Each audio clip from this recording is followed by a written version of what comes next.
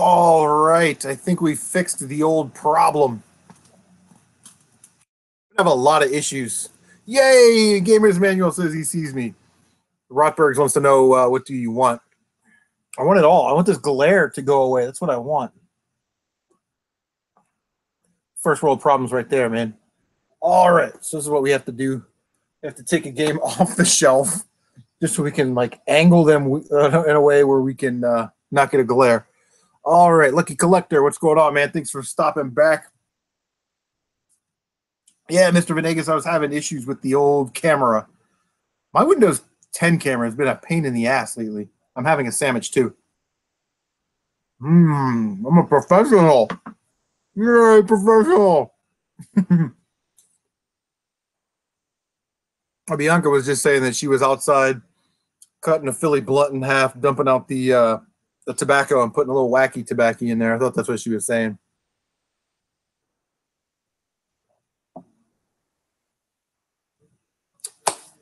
What is going on, Zion? Thanks for stopping by. Super Poke Nerd.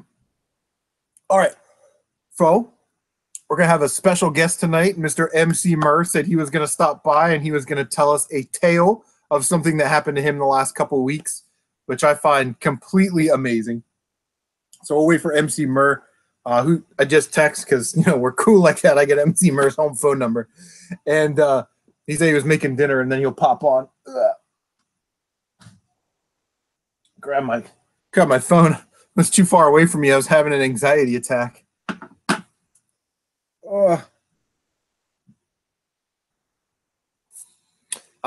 Smash says he's at Cedar Point, America's roller coaster. They have a bunch of badass roller coasters there. How are things going at the Point, man?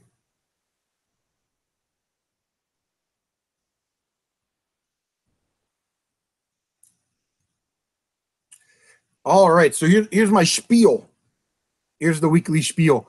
Thank you guys so much for stopping by the live stream. But the housekeeping items are, check out all the channels in the link down below. Most of us subscribe to everybody in there, but if you're new or you see a channel in there that you don't subscribe to, definitely check them out. If you like pickup videos, collection videos, things like that. If you like my channel, you'll definitely like these people's channels. These people's. I don't know if that's not proper English, but it's a little Millerism, like turning cake. So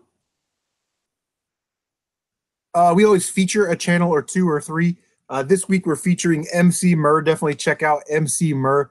Does a Tuesday night live stream, pickup videos, garage sale finds, you know, all that stuff. And then the second person that we're featuring is Bianca 8-Bit Wolf. Definitely check out Bianca. She's closing in on that 200 subscriber mark, and I have a feeling that she will get there really, really quickly. Does pickup videos. She actually just posted a pickup video, so make sure you watch that after the stream. And Bianca's actually started her little forte into the live streaming, and she's been live streaming. God, what has she been live streaming? She's been live streaming the Walking Dead games. She's also been streaming, you know, some first-person shooter games. Left 4 Dead. One of them was Left 4 Dead, which was really awesome. But it's really cool just to kind of hang out on her channel and just, you know, watch the gameplay and BS around. She lives in West Coast time. I'm on East Coast time, which is kind of weird if you think about it. Ohio is a Midwest state, but we're on East Coast time. It baffles the imagination. So definitely check out Bianca and Emceemer. Those are this week's featured channels. All right, so gosh, you got people coming in. Tim Burleson, what's going on, man? Thanks for stopping by. Zion says he's really glad that he subscribed to this channel. I'm glad that you subscribed too, bro. Gamer's Manual says, you saw me on Beat 'em Ups or you saw somebody else?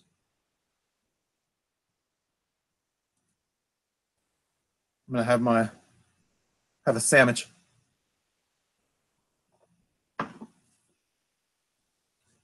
Cedar Point's awesome.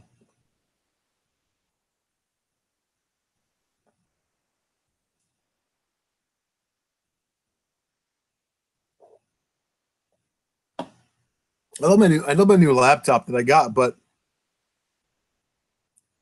I'm having some issues with Windows 10 and the Dell webcam compatibility with like OBS Studio. And like tonight, I don't know why it didn't pop up tonight. That was weird. So I end up having to close out of everything. I still can't get it to work on OBS Studio. Oh, Smash JT was on Beat 'em Ups. Sam was.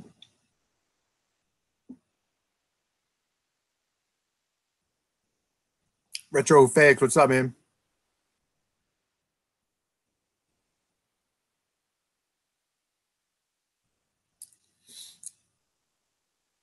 Super Poke Nerd says that he also lives in California, and if anybody lives in the Bay Area, you should check out the place called Playland. Not at the beach. It's got lots of retro games. Oh, and pinball machines. Yeah, pinball machines is awesome. Per Retro Hunter, what's going on? Uh-oh. It's the captain. Captain Retro, Captain Pinball.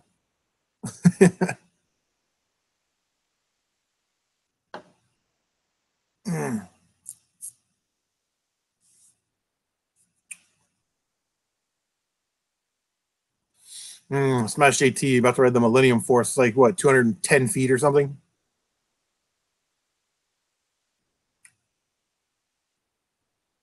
No, that's the bigger one. So it was the Magnum XL 200 was huge back in the day. It was like 210 feet, and people were like, "Oh god, it's so high." But the Millennium Force, that's like 300 something feet. It's a huge roller coaster. Tim's asking, "Hey, did you already beat the Last of Us?" Yeah, we actually played it, sat down, 3 parts. We live streamed it. So yeah, no bubbles, no troubles there. Thanks for everybody that supported that and stopped by, man. It was, some of those longer, like The Last of Us is a longer game in the grand scheme of things, right? Like Mega Man 2, you can do in like an hour, which is cool. Where you can sit down and play like 2 hours worth of pinball or something like that. But The Last of Us, you're in for 10 to 15 hours, and I kind of know what I'm doing a little bit. So yeah, thank you to everybody that stopped by and supported that and hung out every night. I was lucky enough to be off like all last week except for Wednesday, but it was amazing. I just want to take some time. If you're a new subscriber to my channel, thank you so much. I've picked up over 100 subscribers in the last like 2 weeks, like 2 weeks and 3 days or something. So thank you guys so much. About Trey Fitty, what's going on, man? He says they just have Holiday World in Indiana.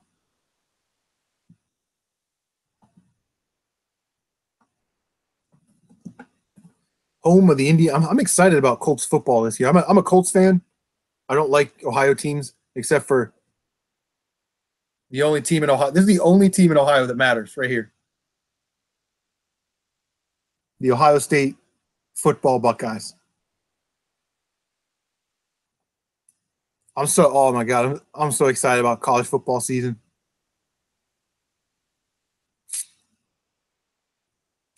Yeah, man. I don't like that Ohio State's ranked #1 though, because every time Ohio State's never won a national championship when they started the season ranked #1. It's like it's a curse that nobody talks about. Yeah, Uptown. I mean, I like the Cavs, but they were bad for so long. You know what I mean? And even when LeBron leaves after next season, they're going to be bad again. Kyrie won't be there. Kevin Love's already gone. And LeBron won't be there. Los Angeles Lakers. Get ready, Los Angeles. You're about to have a powerhouse here in about 2 or 3 years. LeBron on the tail end. You get Ball as a freshman. Freshman this year.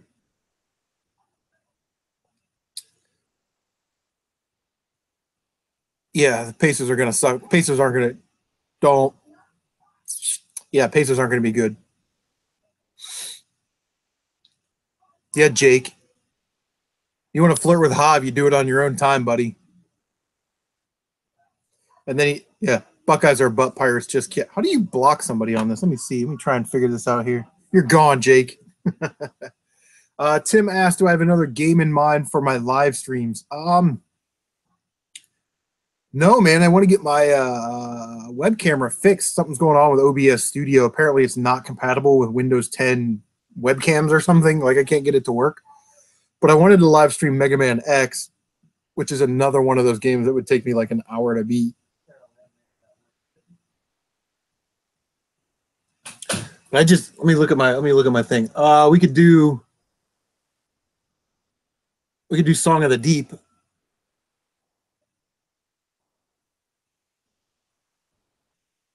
Well, we got Shantae. We already did Shantae. Oh, we could do Ratchet and Clank. That's what I got on the PS4.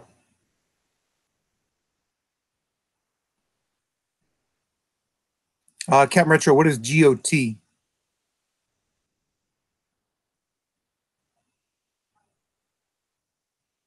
Oh, Mr. Venegas said he hit 100 subs yesterday, man. Congratulations, bro. That's awesome. Well deserved.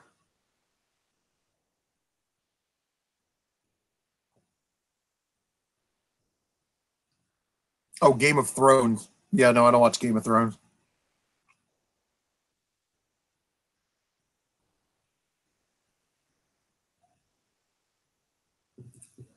Tim says I should play Diablo for PlayStation 1. For you, I've never played Diablo.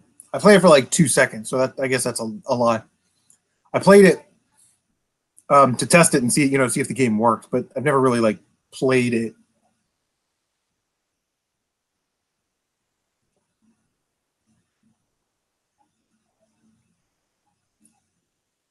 I'm really professional. I do have Diablo for PlayStation 1.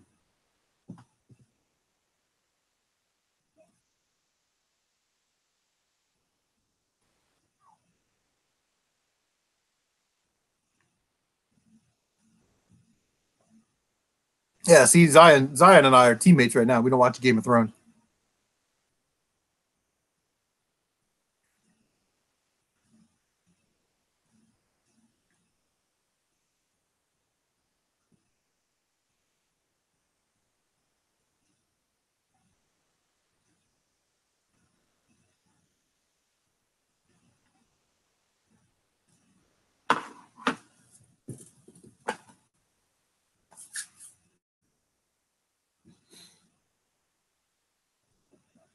Yeah, Mr. Venegas, man, that's awesome, man. 100 subs.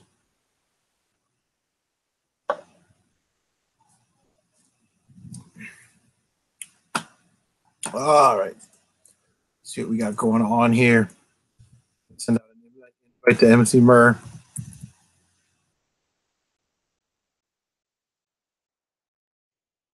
All right. Emceemer had something happen to him this last week. It was so amazing. And we'll let him tell the tale.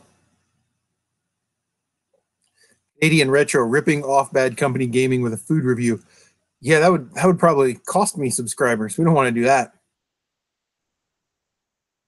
Tim says you should check it out. He's still talking about Diablo. I saw they had one for PlayStation 3. Oh yeah, I got it for PlayStation 3. Right there. Bang. I got Diablo for PlayStation 3.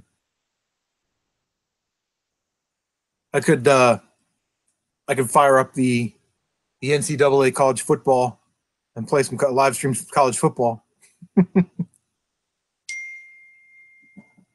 Oh.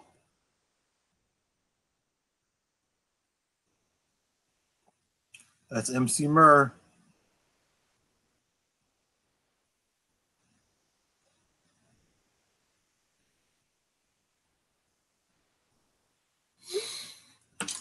Oh God.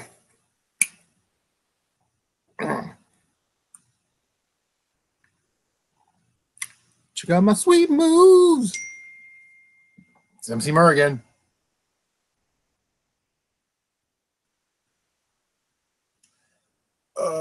Emceemer. I'll put him on Do Not Disturb. There we go. All right. So you guys get getting good pickups lately?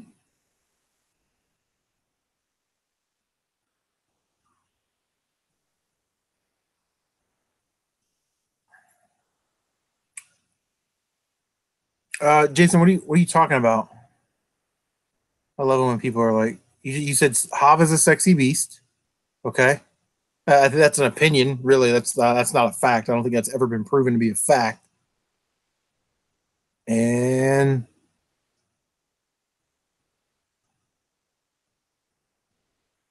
Rotberg says he's getting a new job, might have to stop his YouTube channel, but he'll keep everybody informed.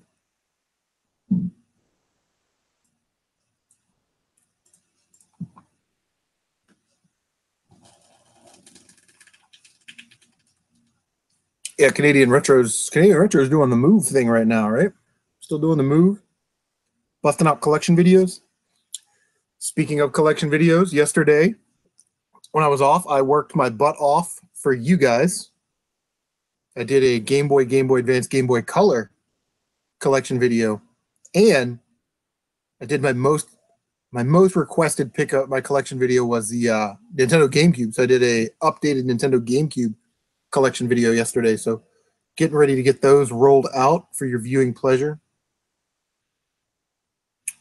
We're 1974. Hava's a sexy beast. What did I just log into? You logged into the conundrum that is Rotbergs and Hav and Jacob. It's a love fest.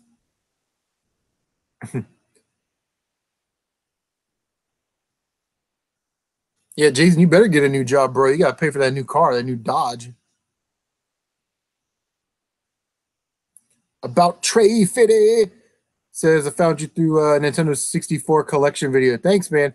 My collection videos got a lot of views compared to what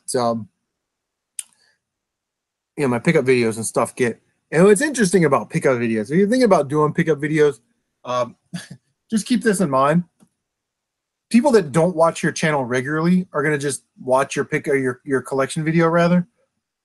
And they're going to make comments like, oh, you don't have this game, which is kind of annoying sometimes. Like, oh, you don't have Paper Mario for the GameCube. And it's like, well, that collection video was like a year ago. So if you watched any of my pickup videos, you would have seen that I picked it up. I actually featured it on the thumbnail, and it's been in the background for like the last 7 episodes. You know what I mean?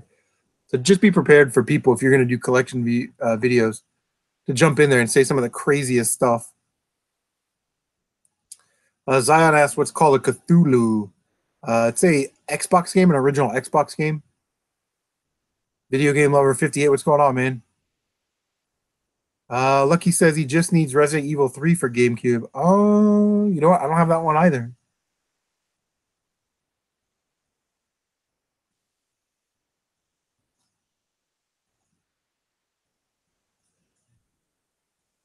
Yeah, Canadian Retro says PS2 collection is one of his most watched, which I can believe that, man. PlayStation 2 is popular. And he ditched about half of those games like 2 years ago after the collection video. Yeah, I did that too with the Intellivision. I did the video on it because I'm not going to collect Intellivision, so I sent half of the stuff out to Rotbergs. You can keep all that old shit around.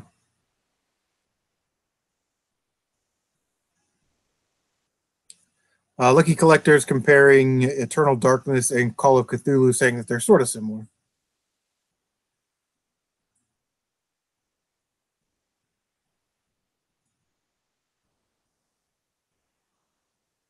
So you got one of those jobs where you're not allowed to use social media. Oh, I don't know if I can do that.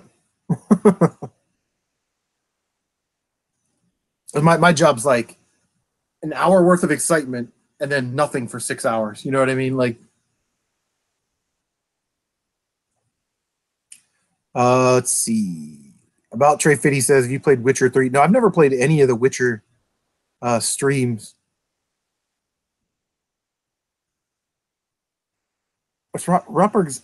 You're not making any sense. Have you been drinking? Jason says, so I'll jump on your streams. Like, you mean at your new job when you're not supposed to be on social media, you watch my live streams? Thanks, buddy. You get fired for me? You're the best. We are 1974. By the way, CMRetro, good job on the Mega Man Legacy on PS4. You live streamed. Thanks, man. You know, I love Mega Man, and it's really sort of like Mega Man 2 and Mega Man 3, I'm, I guess, more familiar with, but playing, 1, 4, and 5, and 6, because what I would do is I would play it, when I get off work in the morning. Says, oh, I get off work at 7 a.m. So I'd do a run, maybe then on my next run, just play the Robot Masters and go to bed. But it really kind of took me down memory lane because my mom used to get me for 2 weeks in the summer, and she'd still have to work during the week, so she would go to her job, and I would just sit there in front of the TV and play Mike Tyson's Punch Out, and Mario 3, and Mega Man 2, Mega Man 3, and Casino Kid 2. That kind of stuff for the Nintendo. So kind of made me feel. I had Hot Pockets, and drank like a case of Coke. I was like 10 years old again.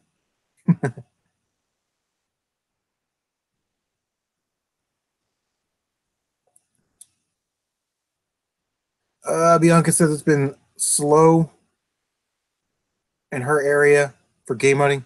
What's going on, Brad from Chasing the Classics? You want to jump in?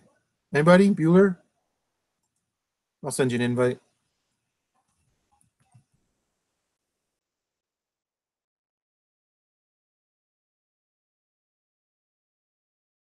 B-Rad. Yeah, I went out today. I didn't really find a lot today. I got... I'll show you. I'm so far behind on my pickup videos. By the time you see this, you'll forget that you saw it. Nothing crazy, but it was 75-cent day at the thrift store, and these last week they were half off. But they're like $8 GameCube games, which I'm not paying $8 for GameCube Commons. I didn't even want to pay. I wouldn't pay $4 for them. I wouldn't even pay half. But at 75 cents, like I have a hard time leaving games, especially GameCube games, when they're 75 cents. But they're all complete and in mint condition. We got like Rugrats, Monsters Inc., Narnia, Harry Potter, Goblet of Fire, Lord of the Rings, The Third Age, Return of the King, and The Two Towers. Again, those were 75 cents each. But they're all mint condition and complete.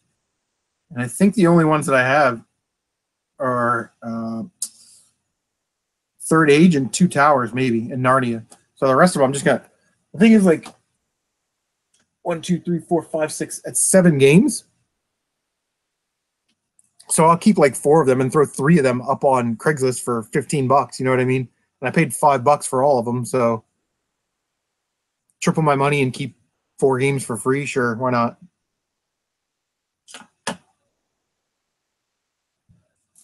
And I got this beauty right here. Check this out. It is the Beyblade Metal Fusion Burning Fire Strike Battle Arena. It's got a pretty cool logo in there. Yeah. Got that for like a couple bucks. Those things are worth like 15 to 20 bucks.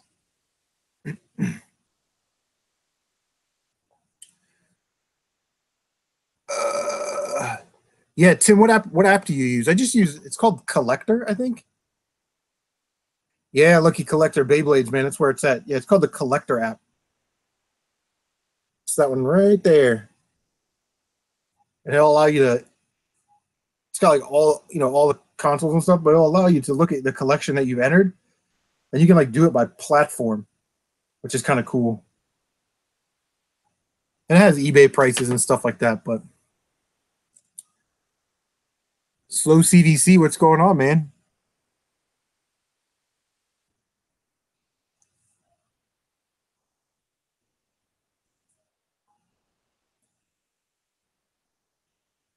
Pro Retro Hunter saying Two Towers is tough at the last level. Is it the archery level, Trafity? Tim's asking Bianca how many games she has. Yeah, Mr. Venegas, let's Beyblade it up, baby. I got some Metal Fusions in there. I got some Dranzer Z's. Like,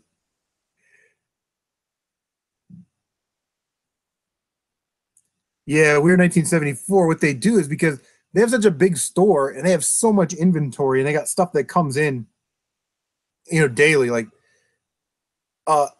anything under $12 on Monday would be like, okay, so like Monday today, it was like green. Anything that was green tag that was $12 and under is automatically 75 cents. And yellow is half off. Next week, yellow will be 75 cents and blue, will be half off. So I just go every Monday and see if I can, cherry pick 75-cent video games out of there. I've had some pretty good success at that place.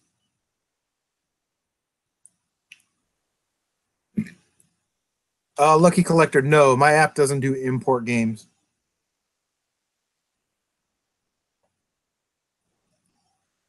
Yeah, I don't really understand them either, Jacob, but I sell them. So yeah, just sell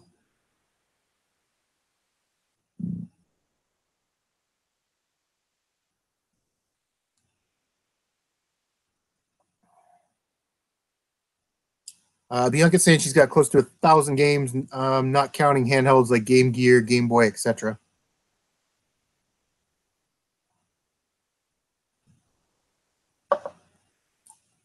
Which is crazy.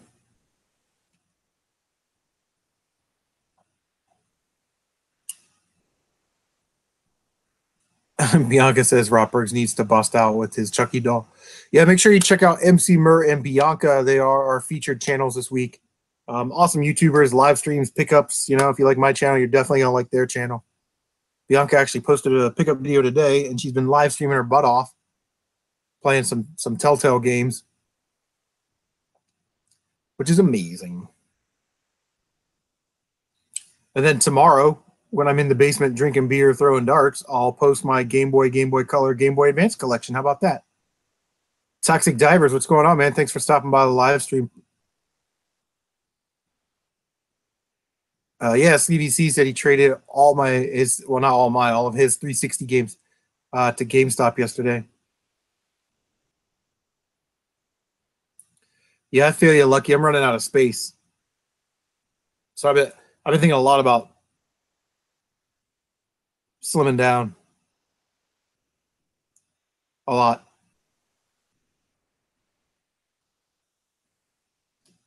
Gamer's Manual says, "Oh, are we giving video game comps?" This is the guy that picks up a box of 100 NES games at a time.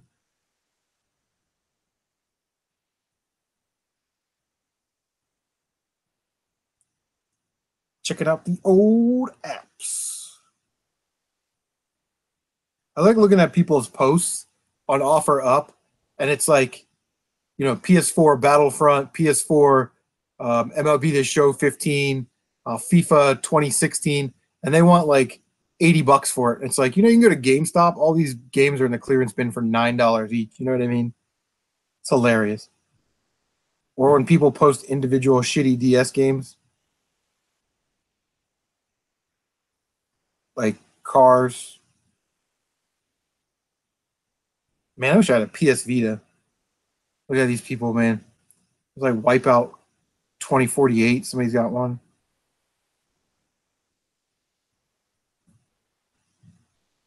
That's some badass.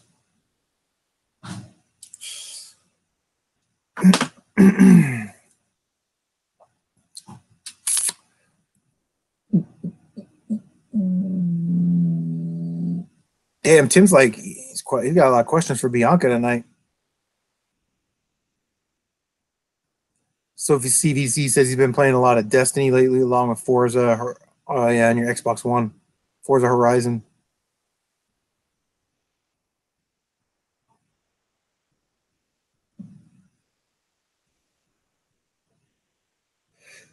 So I was like off last week, and I spent like all of like Friday night. Friday night, I think we live streamed, but Saturday night and Sunday playing NCAA College Football 2014, which Hav sent to us, the mighty Jav Geez, which was amazing. I love college football. That's like my thing. I get so excited about college football. I also need to jump back into Assault Rigs, man. That was a good game. That's an awesome PlayStation game.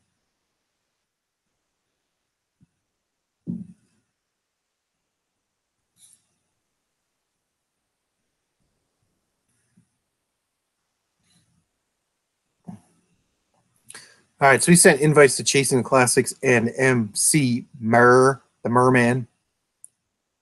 But other than that, man, I think a year the PlayStation is going pretty good. Picking up a lot of PlayStation games.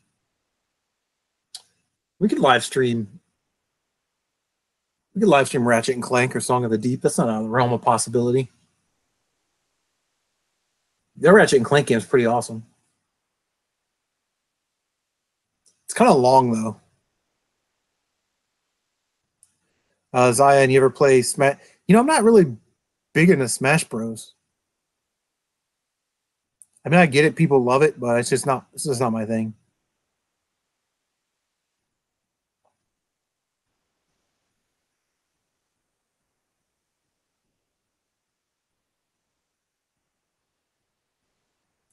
Oh, thanks, Mr. V. Says he loves the PlayStation year, the PlayStation stuff. Yeah, it's pretty fun. I like doing it every month, man. It's just PlayStation, PlayStation, PlayStation. So it's pretty exciting. It's amazing how much stuff you can act like. PlayStation stuff is sort of readily available. You can find a lot of it. It's not like Sega Saturn or Dreamcast or some of this Nintendo stuff. So you can find PlayStation stuff everywhere. And it's amazing, like if you put your mind to it and actually go out and hunt it, actively hunt it, how much stuff you can find.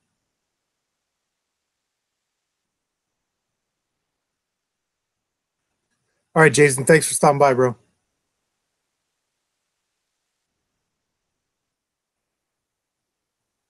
Toxic says he picked up the Steel Battalion controller in both games boxed at a yard sale.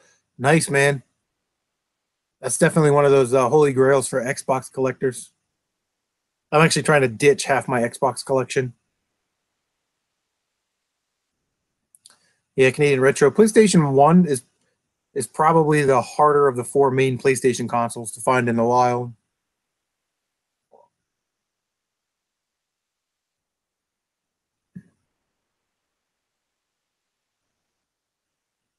All right, so Bianca says favorite games. Have to say Gavelius on the Master System, Spellcaster on the Master System, Soul Calibur for Dreamcast, Earthworm Jim on the Genesis.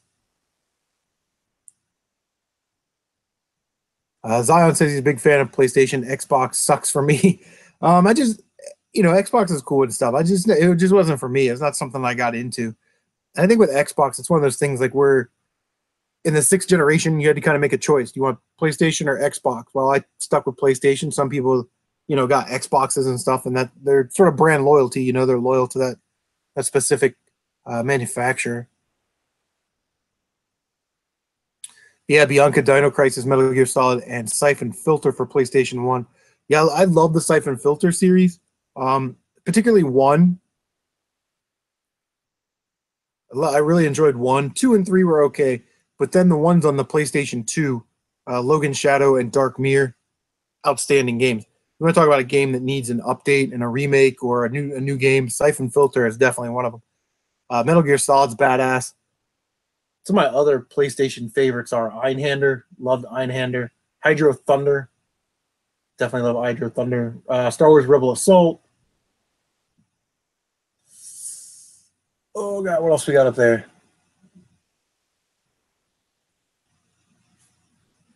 Yeah, that kind of stuff.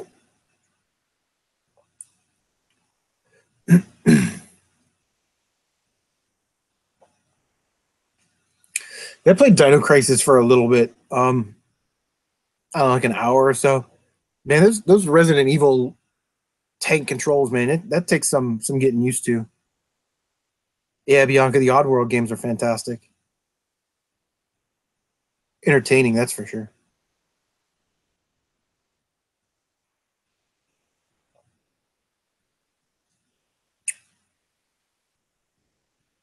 Canadian Retro says he likes the updated classics on PS1 like Pong, Cubert, and Frogger. Namco Museum type stuff.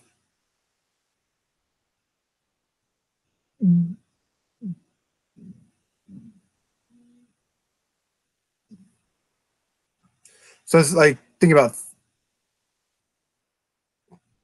Toxic Dyer says he found Dino Peak at a yard sale for $25. Okay, cool.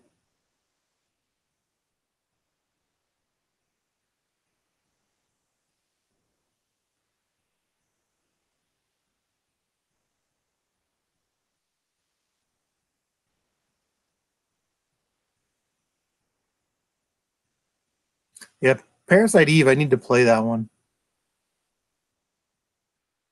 Again, it's one of those games I played for a couple minutes just to kind of test it out and see if the game worked and that kind of stuff.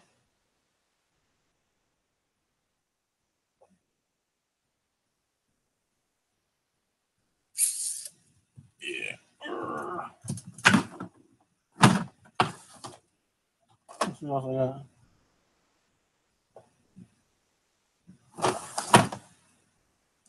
Pretty crazy. Chasing the Classics' favorite game is Kuon on the 2600. Yeah, it's a good game, man. Hard to find. It's a hard to find game. Probably harder to find than stadium events. And that's cool. I actually sent you an invite, Brad. I don't know if you want to jump in.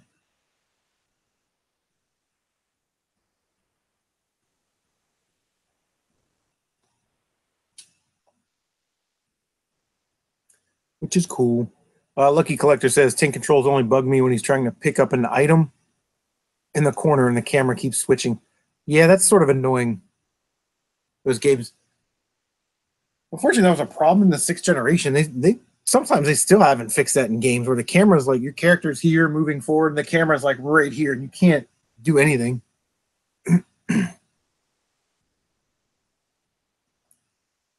Pro Hunter wants to know if I'm interested in PlayStation 2 games. Yeah, it just depends on what they are.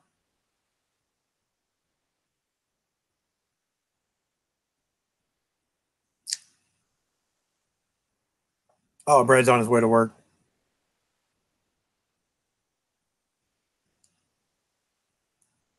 Batman on the NES. Yeah, it's a game that I need to beat, actually.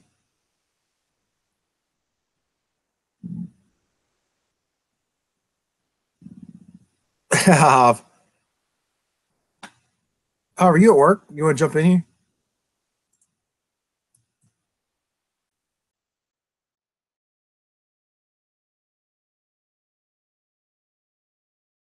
Send you an invite anyway.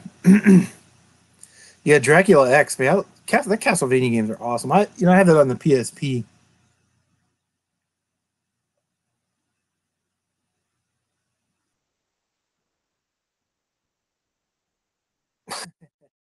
Pac-Man on the 2600. Listen, God bless him for trying. I guess that guy was like on like a 6-month deadline or 6-week deadline or something.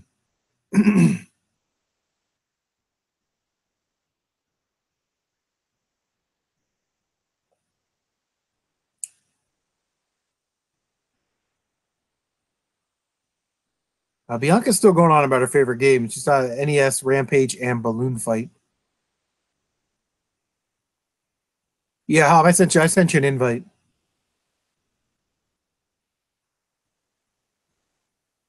Yeah, Toxic. I noticed that too. I picked up a PlayStation 2 in the box and then a Super Nintendo in the box this year already.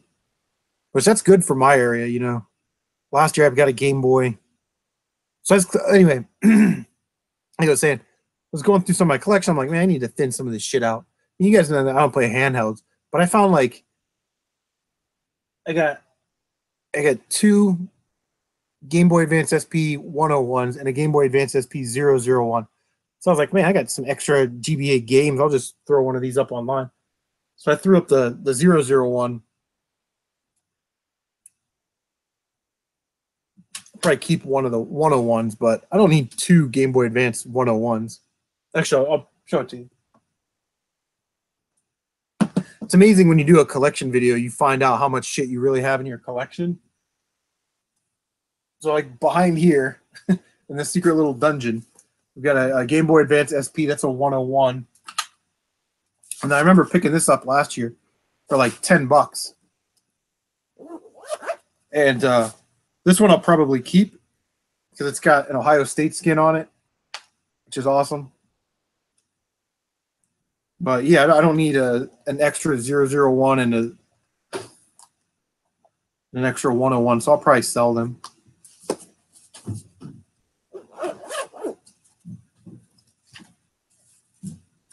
Hey, Dad, you want like an ice cream Snickers bar? I'm right up to see you. No, that's all right. Thanks, man.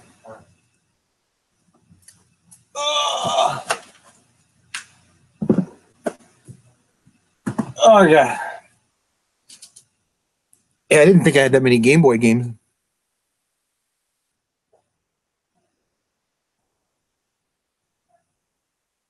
Worst game of all time, Atari ET. I don't know. I had that game when I was a kid. I would think that Superman 64 is probably worse than Or there's like an Aquaman game that's worse than E.T. Yeah, Lucky Collector says he doesn't need 3 AGS 101s, but he keep. I'm gonna sell mine because I don't play handheld games on my handheld. You know what I mean? I play them on my GameCube. So, you know, and if it's an extra 100 and something bucks right there, I might as well get the cash.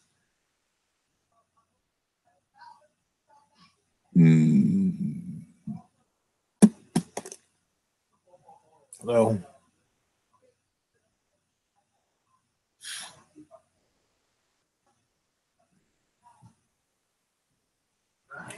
what's up, Martin?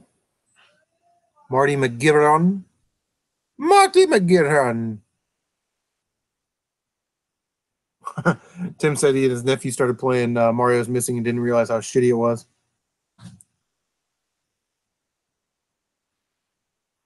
Marty says he's getting Dying Light so we can play on PS4. Are you talking about the Royal Wii or the literal Wii? Because I don't have that game. I actually don't have a PlayStation Online thing or whatever. Just sit here like the tinker. I'm also discovering that I've got more doubles, more inventory that I need.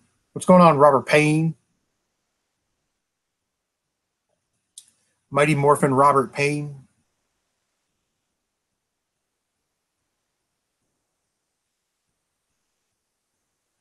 Quake Haven, what's going on, man?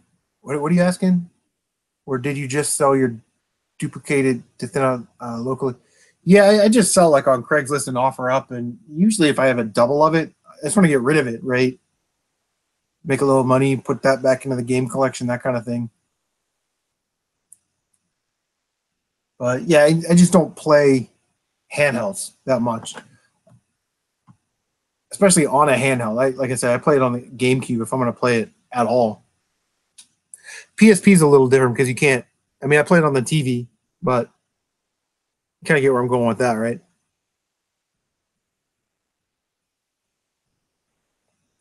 Marty says he picked up a Game Boy Advance SP001, $15 with Frogger and Mario Kart. Well, there you go. Frogger Mario Kart's like a $10 game, so good score for you.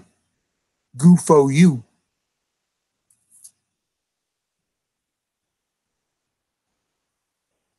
So what's up, Robert Payne? Any toy pickups?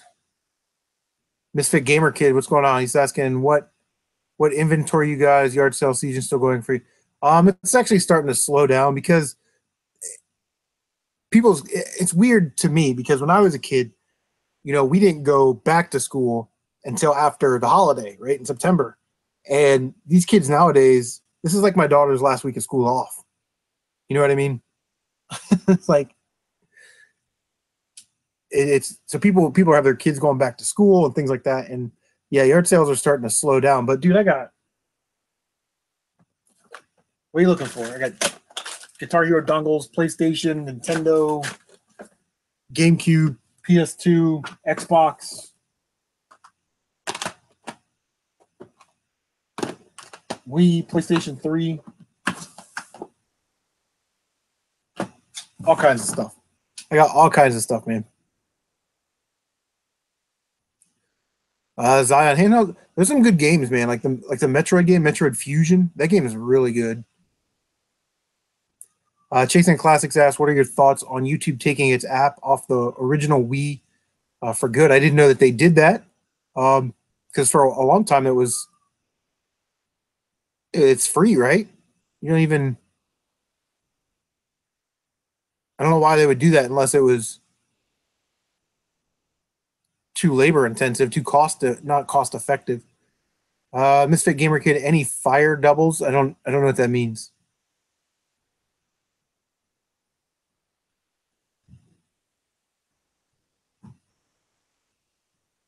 Set Netflix and the YouTube app on my 360, and that's how I watch Netflix in my room. Is I just fire up the 360.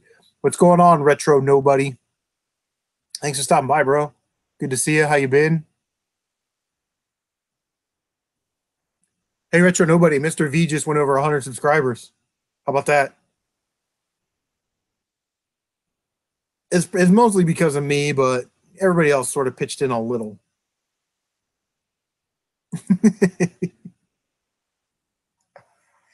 Marty saying Wii's coming to a dead system. Yeah, I mean, but if it doesn't cost anything to, that's what I'm wondering, if it just costs too much to support it. Oh, chat just started popping off. I thought it was Mike Matei there for. Oh, he's asking about really desirable games. Misfit Gamer Kid. I guess that just kind of depends on what you consider desirable. I got Symphony of the Night. Move these over here.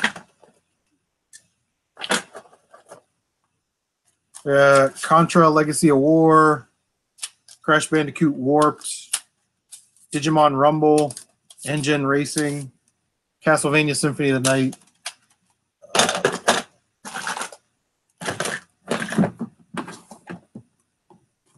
Everybody likes GameCube. Let's see what else we got. We got Mega Man X for PSP, Crisis Core for PSP, Spyro, SpongeBob, Death Smiles, Rayman Arena, Sonic Heroes, Mario Strikers, Tiger Woods Golf, which is amazing. The Thing.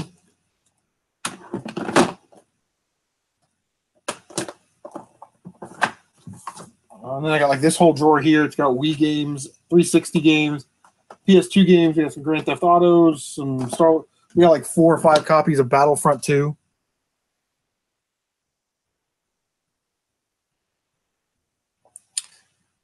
Diaz, can you take off your shirt for us? That is, I don't want to scare you guys away. That'd be the worst ever. I can take my shirt off, but can I leave my bra on? Is that okay?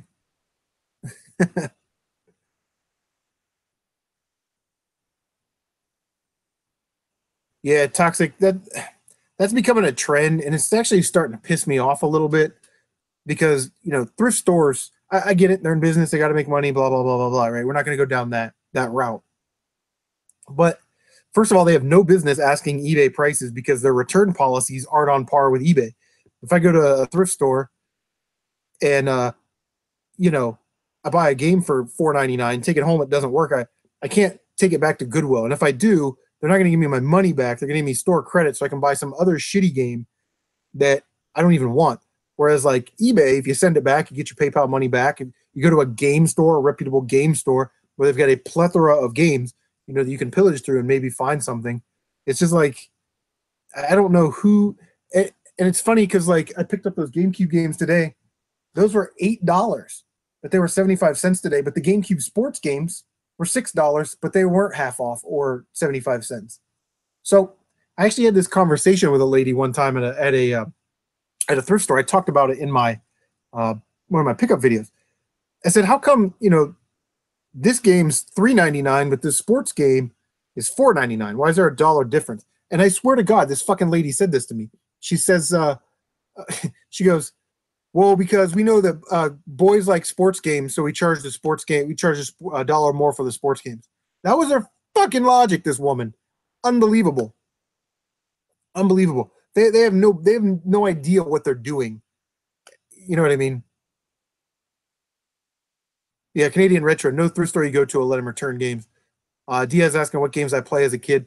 Most of the NES library, Super Nintendo library, Game Boy, that kind of stuff. Tim says Superman 64. Yep, that's a bad game.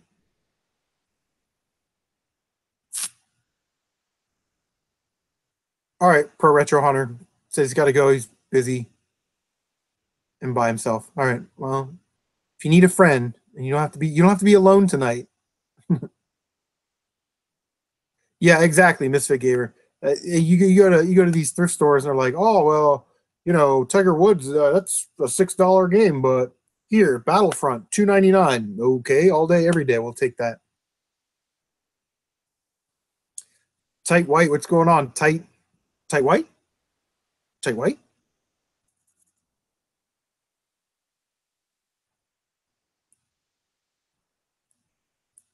Toxic Diver says he's waiting to go find Madden 09 on the Xbox for 99 cents. Oh, is that an expensive game? Which one is that? Is that the one Brett Favre?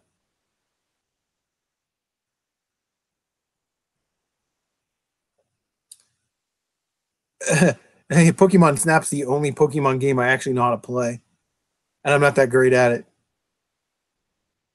Zion wants to know if anybody plays Grand Theft Auto and GBA.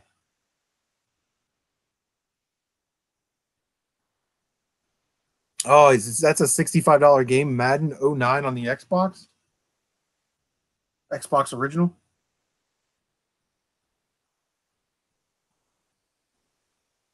Oh my God! Did you guys see what Fluffy Gamer picked up? Made a text group with like Fluffy and Tight and Hob. Oh, I'm so jealous.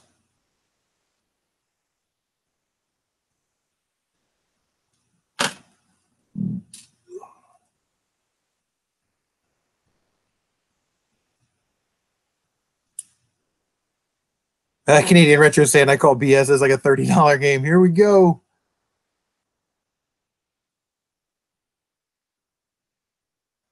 Diaz wants to know. He says his friend used to play NES games with me. Do I remember him? His name was Michael Roch. Mike Roch. Oh God, here we go. Yeah, yeah. And my dad used to come over and pound your mom. Remember his name? Harry Sachs. I mean, like, we could do this all night. We actually, this is what we do in our text group all day, is make jokes like that.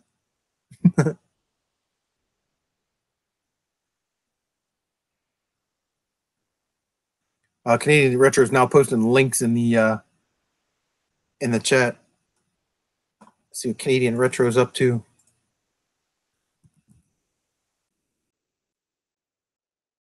Okay, I'll send you a link, Canadian Retro. I never know who to send invites to because I don't know if you guys are like at work or busy or whatever. So don't be shy.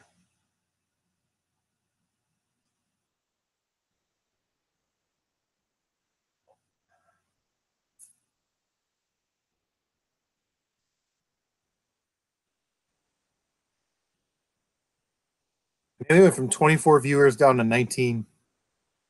Ew. I feel like everybody hates me. This fake gamer says he got a box Pokemon Crystal for $45. I, I, I just never. Pokemon was never a part of my life. You know what I mean? Like people that are into Pokemon are like way into Pokemon. Like I don't know anybody that's like a casual Pokemon player. You know what I mean?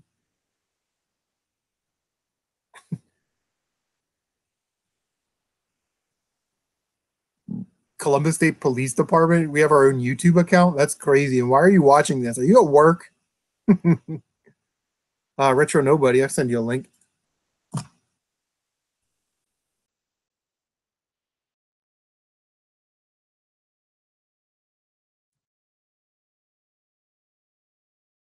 doesn't populate in there. Bom. Yeah, Zion, it's the police. Everybody run. It's 5-0. All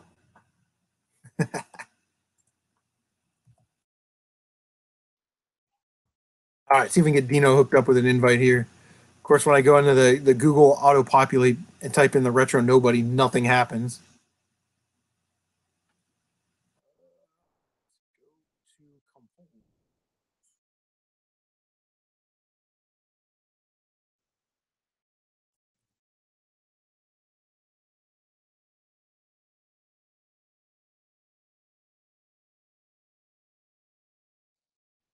All right, Dean, if you want to text me with your Gmail address, and I'll send you your link. You want to jump all up in this? I can't remember your email.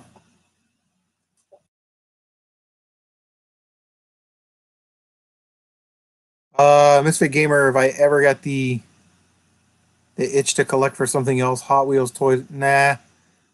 And I think I'm sort of getting to the end of the gaming rope as well.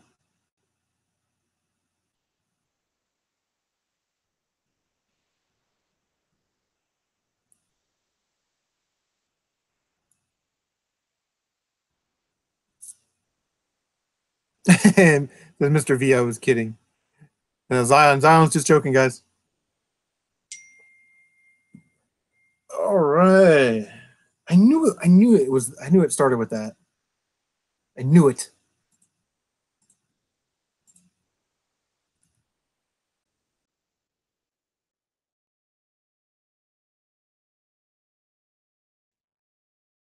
I'll remember it now.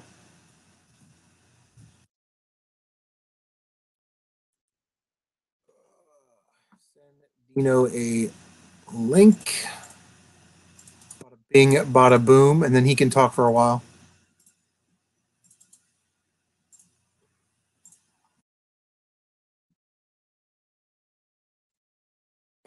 All right, there you go, bro.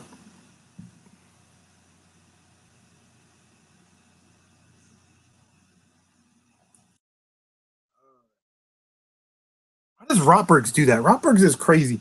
He'll like pop on your video and he'd be like, "Hey, I'll watch your video later. I'm going to bed." What? You know what I mean? Like, so he just texts me and he's like, "Hey, read this later." What? Yeah, 09 Xbox, 09 Madden. Brett Favre. I thought you liked Brett Favre. You know I'm a Bears fan. It's Dino, the retro nobody. Yo, man. What's going on? Nothing, man. I'm Misfit Gamer. Oh, wait. Some cash and a credit at GameStop. Yeah. Here we go. I had echo. I got you now. I had the speakers on still. Oh. There we go. Okay, that's better. Now I don't have two of you talking. Yay. Yeah. What's up, man? Nothing. Just another couple weeks in the book doing the old live stream thing. See? Game hunting today. Didn't really find a lot. Got some 75-cent GameCube stuff, but started ciphering through the collection, I guess, and picking stuff out for sale. So I gotta get all that stuff ready for sale. I actually got two things this weekend. So one, I joined that club. You got a Nintendo Switch box? Yeah, I've been trying not to avoid it, but I wanted to. Yeah. And the other one was somebody messaged me on Facebook today and said, "Hey, go look at this post." And it was a guy that basically had, "Hey, I got a bin full of games. Who wants them?" And I just like, I want them right now. Yeah. So I mean, it's mostly Xbox and PS2, PS1. Nothing special, but you know, whatever. Nice. You get a good deal on it, obviously. Freeze for me. Oh, nice. That's the price. Yep.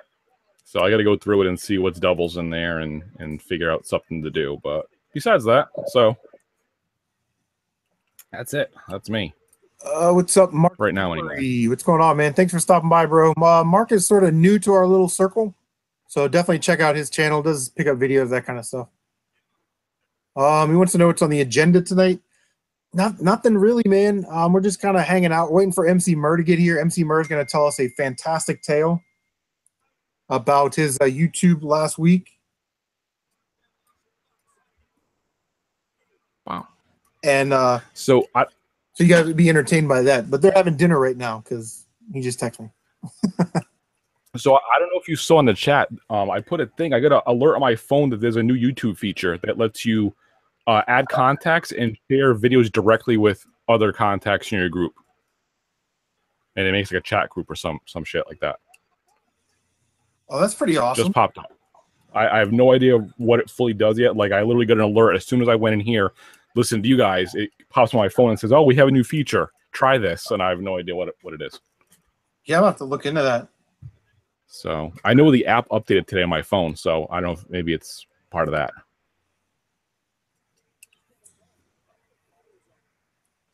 All right, sorry, duty calls.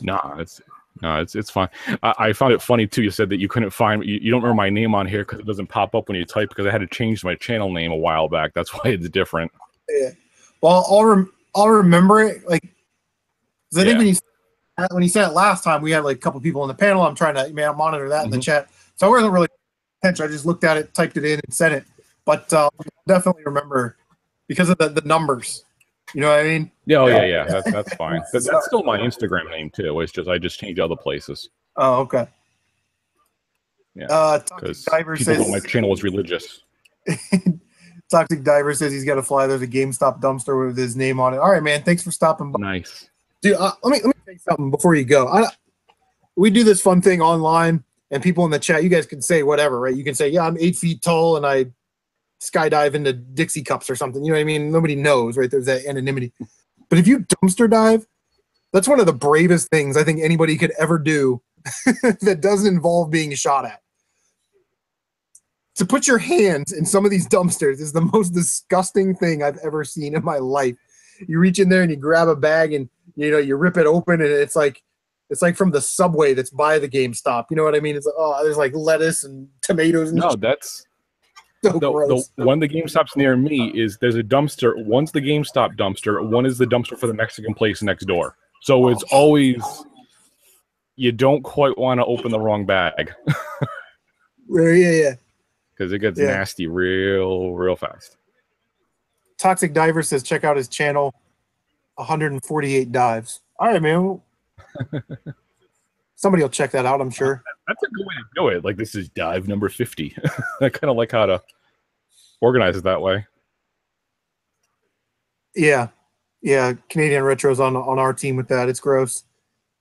You usually get hat cut yourself or something. You know what I mean? Like, yeah. If I see stuff on top, I'll grab it. But I don't like opening bags. No, like in the GameStop near me, I haven't gone there in like a year. But I used to check the dumpster and get posters sometimes, but I haven't in a long time because it got kind of bare. Yeah, I've never tried it, and I might try that. I might try it once. Just I need to get some gloves though, and a long sleeve shirt. I mean, some people have found displays. They found like the what was the one the Amiibo display. Somebody found that, I know. Yeah. It had the screen and everything, and it still had the whole setup in it. I mean, why not? Sweet.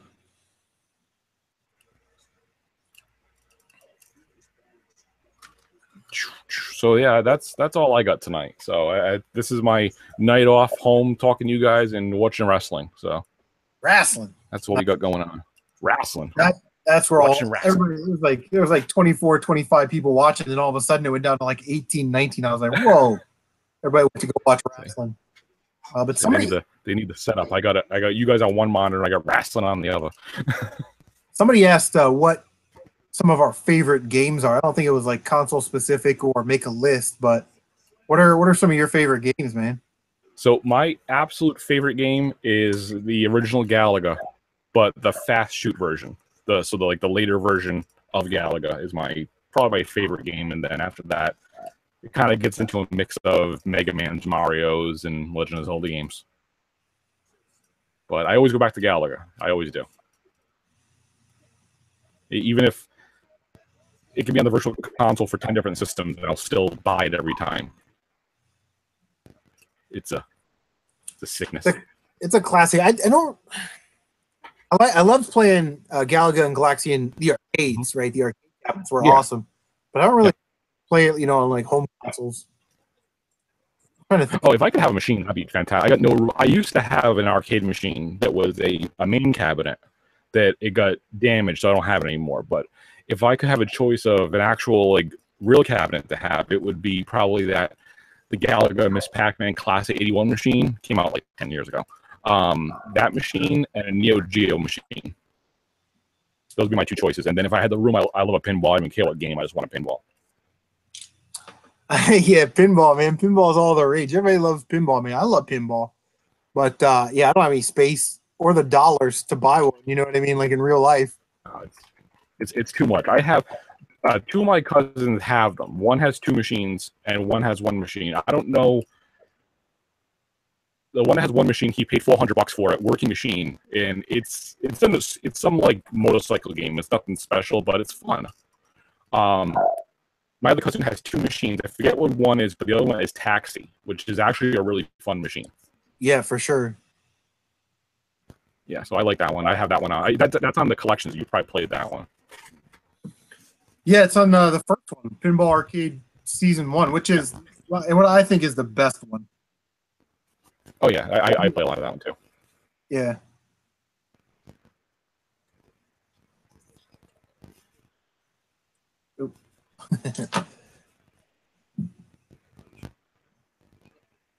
Tim wants to know if I can send invites to hot, sexy hookers to play video games. Well, if you know some hot, sexy, disease-free hookers, let me know. If they have YouTube channels, we can hook them up. They can Google Hangout with us. You can see what their favorite games are too. Diaz asked, he was told that this channel was of a sexual kind. It's not. Somebody lied to you. I don't know. And according to YouTube guidelines, I think it's maritime law. We're not even allowed to be sexy until after 10 p.m. Eastern time. So you're going to have to wait another hour for all this. Just the rules, man. I didn't make them. I just don't break them. My favorite games are like the Mega Man games. I love the Mega Man games. And anything like shoot 'em ups, man. That's sort of my thing. I love shoot 'em ups. It's funny. So shoot 'em ups is one thing that I didn't realize how much I liked until later on. Like I realized that I've always liked them. I always played them and never just put two and two together. That was the kind of game I liked. I would just play them. Also I love like games like Contra and Metal Slug. Metal Slug 3 is one of my absolute favorite games. It's too bad it's expensive, but no, I'd love to get that game sometime. Yeah, running guns like Contra for sure, for sure. Wait, say shout out to Mr. Venegas, 100 plus subs. Yeah, we've already done that twice. We did that before you got here, since you showed up late. I don't know how they do it in Texas, but here in Ohio, in the great state of Ohio, if you're on time, you're late, and if you're early, you're on time. That's how we do it here. Well, now you do it down there.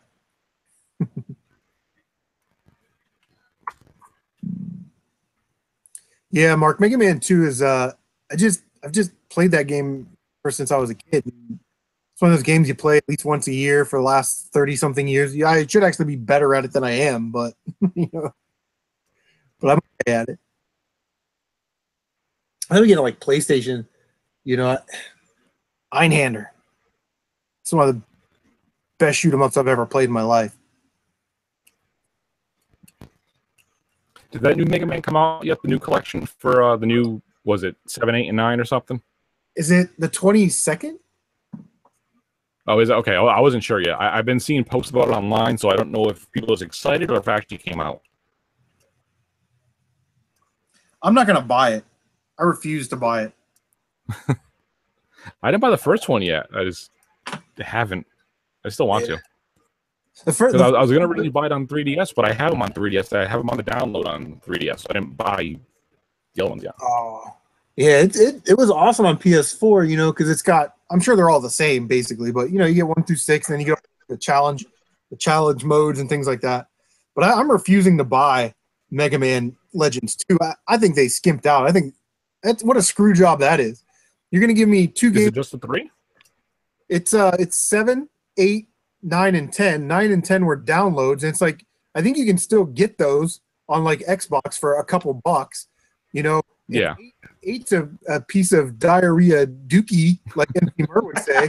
What's going on, Emceemer? Hey. 7's the expensive one, but to be honest, 7 and 8, most of us have those if we've got the anniversary collection for GameCube or PS2 or Xbox or any of the other dumb Mega Man collections that have come out since then.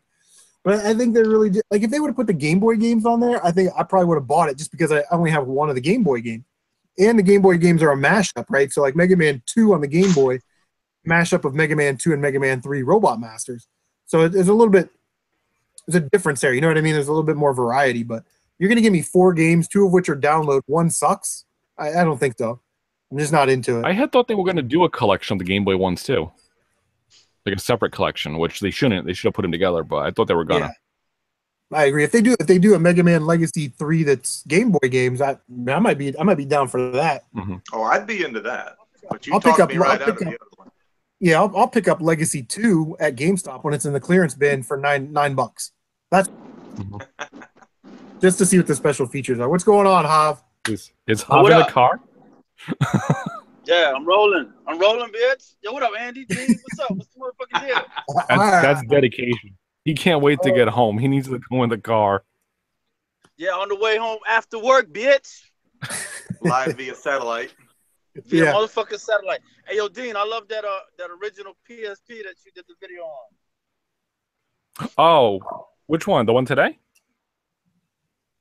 The little TV? That 2-inch PSP. Yeah. No, that's not a PS. That's just a TV. No, man, it's a PSP. You're fooled. You've been bamboozled. Well, then it has to have the whole system attached to it then. No, that was the original. That was the proto. Oh, okay. Now you got to find the rest of it. Now I know. Did you just find that? What happened? Dino's Game. A couple weeks ago. That was at a yard sale. All right, cool. Yeah, that's nice. Yo, it has a nice screen. It looks yeah, good. it does. Yeah, it does. For what it is, I was expecting worse, but I wasn't expecting to turn on because it was really nasty when I got it. And I got it. I got a home put batteries and it started right up. I'm like, oh, it works. Awesome. Yeah, you got it looking good. It's clean. Yep. Yeah, she had that and she had like an old camera, so I got the camera too, which I'll do a video about later. Oh shit, yeah, you could do hangouts with that shit with the little TV you got and the camera. A little TV and a 1 megapixel camera. Yeah, I'm gonna catch up on the chat real quick. Weird 1974 says, "Hey, thanks for stopping by, man." He says he's got to go.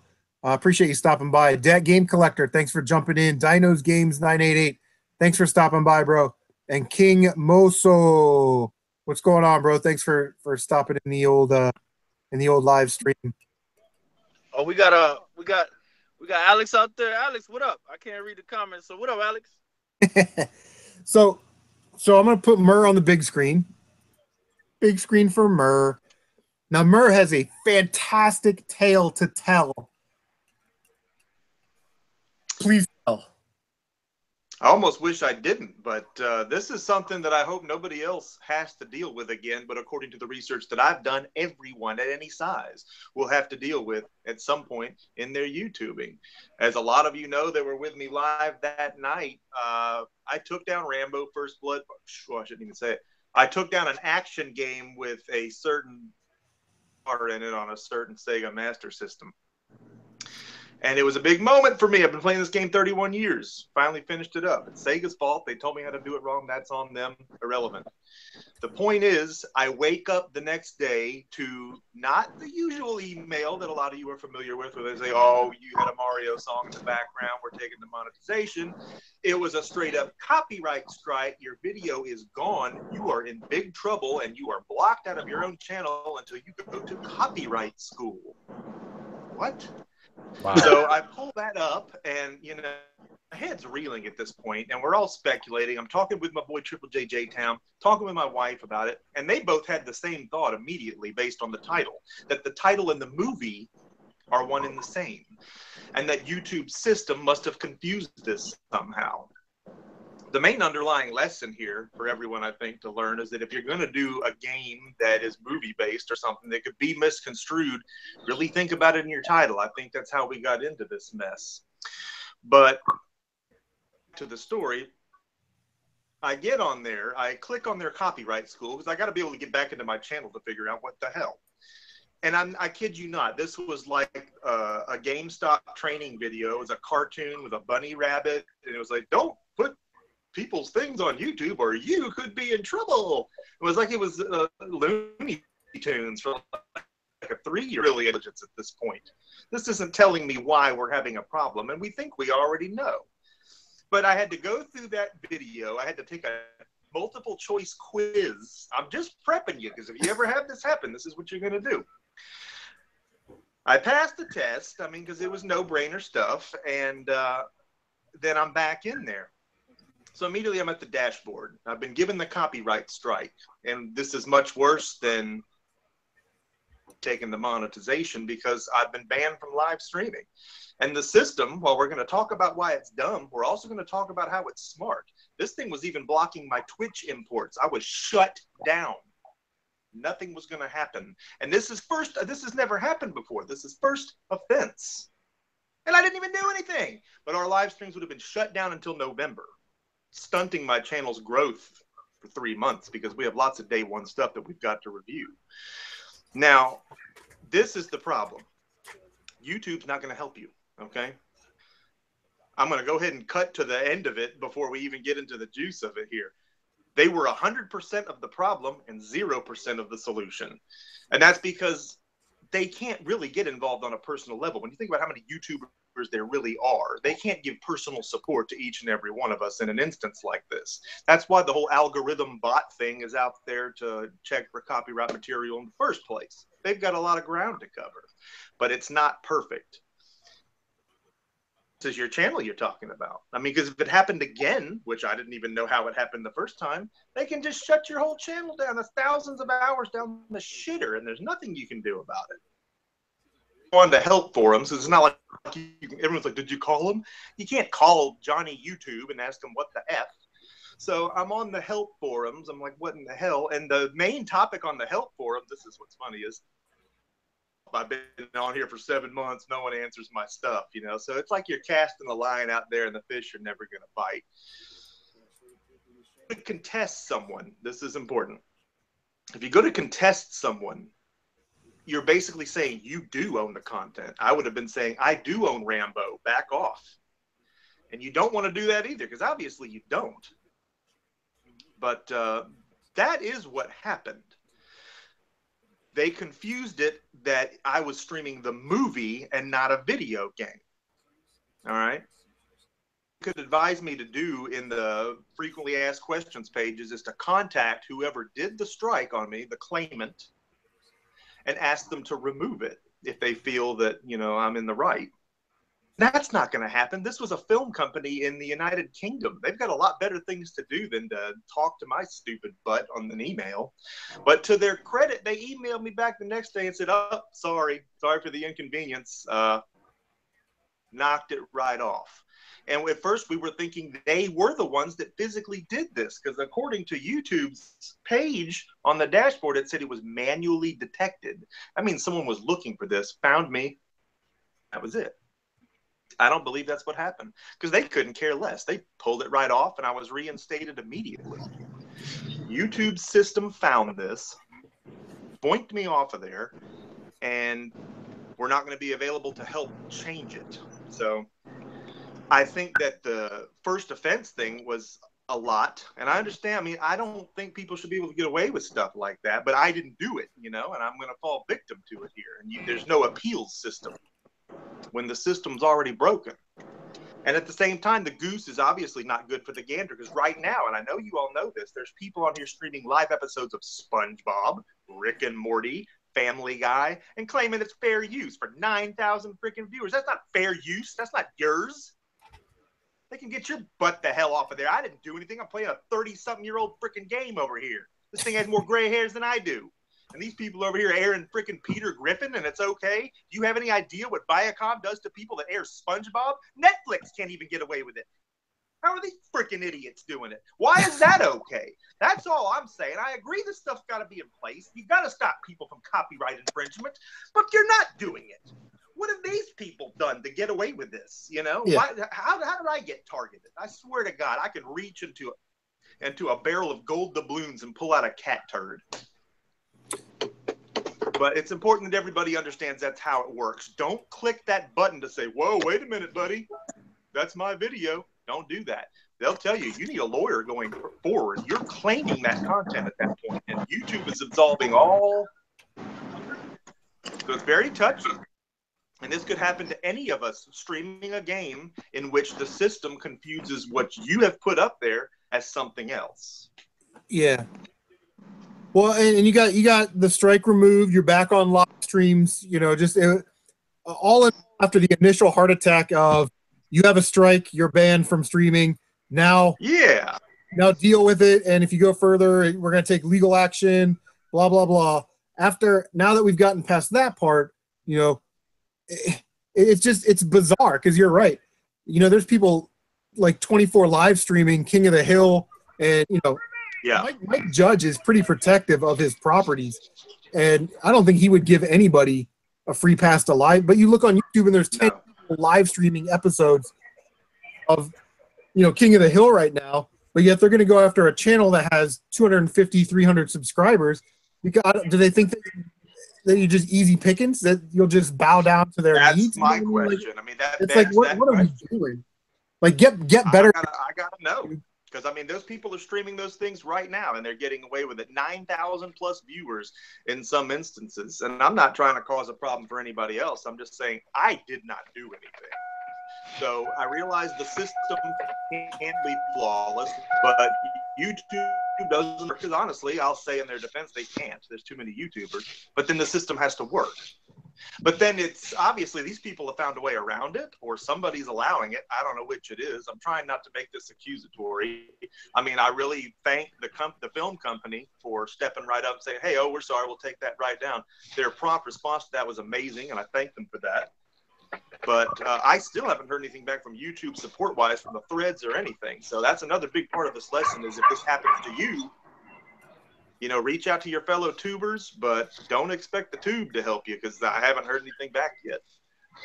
Yeah, which is crazy if you think about it, because you know YouTube, as far as this company in what's going on, Rubbing Dan and Dan from Rebel Gaming Club. Thanks for stopping by. But you know this company in England isn't paying YouTube. You know what I mean? Like YouTube's getting paid because of you. You know what I mean? The content creator. Yeah. So you would think that even if it was an automated system, you would still send that through YouTube, and that company would get a YouTube. Hey, one of our YouTubers got a copyright strike. They're claiming this, and this. You know, and the company now realizes that they have to deal with YouTube and Google, and not just some guy sitting in his basement playing, you know, something. It's just the whole thing. I had to dig to find an email for them and everything, and you know, to just say, hey, you know, I'm not. Hob, are you all right, bro? But I wanted to let them know. Take here. I was very non-combative about it, and that's important too because I've watched a couple of people's videos that said if you want to get into something and on the level of contesting this, don't come at anybody aggressively. You know, there's a lot of dodos out there that would probably do that. Yo, what's up, bro? I saw video, bro. They don't want to hear that, you know, and I wouldn't do that. Obviously, I have more class. Right. But you know, I just said, hey, I think there's a mistake here, and I'd appreciate if you look at this. Here's the link. Please advise. And they got right back with us. For some reason, they do have film distribution rights in Europe for Rambo. PS3 that came out, it was very difficult to get over here. The manager of our GameStop, I had to have him import a couple practically from stores from God knows where so we could each get a copy because we're big Rambo heads. But that had something to do with it. And the pre-orders over there had Rambo action figures that came with them, and I didn't get one of those. So, God, they're getting all kind of cool stuff overseas over there. But just an example, I mean, this is legit as far as that, but there was nothing to do with an old Sega game. It was a complete boof. And you know, that's what's scary. I had so many Stallone games planned to look at. You know, now I'm afraid to fart crooked. I don't want to look at any of them because I don't want to deal with it. Hover, are you all right, dog? Yeah, I'm great.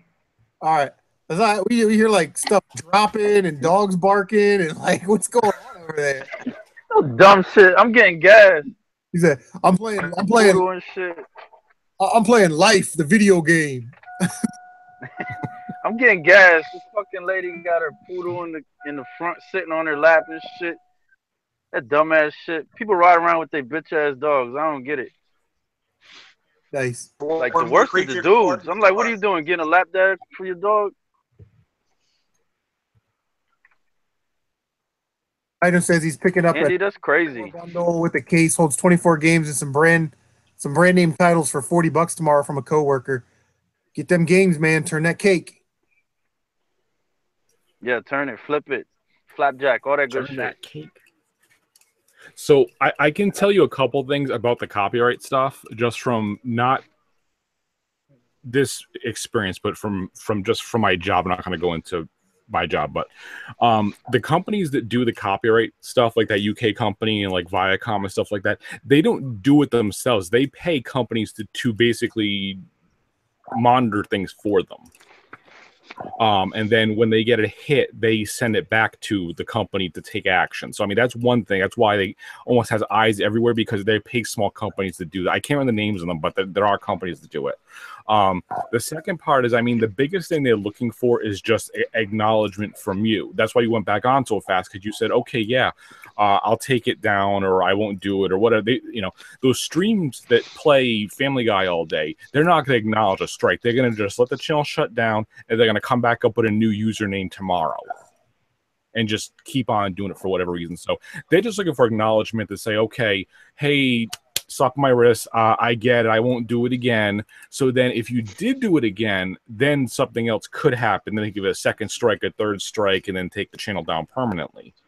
You know, but that acknowledgement is all they wanted, because I know if you get shut off for, say, pirating a movie on your home connection, like something like that, at least in the US, all you have to do is say, oh, okay, I won't do it again. That's all they want. As long as you say, I won't do it again, you're back up online within 30 seconds. That's all it is. It's just that acknowledging something happened. It's when you go further is when there's trouble. Yep. So that's just from my experience, from what I know. And I'm very interested to know about anybody else's experience, you know, related or along the lines of this. Yeah. I mean, it was a shock. It was a total blindside, and I was completely innocent. I mean, I try to maintain integrity. I don't do things on my channel that would even get me close to anything that could be considered, hey, this may be ours, you know. And, you know, with video games, that's a touchy subject. I mean, there's a lot of beta streaming that people will block that you can't have up on there through your consoles. A lot of people don't want their stuff streamed. And then there's a lot of companies that urge you to do it and want the publicity. Time to research stuff like that, you know. I mean, I know I don't. I'm a busy guy. I got kids here. You know, I don't have time to look into it. Yeah, that's one thing too, because like I enjoy streaming, but like between having the time to do it and then worrying about strikes, I'm like, I get hesitant on doing it sometimes. Like even when I do my gameplay videos, the Friday videos I try not to go for like the big, like I try not to do Mario and stuff. Because I know they're just gonna get strikes, not strikes, but whatever the other thing is they call it when they say you can do it, demonetized. So I try to stay away from best I can, just because I don't want the hassle.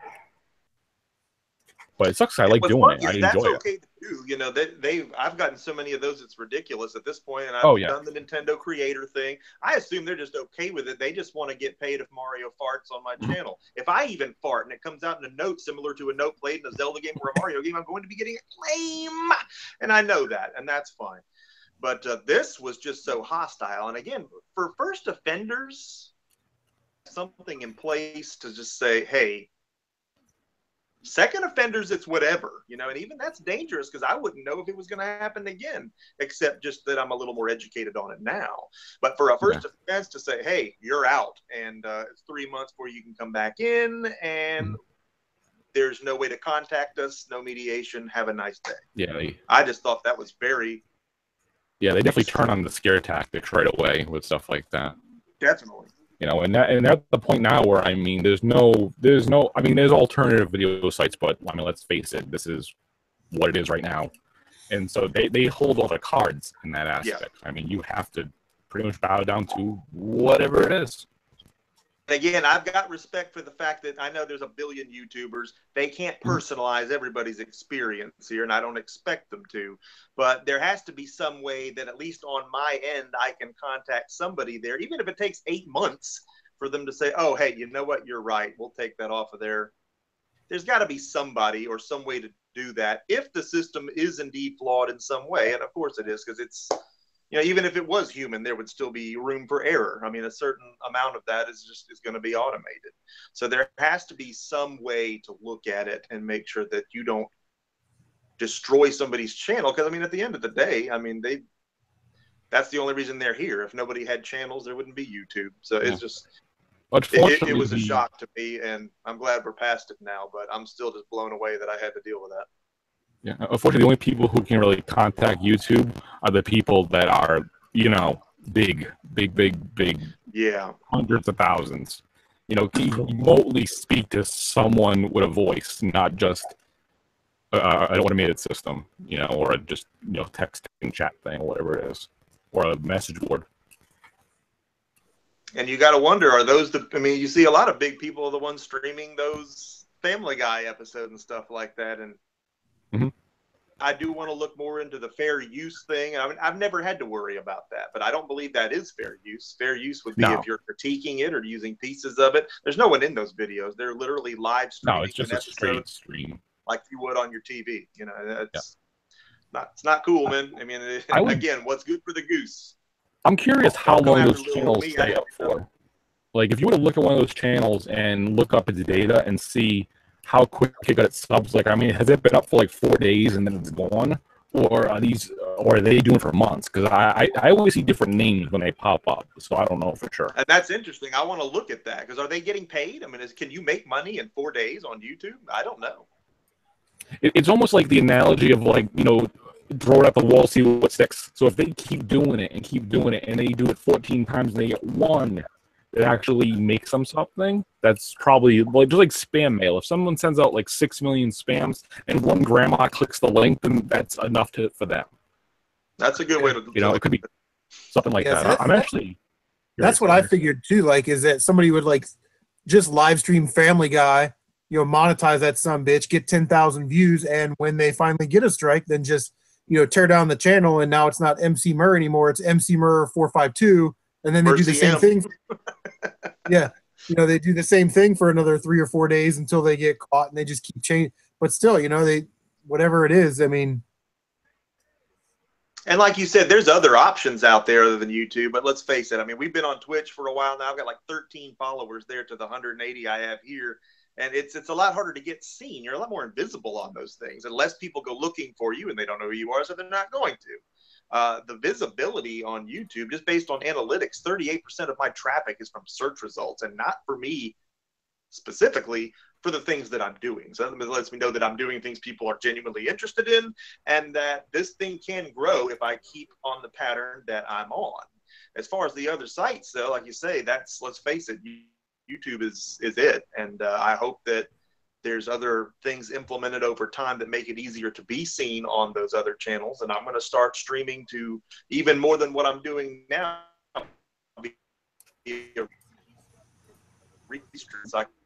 About networking and really working hard at it, unlike YouTube, it's almost on autopilot at that point. People will find you if you're doing the things you know they want to see. So I just looked up one of them doing South Park right now. So this one doing South Park right now has 315 subs on it, and it's doing South Park 24/7. If you go on Social Blade, it's been a channel for 3 days. Since the 5th, it's been active.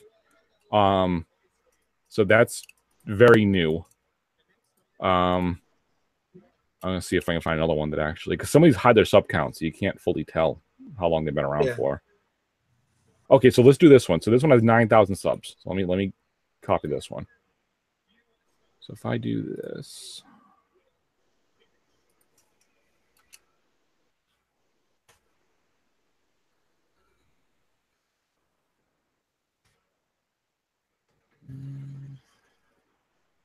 All right, this one I can't fully tell.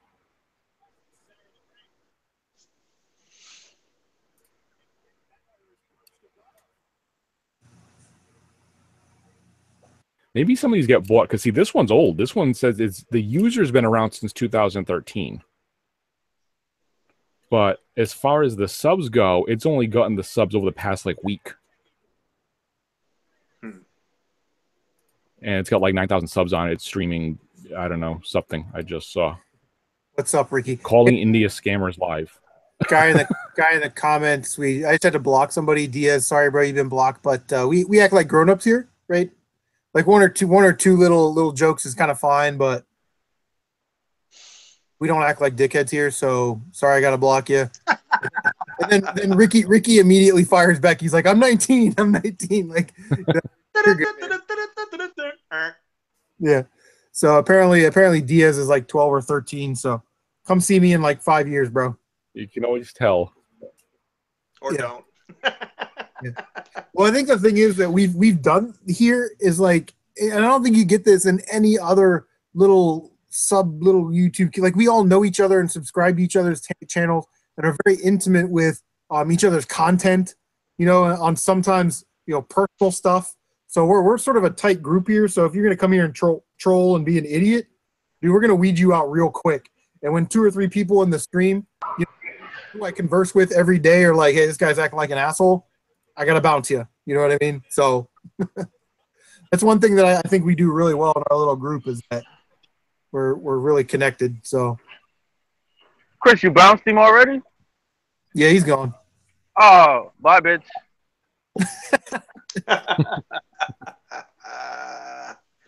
Hobbs allowed to cuss. He's from New York. You can't help it. Bum bum bum bum bum bum bum bum bum. King's asking, how do I live stream like this? Well, Google has this amazing thing called Google Hangout. You don't have to use it for YouTube. Like I could just open a Hangout. We could all just talk in a Hangout, not being live on YouTube. But one of the options is you can live stream with it on YouTube. So what I'm seeing right now is a small window with me in it and Retro Nobody, Hav, and Emceemer. And then I sort of minimize that so I can see the YouTube chat and I can read your guys' chat. Now there is a slight delay, but I think that's, you know, to be expected anytime you stream or do anything live nowadays. But yeah, that's how it's done, man. I learned how to do it by watching Video Game Collector. I pitched it to Tight White probably a year ago or so, and man, we've been off and running ever since. And I learned from Chris. And Hav learned from me.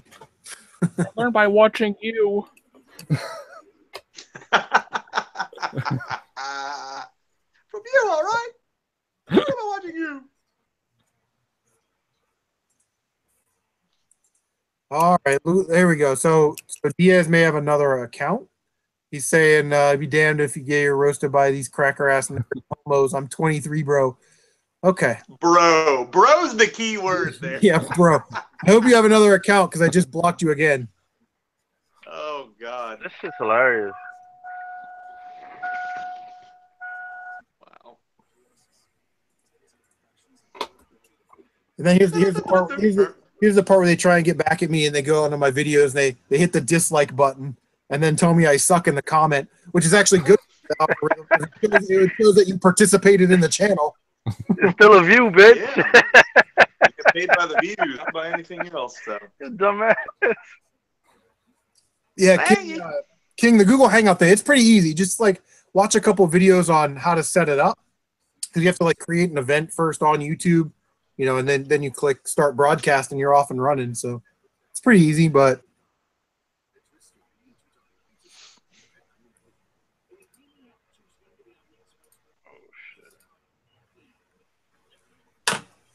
So what else we got tonight? man, that's it. I'm pretty excited about Castlevania on Netflix the next season. 8 episodes from what I hear. I've even heard 1 or 2 rumors where it might be like 12, up to 12 episodes for season 2. So I think that's a stretch. I think 8 to 10 is going to be where it's at. And I just got done. Fine. I just got done live streaming The Last of Us, so now I'm all jacked up Willie for Last of Us 2. That's about all I got going on. That got me pumped up too. So great every time. I do want to mention that tomorrow's double header, we've ixnayed both of them. Chris, you talked me out of the Mega Man collection. You're 100% right on that. That's $20 that could be invested elsewhere. And we took a look at Lawbreakers during the beta, which I did not know they were going to have, fully functional like they did. And it really ended up being a Dollar General Walmart version of Overwatch. And it had more potential than that, but they just directly copied characters and no thanks. So backing off of both of those, I think tomorrow's stream we're going to take a look at Children of Zodiarcs, which is a Square Enix strategy game with a collectible card game element available digitally on your PS4. And you had me at collectible card game, but Square Enix, we got to take a look at that. So that actually was a day one thing I had planned, kind of flaked on because it wasn't physical. I'm going to take a few steps back and we're going to look at that tomorrow instead of those 2 games that I've backed off of, because we got so much day one stuff in the next few months. I really don't want to buy any more games that are just going to get played once and thrown on the shelf. Yeah. Or like you say, it can be better invested elsewhere. And we were talking last time about, who's ruining retro gaming and stuff like that. Like this is a problem that's been going on for years, is that we go out and we buy a new game and it's shitty. And they have our money anyway. I mean, we can take it back to GameStop, you know what I mean? But the company still gets their cut. What's going on, MT Shark? Be a shout out. Eric Rogers, thanks for stopping by, man. But yeah, I don't know. Now you break that seal, that game's yours. Yeah. Yeah, and the backlog is real. There's so much to catch up on, so many games. I don't know why GameStop does that. Like, okay, so I went to GameStop. This is back when they were having like their buy two get one free thing. And I thought, okay, cool, I'll go over. I didn't realize that there was like used games or pre-owned games and new games, but the new games were out of the wrapper. I never paid attention to it.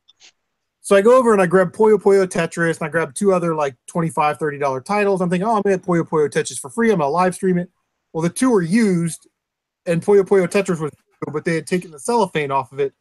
And I'm like, why can't you just leave the cellophane on it? Is there a law?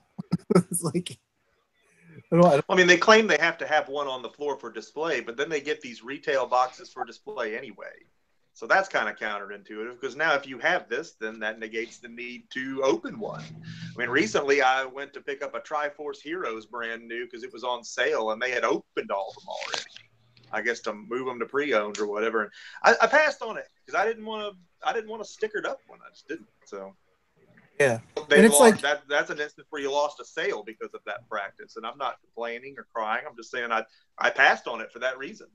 You know, right, and there's times when like I would like to go to GameStop and even if it's a new game, you know, buy it, cellophane on it, and then let me make the choice whether to open it or not because I may have time. I may decide, you know what, this game isn't for me, and then I can sell it on eBay or wherever, you know what I mean, and get full new price for it instead of having to because I bought it new but never opened it. So now I bought it and never opened it, but now it's like it blows my mind sometimes. PSN recently did a sale that I did that on. I sold 2 or 3 games that I had still shrink wrapped that I've already had open copies of before and traded when they were worth more. Bought them on the sale for $4 digitally and sold the physical and open copies for upwards of $20 a piece. Why not? You know, I didn't put a 2 terabyte in there for nothing. So yeah, in that instance, yeah, you'd hope they were still sealed for that reason. I got a lot more because of that. Yeah, I don't know. And to be honest, I don't know. Like I said, I don't know if there's a law or a rule because I think GameStops fall under like the pawn shop type rules. So I don't know if they're not allowed to have sealed games because they're not allowed to sell new product. But then they shouldn't be advertising it as that. You know what I mean? And it takes employees time to take off cellophane off of all these games when they don't have to. That seems like wasted energy. In some cases, they've done it to get stuff out on the floor so that people will pick through it to show that they have a lot of stock on one thing. And in that case, they've got to put the actual physical game out of the box behind the counter so it doesn't take a walk. And I understand that, you know, there's probably not a lot of ways around that, but then just, you know, to me, I just don't think that's a good practice in the first place, though. Nobody needs to know you have 500 copies of a game. They can see that on your app, you know. Right, yeah, it's just it's devaluing the product, and I know they don't look at it that way. They have a very corporate, structurized way of looking at everything they do, and they think it walks on water whether it does or not. But again, you just got to look down at the very bottom, down to earth. End of the day, I'm there to buy a game. I picked it up. It had stickers all over it. Let me get a sealed one, man. Oh, we got 40 open ones. Now, I don't know if it's still a thing, but they used to allow employees back when to borrow games, new games, under the pretense that they could get familiar with it. I don't know if they still do that, but they used to. I mean, this is going back. I knew somebody who worked there 12 years ago, and they used to do it then when it was Funko Land and before it became GameStop. That's why they'd have a couple of open copies, but they still had a lot of sealed ones too. But he told me he would, like, every day he would go borrow a game. And I know other places do that because I used to work at a bookstore back when, and we were allowed to borrow books for a week at a time. I'm sorry, not a week, for 3 days at a time. We could borrow a book that was, as long as it didn't just come out, we could borrow it. As long as there was X amount of copies still on the shelf, we could take one home as long as we signed it out and signed it back in. And it had to be hardcover. We couldn't touch soft cover books. We couldn't, anything increased you couldn't touch. Anything with software you can't open. stuff like that. But I mean, some places do that. I don't know if they still do the borrowing at GameStop, but they definitely used to. A certain level of that's okay too, because you want your help to be familiar with the product if they're going to push it, even passionate about it if they can be. But I think you know that if something like that's in place at any place, at some point it probably does get abused. You know, any place that does that, there's always going to be turd burglars in every situation in life, everywhere, and that mess it up for everyone. It could be a you know, like a theft issue too. I mean, because if they only keep sealed copies behind the counter in that locked drawer, which I know I've seen before. If you ask for Sealies at the GameStop near me, they're in a drawer locked up behind the counter. And then all the ones out on the shelf are empty cases. So if they don't have empties to put out there, and that's how they get empties, just because maybe the store is in just an area where it's high theft, high shrinkage, and they just they want the display, but they don't want them walking out the door. You know, that's the only reason I can think of. That's the main reason they do it. In a lot of cases, you know, I've gone into our stores and they can't find the box for a disc they have, and that's one that someone, oh, I got it, and they run out the door, oh, there's nothing in it, but they're not going back to give it to you. So. Oh yeah, because people get I mean, when they when people steal stuff, they get creative. I mean, when I worked at retail, we'd put those little plastic things around the DVDs when you get them, and even though those are locked in there, we'd find ones that were bladed down the other edge, the only exposed edge of the thing, and they'd blade them and like slip their hand in and pull just the disc out, and we'd find cases in the plastic keepers on the shelf still that they were able to get them out of fast enough. It just that people do it. That's amazing. Yeah. Yeah. I mean, the only way to get the game out, that's why they switch to the ones that like fully close now. Like if you buy a game at Walmart, sometimes they actually have to open the top now to get the game out. That was why, because the ones you slid in the sides, they're not, you can steal from them still. That's not. I remember. I mean, you only get. I remember Ian on the Unnecessary podcast was talking about stuff like that. People would steal the cases thinking that there were games in there. And, like a block down, the lady that owned, you know, Sally's Bakery or whatever would come at the end of the week with a stack of game cases. Like, yeah, I think somebody took these, and they're like, oh yeah, there's no games in them, but we appreciate you bringing them back. They would take them, get a block away, and go, yeah, I got the new Madden, and open it up and go, oh shit, and throw the case in this lady's bushes.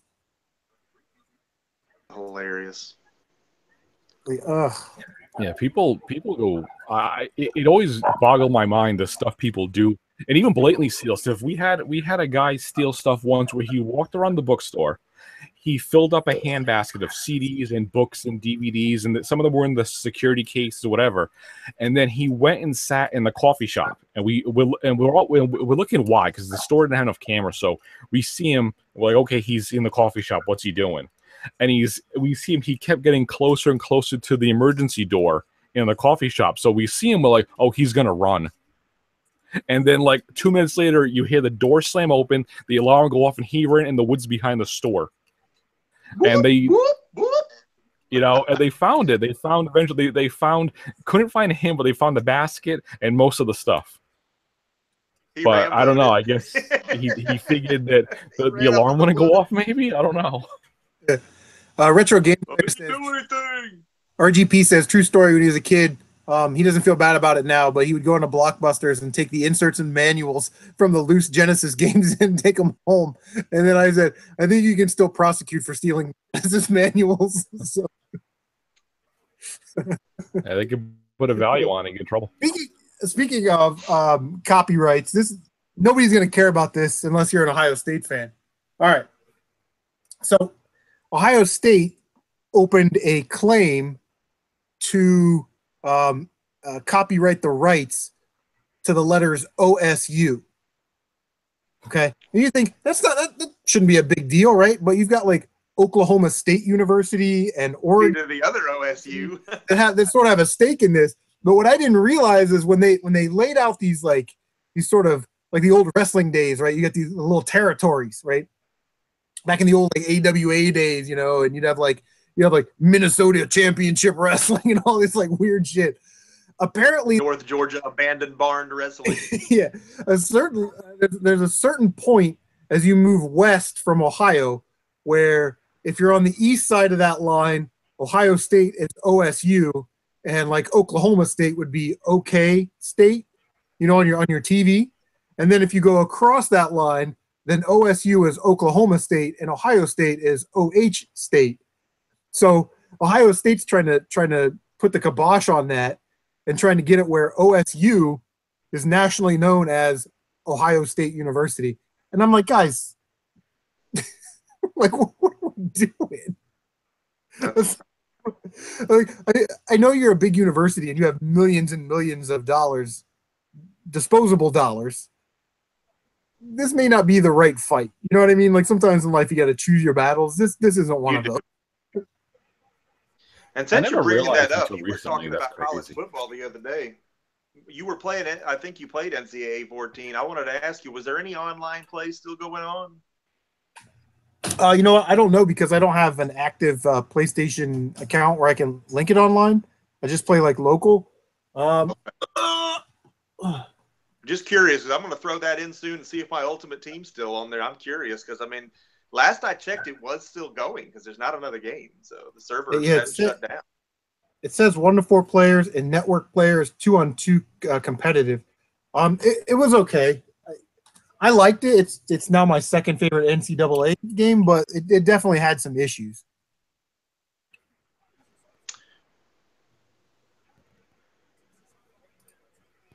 We're going to check that. I never realized how big college football is. Like, until I'm not a sports really person at all. And just recently, from talking to people and listening to you guys talk, is how big of a business it is. Like, I knew it was obviously big for people to watch, but like once I found out that there's some places where college football is literally like a pay-per-view, like down in Louisiana, like that boggles my mind that college football people actually go that nuts over it. I know you guys are from it's a bigger deal, but for me, I've never seen it that way. Yeah, and once you get the money into it, and you find out where like for most of us, it's, you know, these amateur athletes, I guess, semi-pro is what they really are now, with the way these facilities are and the way they're treated. But yeah, I mean, it's amazing once you follow the money line, and it's like, so now.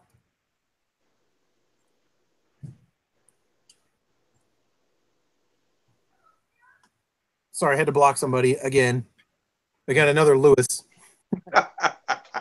What are we doing? Yeet. When you're a big time YouTuber, you have to deal with these issues. Yeah. So like you get in a situation where now these big conferences, especially the Big Five, it used to be like Ohio State and Michigan would go to these big bowl games every year, and they'd get, you know, all this money for being in the bowl game. Well, now they do revenue sharing. So all the teams in the conference, they share the revenue that they make. They basically take all the money, put it in the pool, and then divide it up amongst the teams, you know, to go facilities and travel and all that stuff. Well, you get in a situation where you've got like, you know, 8-4 Northwestern who's going to a bowl game, but they're out of the playoff hunt, and they're going up against 5-6 Indiana. Well, if Indiana gets to 6 wins, they're going to be in a bowl game, which means more revenue. So how much does it, you know what I mean? How much are we sort of warping the purity of the sport for dollars?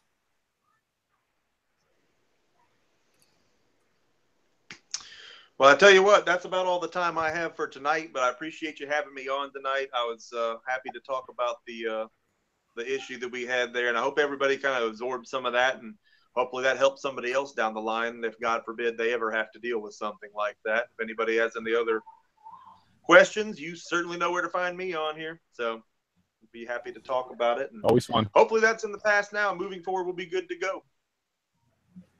Yeah. Well, thanks for coming on and telling that story, man, because it's one of those things that happened in the last 2 weeks. I mean, in our little universe, our little group, that was like the most important thing. It's a significant thing. Yeah, it would have been pretty shattering for me to lose 3 months there because, again, that really would stunt the growth of the channel, looking at the analytics, knowing how much growth comes just from day one live streams. A lot of new traffic comes from those, and we've got a lot of great games in the next 3 months. So that really would have stunk, and for no reason, too. Yeah. Almost frivolous on, yeah. Unbelievable. Well, thanks for stopping by. I know you got to go, got the kids and the baby and everything else. Yeah, it's time to get back to that, but I will definitely tomorrow night, 9 p.m., live streaming on your channel? Could be 8, could be 9. It'll be somewhere in there, but I'll try to send the notification out. We'll shoot for 8 if we can. I'll be in the chat. I'm working, but I'll be in the chat. Awesome. Well, again, thanks for having me on here. I will stay tuned to the rest of the hangout, and I will see you all again next time. All right, Mur. All right, he's gone now. Mad shit about him. So first, talk about him. I'm just kidding. That guy. Dino saying someone had a fake Mega Man X2 and Chrono Trigger for sale near me, selling them for full price and authentic. Yeah, fake games, man. I don't know, man. Whew. I try to stay out of that. There's a local shop that he opened last year. It's not a game shop. It's a thrift store. He opened his own thrift store. And I was looking at his case of games, and he had some box NES games. They were eBay price, so I didn't get anything. But I was talking to him for a good 20 minutes, and he had one Pokemon game. He had like Fire Red or something. I said, "Oh, you know that's a legit game. That's awesome." He goes, "Oh yeah, this one's legit." But he goes, "I found it." He goes, "I'm going to order about 20 fake ones. I'll mark them that they're fake, but I'm going to sell some fake ones here too." I'm like, "Why?" Just to do it, I guess. Yeah. It's illegal to sell fake goods. You know what I mean? Like you can't even if you. It said, "Oh yeah, I'm going to sell fake stuff. That's cool. I got fake jeans on." Yeah. Hey, you want this this Louis Vuitton purse? You know what I mean? I got some nice Folexes. Yeah.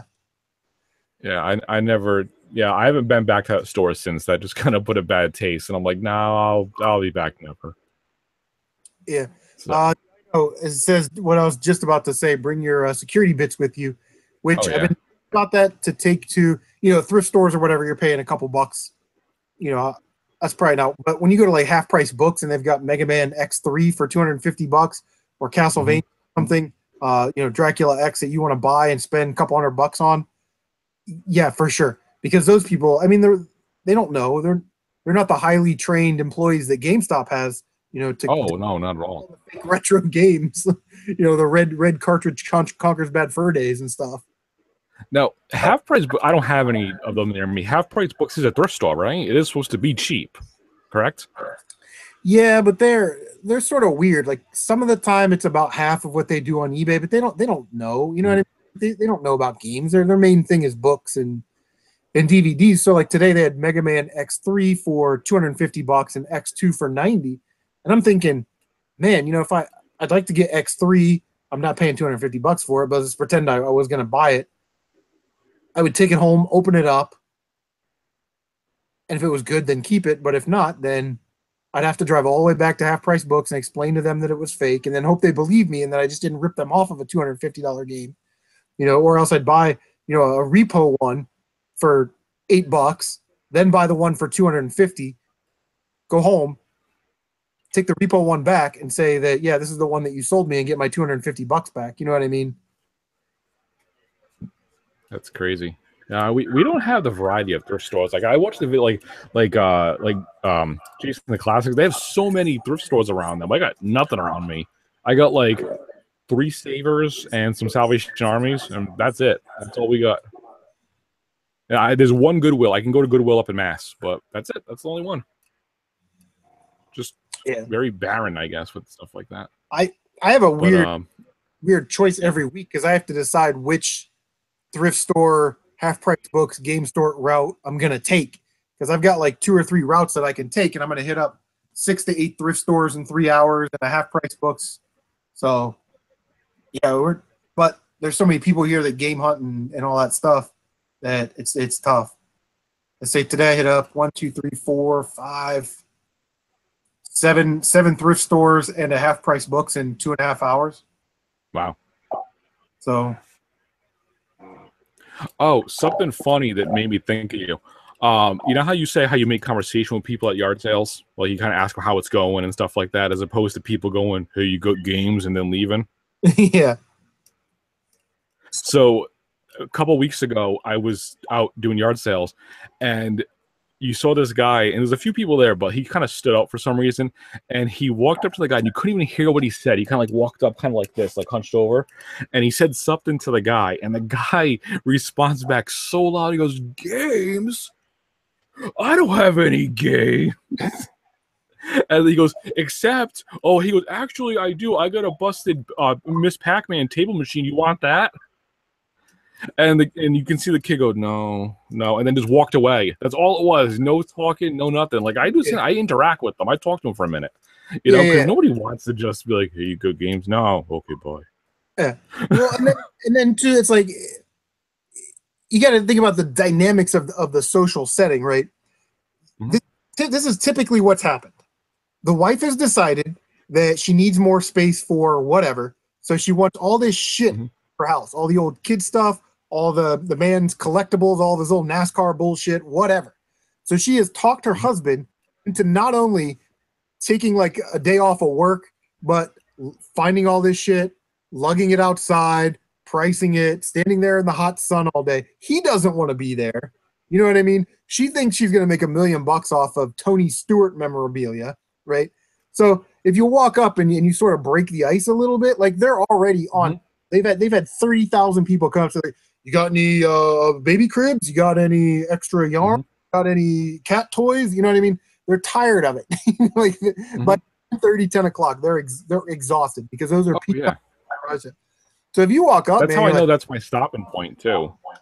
Same thing. If I hit about 3 yard sales in a row and I get the same thing where, oh, you're looking for games? No, I sold them. Or you're the fourth person that asked me. I'm like, okay, this route clearly has been picked. Like there's no point now, so I'm good. Yeah, but then you get into like because I've had this happen, right? Like they'll go, hey man, yeah, I'm looking for because I'll go up. You guys heard it in the video. It's like you know, hey, did you make $1 million yet? I try to identify a female because she's there for the money, gold diggers, and and she's like, and they typically say something smart, right? They try and outwit you, you know. And it's it's just the way people are. Oh yeah, well, we're almost there. Yeah, we're getting close. Be like, well, hey, I'd like to be the guy that puts you over the top. I got money to spend, but this is what I'm looking for. You know, and you let them know right off the bat. This is what I want. I'm going to pay you cash. You know, all that stuff. Even if I've had this happen. No, we don't have any games. We sold them last year. Da da da da da da da. And then they kind of look at each other and like, well, what about Samantha? It's over next door. Oh, is she home? Is she textable? Can I talk to her? You know what I mean? They generated a lead for you that you never would have generated on your own because you're not going to go to this next door neighbor's house and knock on the door. Oh, let me go ask. And then they bring out, a small little Game Boy lot. And how much do you want for it? $10. And you're like, oh, okay, no problem. How about 8? Okay, sure. And now instead of nothing, you've generated something. And a lot of these people with no social skills, you got any old video games? No. Okay. And they turn around. Okay, bye. Because for them, it's a numbers game, but you can tell they're sort of new because they haven't sort of been schooled on the idea that there's 100 other people out there doing the same thing on the same day. So for them, it's the blue gumball theory where there's one blue gumball in the gumball machine. How many quarters are you willing to spend to get that blue gumball? The more they're in their mind, the more sales that they hit up, the better chance they have. But in my world, it's you got to be able to talk to people. Most of the stuff that I get nowadays is stuff that I get people to bring out of the house. Oh, yeah. No, because, if it's on that table, it's gone before you get there. It just is, unfortunately. Yeah, and you got to talk to people. Like they're like, oh, well, we got, it's like that guy a couple weeks ago. Yeah, we have a Nintendo 64 and a GameCube or something. Oh, okay, do you want to sell it? Can you, well... I understand you want to keep your Mario games and stuff like that. Everybody loves that. Do you have any games that you don't play that you may want to sell? Because that's when you get Kirby and Conker's Bad Fur Day, Contra, you know what I mean, that kind of stuff. Well, is it someplace where you can get it quick? Can I just take a quick look and be persistent? And then the guy's like, yeah, why don't you just come on in? We'll go downstairs. I know where it's at downstairs. And you go downstairs and he pulls out a bag of, how much you want for it? $25, no problem. You know what I mean? So, but if you walk, tell me you got any games and they say no, it's crazy. Oh yeah, no, I had the same thing. I talked to somebody once, and he had almost nothing outside. He had like an old Simon which I bought, and a couple of books and stuff like that. And I asked him, I said, do you have? I talked to him for a few minutes. I say, hey, you got this stuff? Do you have anything? He goes, oh, I remember playing the old games, the Duck Hunt, the game. I said, oh yeah, those are great. He goes, oh, I still have that. I said, do you still? I said, that's awesome. I said, you play it? He goes, no, it's boxed up. I want to get rid of it. I said, well, bring it out. Let's. He goes, oh, I know right where it is. And he, inside, outside, I gave him $10 and I had the box. Yeah, for sure. That's quick, easy, and that works. Yeah. Or people are like, this happened. This was a couple weeks ago. I was like, any games? No. And then I'm looking through their little 25-cent junk action figures, and I found a dongle for a PS2 Rock Band guitar. I said, this is PlayStation 2. Do you have a PlayStation? And then it was, yeah, we have Dreamcast. Yeah, we've got some Game Boy Advance stuff that I just threw away. Is that worse stuff? I'll give you a couple bucks for it. It's better than throwing it away. And she goes in the trash and gets her Game Boy Advance games out of the trash. But hey, whatever works. You gotta have some type of social skills now, and to get people to bring stuff out of the house, that's where it's at.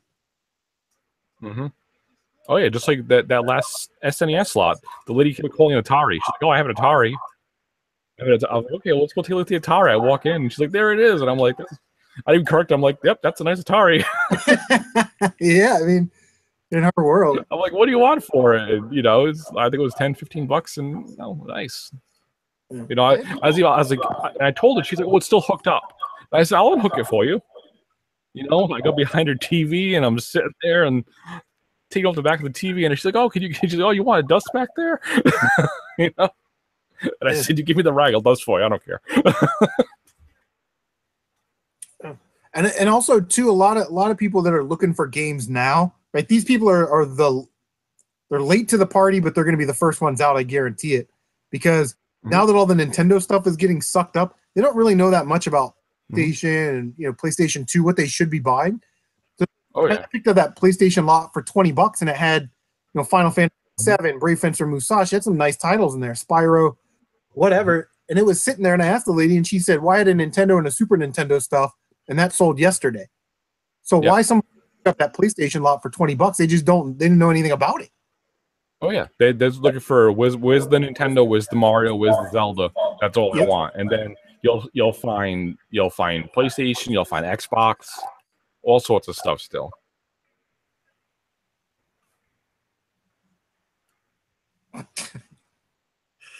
Yeah, it's crazy, man. Yeah, so, This season's been big on PlayStation. I haven't found a whole lot except for that Super Nintendo. That's the only cartridge I found. Everything else has been discs. You're the PlayStation baby. Like Gamester here. But then you think too, because PlayStation 2 came out in 2001. So yeah, that is that time frame now to find that, I guess. We're getting there. Well, then community sales, man. I love community sales. So I'm standing there, I'm holding these games, and the lady's going into her house to get more games. Now most of them were like, she had 2 little girls, so they were like, cooking mamas and that kind of stuff, and baby or whatever. And this kid walks up, and I knew he was going to ask me. Comes walking up, he's got his blue Star Wars Millennium Falcon, blueprint shirt on. He walks up. Are those the only games that you got? And I'm like, bro, this isn't my house. She's actually going in to get more games for me. Oh. I'm like, but there's some other Wii games right there if you want to look at them. Okay. He picks them up, shuffles through all 3, and walks away. And I'm like, Jesus, how do you score anything? Because I ask people, I'm like, oh, you don't have any games or anything like that? Okay, cool. Hey, you got any old boxes of Legos, any old action figures? You know what I mean? Like, I'm all over people. Yeah, and those are the ones that first in first. So those are the ones that next year sell that collection off because they're bored with it. Yeah. So that's what that comes up to. Hey, how's it going? How are you? Pretty good. Just interrupting your conversation with that's fine.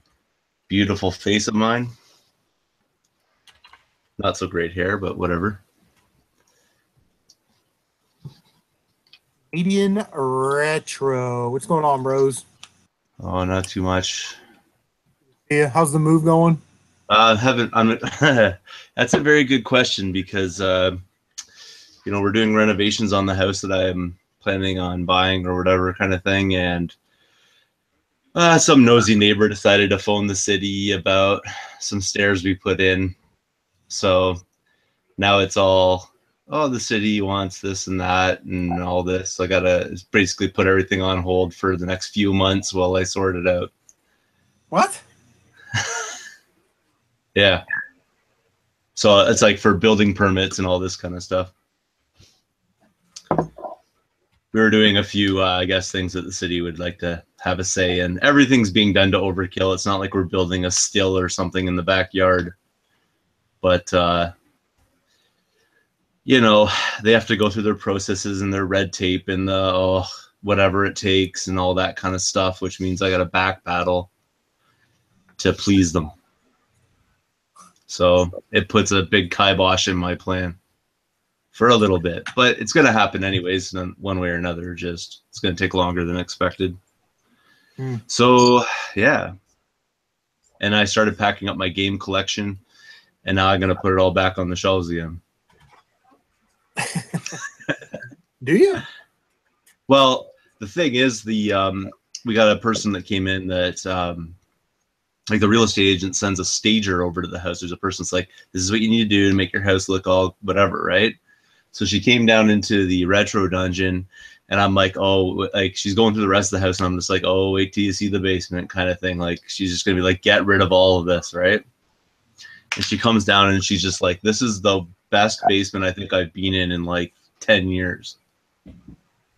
And I'd already started packing up my collection, so I'm like, now I gotta put all my games back on the shelf, kind of thing, because she wants like to basically sell this house to guys with the like, you know, man cave kind of scenario where the women can have the upstairs and the guy can have the downstairs or kind of thing. That's the way she explained it to me anyway. So I'm not the sexist pig, she is, but she's like, you know, so she liked it, but the photographer is going to have to come in at some point to take pictures of it for their side of things. So that means all the games need to be on the shelf so it looks rad. But I think when people are going to be touring through this place, I'm going to take my collection down because I'm not letting people fill up their pockets, you know. Yeah, for sure. The place. I would totally do that. Yeah, but for the pictures, I'm going to set it up so it looks like beautiful and everything, and they can get the idea. And then when they can come down here, they'll like, because if you look at it like right now, let me see if I can, like that was where, oh, let's see here. That's where my Genesis games were on that. Oh, God, if I could just actually get my act together here. Like on that shelf there, you know, somebody walked down here and be like, what is that thing on the wall? Like it's not even a shelf. It's just looks like some weird sort of who knows what, right? So that will explain it to them when they look at the pictures and see the place. They'll kind of get what that's all about when they're empty. So that's basically where that's at, though. So I filled up these bins over here. This is some great camera work. But these bins over here are like full of like NES games and Genesis games and my Master System games. And I like kept them in there all alphabetized and perfect and nicely separated and everything like that. And now I got to take it all apart and put it back on the shelf. So this brings up an interesting topic here. Mystic Gamer Kid says Craigslist Games Fund, a channel that I haven't watched in probably over a year, said that he finally sold his whole collection and started over, which, okay. You know, but I've been thinking about selling off a lot of my stuff as well. Well, I gotta trim down definitely for mine. I mean, I'm sort of at a point where my new game room is not going to be as nice as this one because this basement was designed with this game room in mind. But my new game room is just going to be like a bedroom that whatever I can fit in, I can fit in kind of deal, you know. So some of it's got to go because there's no way all this stuff's going to fit in there. Yeah. It's becoming clutter. You know what I mean? Like I need to get rid of it. Yeah, I hear that. Shad says he didn't know when the stream started. 8 p.m. every other Monday, sort of whatever. And then Ty White says CM is huge. He doesn't text the group. Yeah, I'm a major market YouTuber. I'm a baby. I'm like a semi-pro minor league YouTuber. Yeah, I'm gonna shut my channel down next year too. What do you guys think of that? There, Tight White and Shad. Fuck it. Who needs it?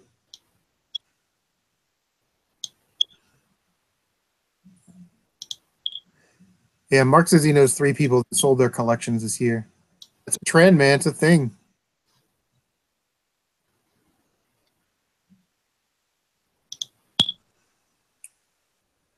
So it's kind of interesting. Last time Brad was talking about from Chasing the Classics, he was talking about success and how you measure success on your channel and for your videos. And he said, you know, for him, it's 100 views in 24 hours on Chasing the Classics. It's sort of standard. And I thought, man, I never thought of it like that. I never thought if a video gets X amount of views in a week or whatever, that it's a success. But then it's like, if it's not a success, I'm not really doing anything different. You know what I mean? So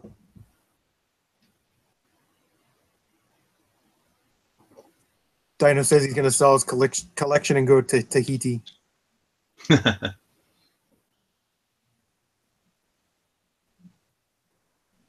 Brett, what's going on, man? Says eBay charges.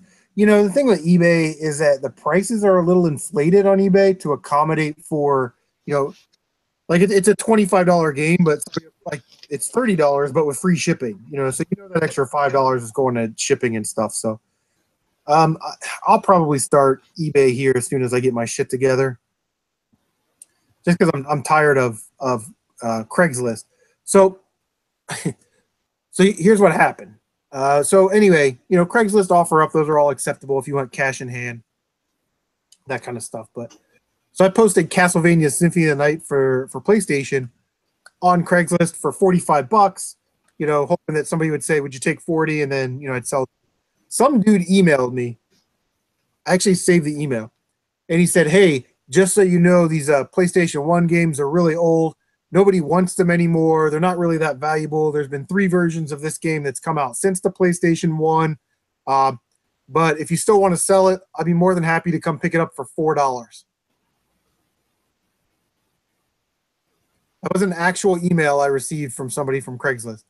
So I responded back. I said, you either don't know what you're talking about, or you're trying to scam me out of selling this game to you for dirt cheap so you can sell it and make a profit, which is what I'm trying to do. You know, on eBay, this game goes for over $40. You know, you can go look at it. And then I put in there, like, just some advice. You might want to take a look at the seller profile before you start selling scam emails that you're going to buy, you know, $40 PlayStation games for $4 off of somebody, because you'll see that all I sell is video games and retro toys. So you would think that I understand what the price of this game is and how the market operates. Now, I haven't gotten a response from this individual yet, but I'm just like, I'm kind of tired of dicking around with that kind of stuff on Craigslist and eBay. You know what I mean? I get like 4 or 5 emails a day with that bullshit when I can just post it on Craigslist and do $45, buy now, free shipping, and wait for somebody to click the button, you know? So I just take stuff to game shows. I don't even bother with it anymore. Just stock up, take it to a game show, unload like 80% of it, walk away with a bunch of cash, have some good laughs, and you know, you're not really dealing with low ballers because they have to talk to you face to face. And they know that you're not, they don't know that they can't take you because obviously you're in the business of video game collecting or whatever, right? So yeah, you're meeting them on a common ground. They know if you're vending at one of these events that you know your stuff. So yeah, I've been thinking about doing the convention thing. I don't know if I have the inventory for that, but we've got a couple of smaller conventions. yeah, that the tables are like $15. You know what I mean? I got like 3 extra copies of GoldenEye. You know what I mean? Like, you sell one of those, you pay for the table for the after that's like profit.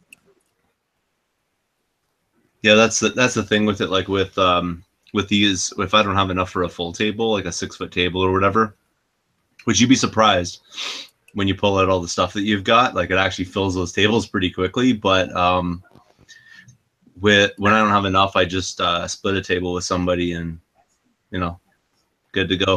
Pay like half the price and fill it up. Yeah. My advice is, you know, go vertical. Like, get some DVD rack kind of things and stuff like that, and CD racks.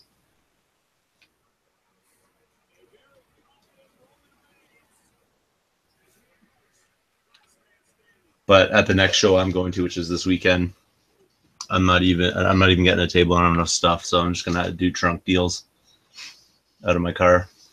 Trunk deals. Yeah. World famous Canadian retro trunk deals. I had somebody today, I was supposed to meet up with them to sell a PS1 to them, and just completely just didn't show up at all. And I'm like, this is why I don't do this half the time, because this is what happens. They don't show. He said, oh yeah, 4 o'clock, 4:30, I'll be there. And like 4:45, and I'm like, I text him, where are you? No response. So I wait 10 minutes, and I text him again. I said, okay, I'm leaving now. And then I get text right away, oh, I'm not out of work yet. I'm like, you told me 4:30. Now it's 5:30. I'm like, I'm leaving now. I don't care. I'm like, it's $20. I'll get it somewhere else. And he's like, oh, you don't want to sell to me anymore? I'm like, this is my night off. You know, you wasted my night off, me sitting here a half hour, and now you want me to come back? No. I'm like, next Monday, if it's still available, we'll see. But no, I'm good now. I just don't get people. Yeah, I had a guy who got the address wrong, so he went to like the west end of town instead of the east end of town because he didn't know where he was going. And it's like probably like it's a super famous kind of like movie theater in the area, and it's like right across the street from the biggest mall in Ontario. And the guy went to the wrong part of town to go do it, and then did not show up after I corrected him. And he blamed it on me. I'm like, you don't even know what you're doing. Dino said, I saw Fight White mention the move. I had to do it. Dino said, would you accept a personal check when selling to someone in person? I've actually had that happen to me one time in all the years that I've been selling on OfferUp in Craigslist. And it was an older person. And I said, listen, I know that you're probably good for it because you drove up in a Mercedes, like this $50 sale. I'm sure you're good for it. But you really don't want to hand me a check because now I've got your account information, your routing information, your home address, your name, your husband's name, your home phone number. And she's like, yeah, I never even thought of it like that. And I said, well, just so you know, I'm in the policing business. So, you know. And she was like, well, where's the nearest this bank? And I said, if you go 2 blocks down, I'll wait right here. No problem. And she went and got money for me. So, yeah, I would never take a check from anybody. Nah, cash only. That's it. Yeah.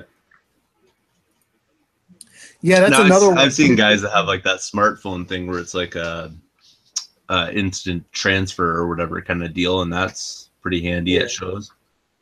If any of you guys got... Oh, yeah. If you're doing it like a lot, Gamer says... He's gotten emails to ask for, hey, would you donate your games to a boys or kids club so they can play them?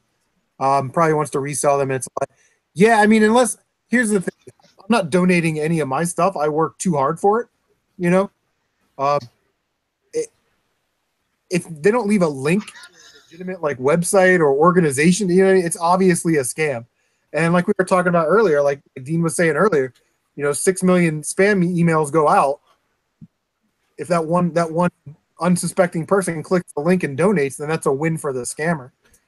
Yeah, I get that all the time. Would you donate? Or I get the one where it's like, especially around like October, November, December. Yeah, I'm a single mom and I can't afford to buy Xbox games for my kids. Would you consider selling them to me for like $1 a piece, or could you just donate them to make my kids have a happy Christmas and blah blah blah? No. Yeah, I had the same thing today. So I got that bin of the Xbox games I told about earlier, and literally 5 minutes after I put on the post that I'd get it from the guy, and the guy said, okay, come meet me, I got a message from another person in like down the thread. Oh, I'm helping a needy family, and they just got an Xbox we provided for them. So if you were okay with donating the games, he's going to give you to us. It's like, I don't have it in my hand yet. You're already trying to get them from me. And then after that, and then the post disappears. I'm like, even if you were legit, I was gonna be like, oh, if it's really real, maybe I'll get the doubles of the crappy games, or any of them. If I get them for free, I give them to you for free. I'm fine with that. He deleted the post, so it's like now I can't even contact you now because I have no idea who the hell you are. Yeah, there's a lot of trifling. But yeah, I mean, I'll tell you what. Yeah, MT Shark, cash or PayPal, baby. And Mark says when he sells at a show, he offers PayPal. Lots of people prefer to do PayPal at like conventions and stuff. I've never seen that, but I mean that might be true. I don't watch. That might be easier. Some people got some eBay money built up and they want to PayPal. That's not bad. Have you ever been offered gift cards from people? That's always a weird one. Yeah. I never know what to say. I mean, you can $50. You know, it's like, can you check it if it's real? Yeah, but I mean, who says, you take a gift card that's real and they get the number off the back of it, and by the time you get home, they spent that money with the number only on a website. You don't know that. Yeah. They get mad at me. Like, oh, they're good gift cards. You can call the place right now. I was like, I don't care if I can call the place. I don't want a Walmart gift card. I want money. Right. Yeah. Yeah. Brett. Yeah. I get that. My kids are starving and I'm broke. They haven't eaten in a week. I want to buy your video games. Can you sell them to me cheap? You know what I mean? Like, no. Yeah. Don't be a moron. My kids need the games. I say if you got a smartphone and you're running around doing that kind of stuff, maybe you should just go get a job or something and pay for your kids' Xbox games if you want. Mm-hmm. You seem to have the resources to be able to follow that stuff. So if you do, you're not hard up or busy.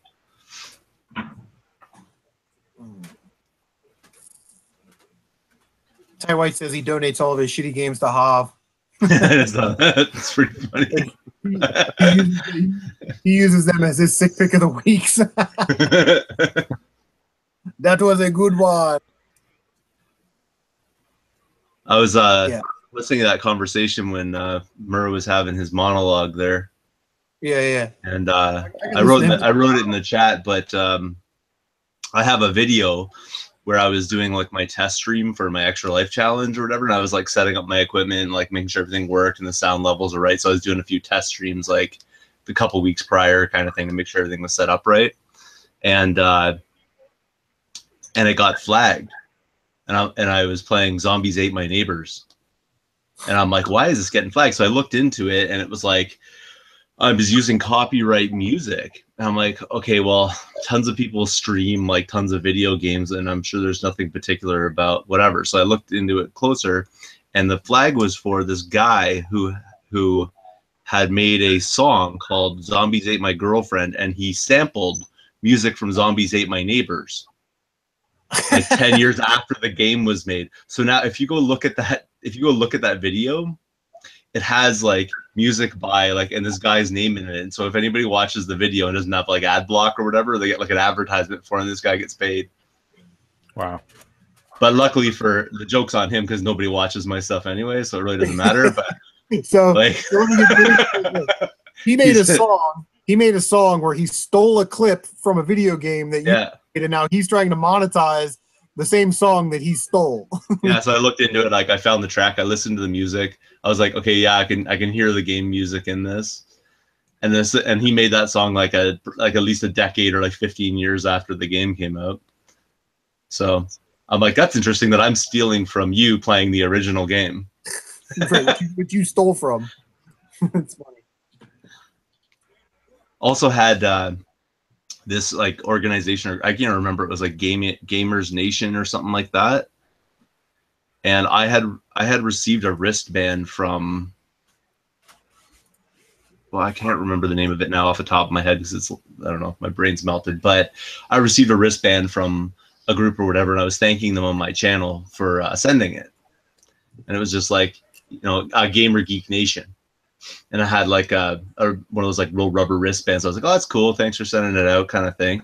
And I thanked them on my channel, and that was in the title of it. And this company like contacted me. It was like, that is our name. You can't use it in your video. I'm like, I'm thanking someone who has that as their YouTube channel name. I have no control over that. If you have a beef with somebody using your name, go talk to them. And this went back and forth, like back and forth and back and forth. And I'm like, this is a waste of my time, man. Like, I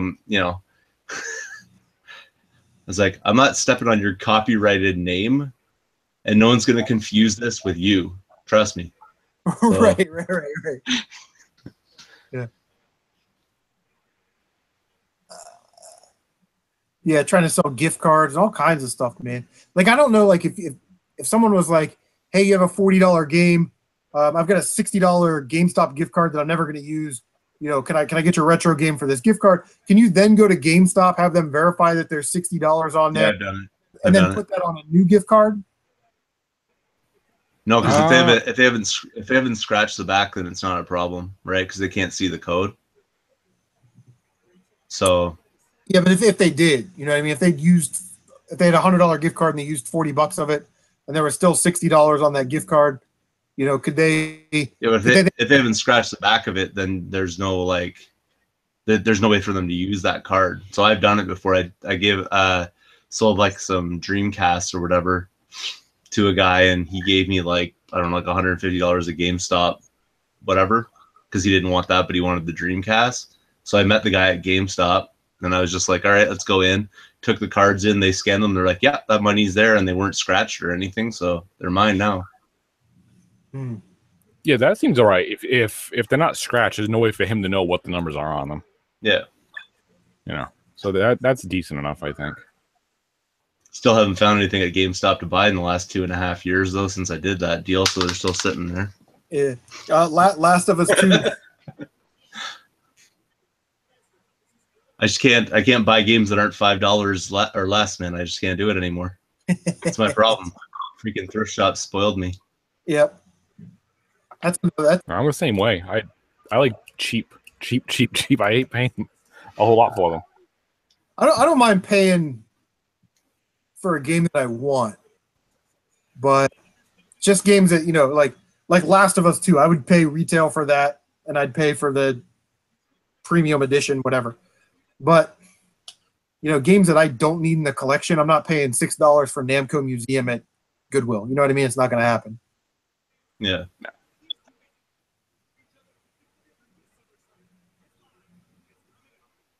Now I've taken the stuff that hasn't sold at shows or whatever and made little gift packages to get donations for Extra Life. So I guess that's kind of donating games to kids in a way. Yeah, that works. Or, you know, like we give games to each other. You know what I mean? I don't know if that's sort of the same thing, but, you know, if I'm not into Genesis at all, but I had some games that I'm never going to play, never going to use, don't care. I just sent them to Eric. You know what I mean? Because I know he's doing the Genesis thing. Yeah. So I don't mind donating to somebody else. Well, if you come across any more, don't keep me in mind. Because to you, they're not worth anything, but they're Well, there's something to me. So, like I said, next year, I got some decent Genesis games that I never play. Like, I've got Sunset Riders, but I would rather have that on Super Nintendo. You know what I mean? Thanks, brother. Yeah. So I got Sunset Riders. I'll probably keep my shoot. Let me look at the collection, because I basically sent him everything that isn't on the shop. I've got Wings of War, Soul East, Predator 2, I need to play that Star Trek game. E-SWAT, Mystic Defender, Lightning Force, Rocket Knight. You know, all tradable. You know what I mean? oh, for sure, yeah. Tradable or sellable. I do need to play that Star Trek game. I love Next Generation.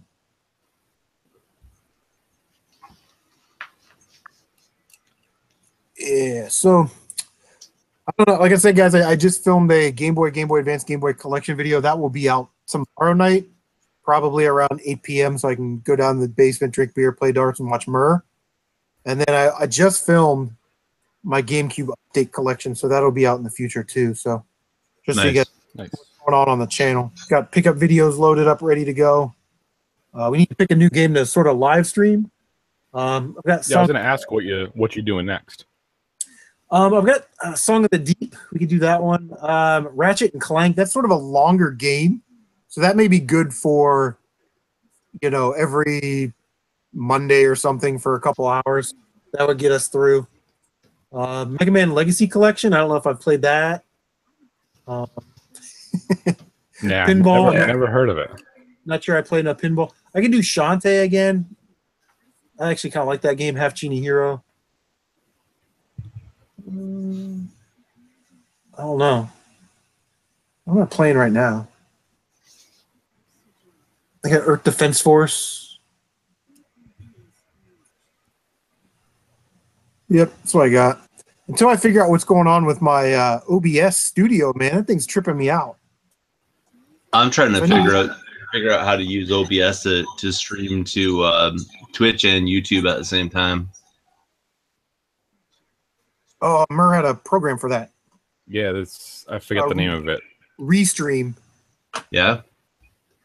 That's what I need to do. That's what I need to do because I did my live stream or whatever, my 25-hour one or whatever last November, and I was only streaming it to Twitch, and it's like meanwhile nobody follows me on Twitch. Yeah. The only people that saw that stream were like people that knew I was doing it, I'd talk to or like whatever, or like I mean I said on my channel I'd be doing it, but it's hard to get people to migrate over, right? Like they might see it in their feed versus whatever. So yeah, and get more viewers type thing. The Restream program will let you stream to Twitch and YouTube, and then it consolidates the chats. So you don't have to nice. Keep it up with one chat. So, but in my OBS studio, man, like it's not compatible with my Windows 10 webcam, so I can't even get my picture to pop up, which is ridiculous. Yeah, that's strange. I don't get how that part's not working right.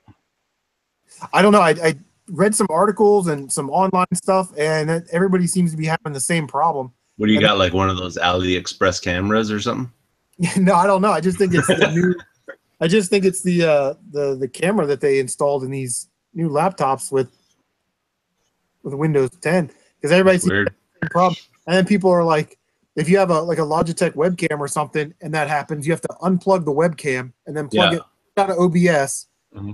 The webcam back in, and then it'll eventually work. And I'm like, well, that's not a good system either. It needs to be able to work the first time, every time. You know what I mean? Like, yeah, for sure. You should be able to fire it up and get going, right? That, we sort of inspire and take ideas from each other. I sort of want to make videos like Dean makes, 10, 15 minutes. Let's play something real quick with his picture in the bottom or top or wherever you want to put it, and some overlays and some things like that. But if I can't get the webcam up, it's sort of pointless. Yeah, I would just get the second camera instead of messing with it. In my opinion. Yeah, I looked for one today at the thrift stores, because when you're not looking for them, you find Logitech webcams at thrift stores sealed for $6.99. You know what I mean? But when you're looking for it, you don't have a PlayStation 3 camera, do you? I do. I never tried it with that, but there is Windows drivers for that camera. If you Google, it's called the Google CL driver PlayStation I, and there's drivers you can find for that camera. I mean, it's not the best quality camera. It's like 640 by 480, but if it's only a little picture, you might be fine. Yeah, that'll capture your head or whatever, right? So. Just give it lots of light. Might work out. Yep. Okay, yeah, I'm seeing it. CL iDriver 5.3.0.0341 OneDrive. Okay, now I gotta find my PlayStation 3 camera. Yeah, see if you can find that. I haven't tried it on Windows 10, but I know it works on 7. It might work on 10 too.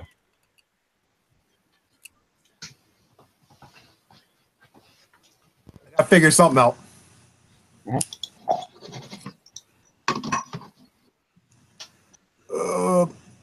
Everybody's giving Tight White the "We Love Tight White" fest. Don't suck up to him. Yeah, I was gonna break him down earlier when somebody had said something, but I just, I thought he might be a little fragile right now, so I think everybody's trying to build him back up. He was getting to a low point there. Everybody was digging on him for a bit, I think. Just a little bit. By that last comment, he's doing good now. So, all right. Yeah. That's sweet. Tight White doesn't even play games. He just pimps them. Yeah.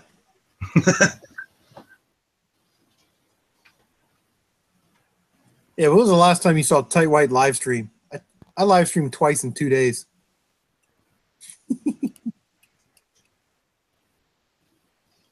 I never seem to be looking at my feed when you're live streaming, because I never catch it. You have a certain time specifically you do it, or? Well, every other Monday at 8, we like to do these hangouts, but everything else is just sort of random. So, like whenever, like I feel the whatever, and you go do it. Yeah, because in my work schedule, I work Wednesday night, Thursday night, Friday night, and Saturday night. So I'm kind of tied up on those days. But if I take a Saturday night off, I may live stream pinball or something on Saturday night, so it's just kind of random. The Monday night hangout's the only thing that's constant, really. I'm just glad I'm off on Monday for this because my days off are Sunday, Monday. I work second shift, so I don't really have a whole lot of stream time. That's all my videos I do during the mornings and then put them up the next day or something. Yeah. That's what I try to do. You know, I want to get more like videos like ready to go, and I never am. I'm always like one video. Like right now, I have nothing. It's like I have to record one tomorrow to put up. Wait till garage sale season's over and people start doing tag videos. That's sort of big. And then all of a sudden, you know, you make one pickup video and you start watching, and it's like, you know, Alex's Arcade tag video, top 5 PlayStation games, and we tag Retro Nobody, and then you like watch another and top 3 PlayStation, we tag Retro, and now you've got like 5 videos to make. You know what I mean? Yeah. That's when you're like, that's when you're already bogged down with a bunch of footage already from something else. Well, I find I've been enjoying doing like that last one I did with like just showing off like not even game stuff, just like retro stuff, like that TV I had. I actually have been enjoying, you know, originally when I started this, that's what my goal was just stuff. Not in this, I mean, games play into that, so it kind of went that direction, but I'm trying to keep it even between some games and some of just retro stuff, like, you know, I mean, like, stuff. I like watching like people's pickup videos and all that kind of thing, but I really like watching LGR Lazy Game reviews. Yeah, and that's something I was going for. I love his content. Yeah, because you go and you see like, and he's looking at like wood grain stuff and getting all excited about it. It's just like fun. It's fun to see him get excited about, like, you know, that stuff, like that old stuff. It isn't video game related. Like, I don't care about an old radio or whatever, but he's like, oh, and he knows a little bit about it and talks about it. And that's the stuff I have. I have so much of it. Like, I have all the computers I have the Apples, the Commodore computers, like that stuff I have, the old radios. Like, I have so much of that, and I just forget what to cover because, like, that's originally what I wanted to do more, was like what he does. Like, I love what he does, and I see so much of what I do personally. Like, I fix the stuff, I get it working. Yeah. I just generally enjoy it. So I'm trying to keep it even now with, you know, content like that where I'm showing the old, you know, I get shelves full of the crap, you know. I'm trying to keep some of that there and then still keep some gaming into it too, because I still enjoy that, you know. So I try to keep both hobbies together, you know.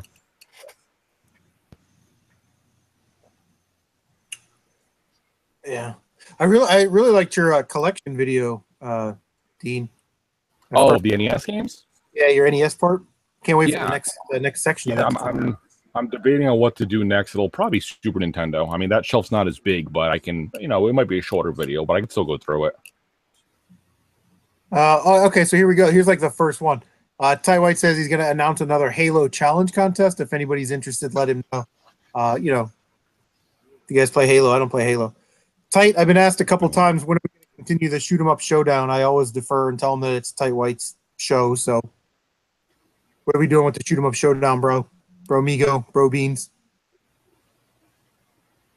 But yeah, we get a lot of tag and challenge videos in the winter. So yeah, I haven't really seen one for a while.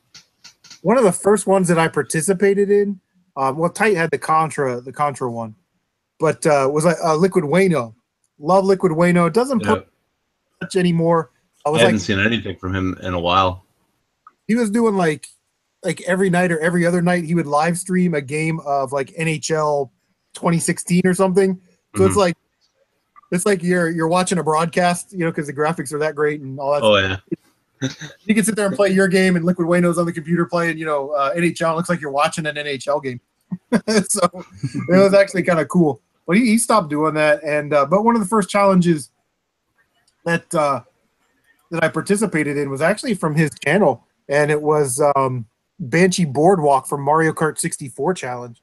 And I think somebody did it in like a minute 97, and I did it in like 2:05, and I wasn't even like in the top 10 because you know them guys that are good at it, like Josh, Creep Lee, I forget who else did it, but yeah. Yeah, I wouldn't even in the top 10, and I was only 5 or 6 seconds away from the guy that finished. I never played like N64. I think it was the first time I played Mario Kart. on the 64. So I recorded mine or whatever for that kind of thing. That was sort of interesting. I love stuff like that. So Yeah. I was all about Mario Kart 64 back when that came out. That was a daily game for me when that game was new. Well, I was a PS1 guy, but all I did was go rent them and burn them. So I basically just got like it was basically like a demo of every game because I was more obsessed with like burning games because I could and I had the technology and the know-how and the chip in my PS1. So I was like, Chip. I had the chip. I remember that. oh yeah, I had to, man. It was university. I had no money. Rent, burn, return. Yeah, me and my cousin both had chip systems. We would take turns. You rent a game this week, I'll rent one next week, and we'd burn 2 copies, and we split the cost of the spindle of CDs. Yeah. Best way to do it. nice. Mr. Venegas $100 sub giveaway. Definitely check that out. Ooh. I do like giveaways. And Mark says the shoot 'em up showdown is the longest showdown ever. Yeah, no doubt. We had a couple hits. Just build up of anticipation. It's like a band when they're like, you feel like they're gonna come out, but then they don't, and then Yeah. Well, that's what they eventually come out on stage and apologize for taking so long. And here's a special track just for you because you had to wait. Yeah. Here's some free DLC. Yeah. And that's what they say, man. Going into that project, you know, and it's funny because it sounds like such a great idea when you start it, and it still is. I think it's really kind of fun to do, and people like it. But you're asking 4 people to be on the same page. You know what I mean? And Yeah. the best ability you can have is dependability. It was crazy. Yeah. He said, Tight White says it's over, guys. Not only did Longshot quit, but BlastMode 7 hasn't said anything to me for 5 months.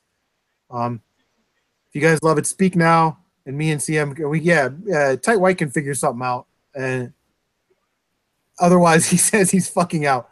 The beauty is I've got my bracket, so I can still do my bracket and have my bracket champion, even if they're not going to go up against anybody. I don't even totally understand how that all works. Like you basically, you take all the shooters you have in your collection. Is that the idea? Or Yeah, what we did was, so I made a list of all the shooters I had by console. And we wanted really 2D, you know, maybe 2.5D, like when you start getting a PlayStation kind of stuff. But still, the spirit is there, the 2D style. Yeah. Vertical and side-scrolling shoot 'em ups. It was kind of weird because like Gunsmoke, we didn't really consider a shoot 'em up because it wasn't like an airplane or a fighter jet of some kind. But Wings of War was okay because they're flying. You know what I mean? So you have to kind of make weird concessions. Like even if it happens to everybody else, you just have to. Or else you're going to have 200 games and you're going to have to kind of whittle it down to your top 32. Yeah, because then like what's the difference between that and like Commando or something? Is that right? You know, yeah. Now we're talking Atari Warriors as a shoot 'em up. It's not really the spirit, letter of, spirit of kind of thing. So then what Tight did is we all made our list. We sent them to Tight, and Tight said, "Okay, Chris, you've got 50 shooters. You know, BlastMode 7 has 35. Chris, you and BlastMode 7 both have Death Smiles for 360.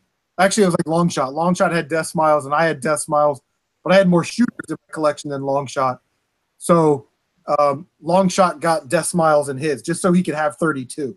Yeah. So each person had 32 different shooters. And then you start making more weird concessions like, well, what about 1943 and 1943 Kai? They're kind of different games, but they're kind of the same. You know what I mean? So yeah, you get into those weird situations. But anyway, long story short, we had Tight White did the work, had 4 guys, 32 different shooters, and then he bingo balled off the draw. So like I had Einhinder 1, whatever, 2, 3, 4, and then he would draw a bingo ball. Number 1's going up against number 24. So then I'd look on my list and I'd match that up with, you know, Solar Striker, and I'd create my own, you know. Yeah, so then you created your tree of whatever, yes. Right? So what's the end result? Like you'll get a game at the end. So the end result, the end result was that I would do my bracket and I would come up with my bracket champion. Longshot, BlastMode 7, and Tight White would all come up. So we'd have like a final 4. Yeah. Right? And then we'd either we hadn't really figured out what we were going to do at the end. We had the idea of letting the fans choose, right? Letting the people choose. Then we had the idea of, so say, I don't know, say Solar Striker makes it to the final of my bracket and wins. Then I get, a 5-minute piece or whatever on Tight White's video to state my case on why my shooter is the best shooter of all time, and kind of break it down and almost do a review of it. So we hadn't really gotten to that point, but I like doing it because I like shoot 'em ups, and I think some of these games, this is what I get on my shoot 'em up videos. People watch and they know Gradius, Life Force, that kind of stuff, but then they go, Iridian 2 for the Game Boy Advance, that's an awesome shooter. It's like Mega Man. I can select levels. There's a bunch of different weapons that I can power up, and it's $12. Holy fuck, I'm going to go out and buy that right now. And you get to expose people to games that they didn't know about, and, they'd enjoy playing. So, and that's really awesome. Like Earth Defense Force. That's a nice public service that you're doing there. Yeah, thanks. I'm changing the world one stupid Nintendo game at a time, But I remember this was deep last year. This was like October, November, when we were all on the same page and we were moving along with this thing and getting ready to roll it out, in January the next year. I have to go back and find the footage. But Tight White swears, he goes, yeah, and then after the shoot 'em up showdown, I'm thinking about running a RPG showdown. And oh my god. That got kaboshed right away. That project did not get greenlit. But I think if you break it down, and you do smaller, right? Instead of giving somebody 32, you give them 16 to work with, But somebody like Ryan Phoenix, the RPG tour guide, would be awesome at an RPG showdown tournament like that because he's played a lot of RPGs and he owns a lot of RPGs. I own quite a bit of RPGs, but they're really pretty to look at. I can't possibly pump in all those hours to play them all. Right. I mean, I've played through a number of them in my life, but I'm no expert in RPGs, that's for sure. But when I look at it, those are games that I would really like to get my hands on, but honestly, it's just like, the time investment. Yeah. Even some of the simpler ones is like... That's the thing. You can pop in a shoot 'em up that you've never played, play it for a couple hours, maybe, play it for a day. Yeah. And pretty much have the gist of it. Dude, if you put in a 10-hour day on, like that's what I did for Earth Defense Force. It was a 10-hour day. I played it constantly, learned the levels, and then I did a no-death run on my channel. A 10-hour playthrough on an RPG, that's disc 1 of 4. You know what I mean? Like here, Shad says he actually like learning about shooters through those brackets. That's cool.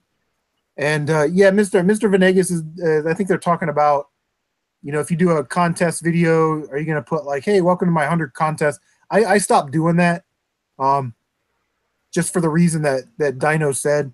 If you put, I'm having my 500 subscriber contest giveaway, and especially if you want to offer something nice to your fans, you know what I mean?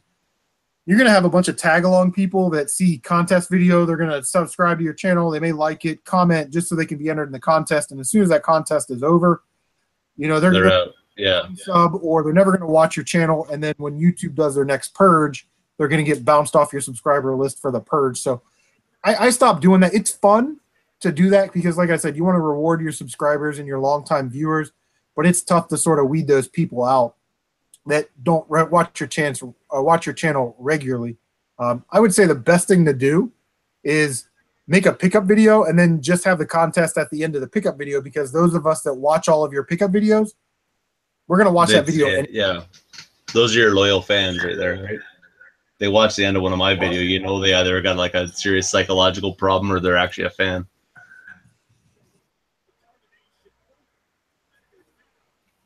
Tight White's now denying that he ever said that. I swear to God he said that in a video.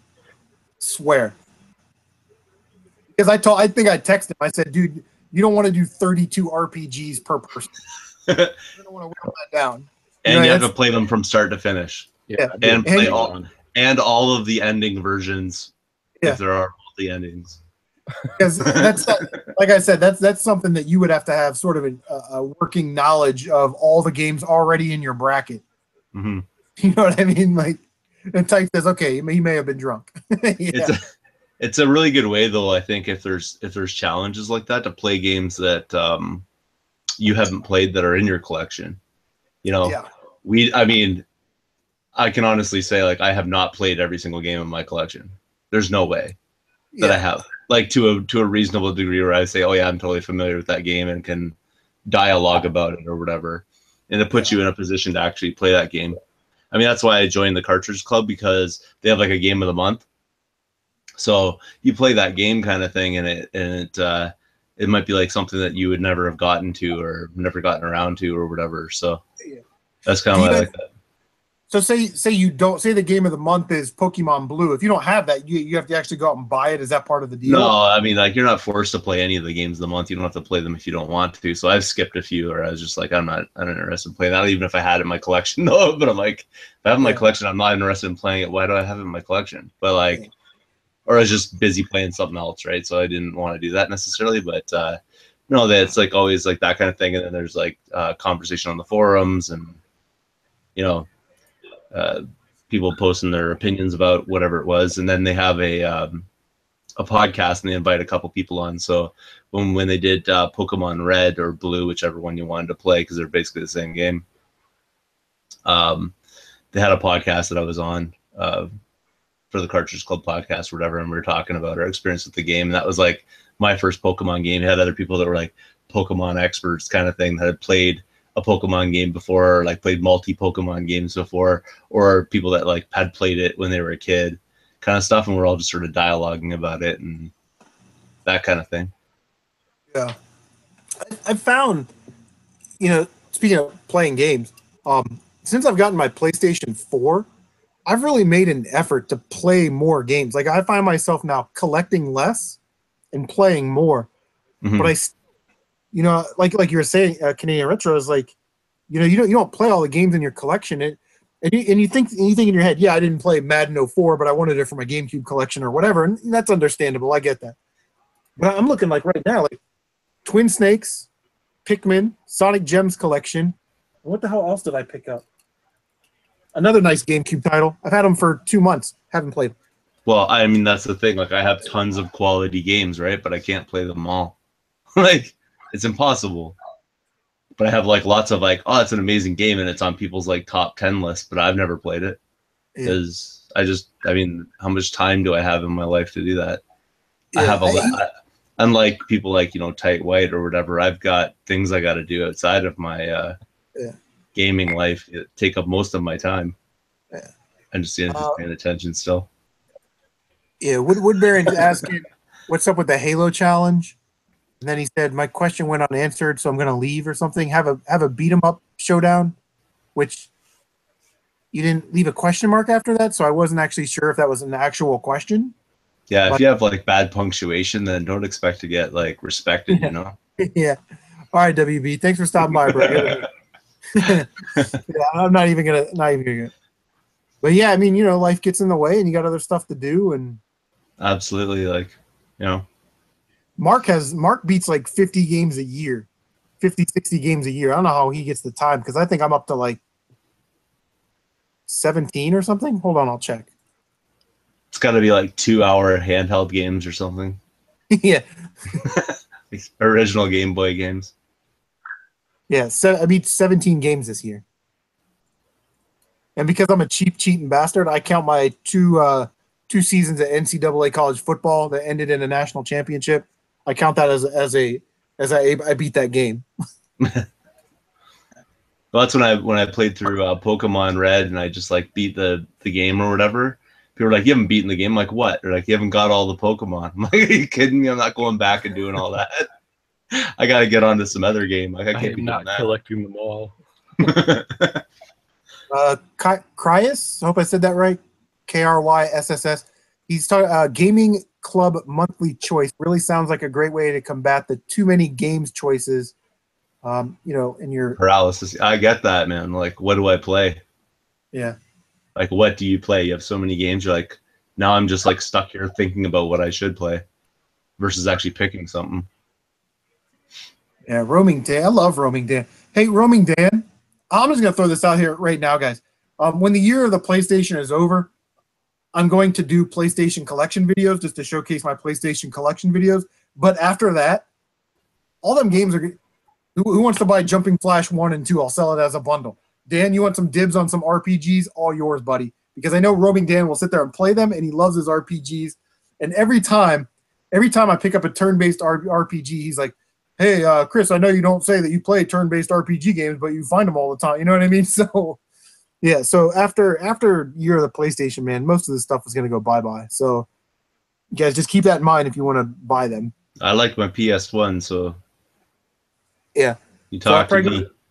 I'll probably get rid of Jumping Flash 2, because again, they look pretty on the shelf. Got Intelligent Cube? No, and if I had that, I'd keep it because I remember playing that game as a demo disc. Me too, man. Same story. And I never had it. I never had the complete copy. So yeah, I had a burnt copy of it, and I still do, but I want to get like a real copy of it because I don't even play burnt games anymore. Yeah, so I need to get my eBay shit together and learn how to master eBay. Yeah, me too. I gotta go back to it. I used to be decent on there, and I got lazy, which is, just happens. Yeah. I just have so much stuff sitting around, and it's like, it's all posted, like cross-posted and stuff like that on Craigslist and OfferUp, but man, I just... Telling you, man, just convention it and stop spending so much time doing all that. Yeah, you're probably. I mean, I know you're right because I know you're speaking from experience. You go to don't take me as an multiple conventions. Video game selling though, man. I'm definitely not. But I just found I used to do the whole like sit there and make postings and blah blah, and it just took forever, and it was way too much time commitment. Versus just spending like 5 hours at a game show and just selling off like 80% of it. If you got your price right and you're not being a total like fool when you're pricing your stuff out, people will buy it up like crazy. Game stores will come and buy your whole table out if you got good prices on it, Yeah, that's what I would be. That's what I would want. I would want somebody to come up 10 minutes after the convention start and go, "Hey, I own a game store," or "That's my booth over there. You got $800 worth of stuff. Would you take $700? Absolutely. Take all this shit. Give me your money." Yeah. And then for the rest of the day, you know what I mean? They're gonna jack it up, and it'll be like about 3,000 or 4,000 in their store, right? Yeah. So.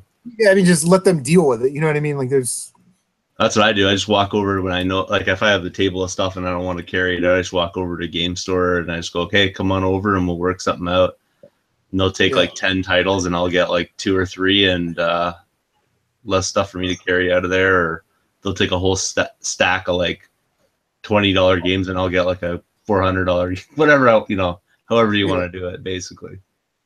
But it's a good way to beef up your collection or get some money. Yeah, like I said, I'm more interested in playing now than sort of buying. And I think my accumulation phase is over when it comes to, like, I still love collecting for GameCube and N64, but I don't need any more PlayStation 3 games. I'm not really into buying PlayStation 4 games that I'm not going to play. I'm down to like my last 6 or 7 Nintendo games to have my childhood collection back. So we're kind of coming up on the end of it, and I'm looking forward to a new opportunity of turning that cake, baby. It's all about the money now. I've been doing that with some consoles, like with Nintendo now. There's a few more I want to get, but that's it. Unless I come across them like dirt cheaply. If it's like a bucket game, I can't say no to that. But besides that, like my last 6 or 7 no, to have my childhood collection back. Hey, Hob, why am I coming up on the end of it? Turn me off. I can hear me. What are you doing? You're breaking YouTube. Hob, what are you doing? Yeah. Oh, going to shit now. What's going on? All right. Yeah, some serious butterfly effect. The world's gonna end or something on that. Yeah, he was listening to National Public Radio or something on there. I don't know what the hell that was. We were talking about Nintendos. Yeah, no, I'm just cutting back on, like, if there's a few games I want to find, but besides that, like, I'm not going nuts. Like, I used to just buy everything I saw. Now it's like, if I find them dirt cheap, I'll get them, and, we'll see. But I'm not going to go nuts trying to get any Nintendo game anymore. Even with Super Nintendo, like, there's some Super Nintendo games I want. Like, I want Mega Man 7. If I find that and it's cheap enough, but I'm not just going to get whatever. It's just, I'm not going to play them all. Like, I like the collection, but I'm not going to go nuts either. Yeah, for sure. I'd love to add Mega Man X3 to my collection. Oh yeah, me too. $250, but it's like I'm not paying $250 on the GameCube. You know, like. No, it's I know like I have 8 for the PlayStation, and I would love to find 8 for the Saturn just because it's a little different. But you know, I'm not gonna go out of my mind to find it either. You know. Oh my god! So okay, what's going on? CaptNRetro's back. So, you know, I had a Saturn. I've got a Saturn. I don't have a Saturn. I have one, but you know, I had Daytona Championship Circuit Edition or whatever. And it doesn't have the song on it. You know the song at Daytona. You know what I mean? They took that out of there, which I didn't realize, which is complete crap. But I was able to find a copy of Daytona USA, and I just haven't hooked up my Saturn. Haven't hooked it up. I finally hooked it up this last week when I was off.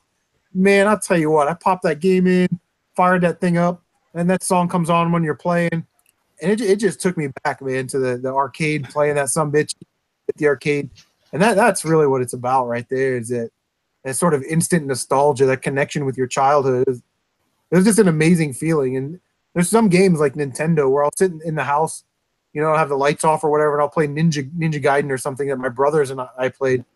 And I can visualize and like my brain almost inserts the smell of the basement. You know, my parents used to smoke that, you know what I mean? So it's amazing what some of that stuff does to your brain. Mm-hmm.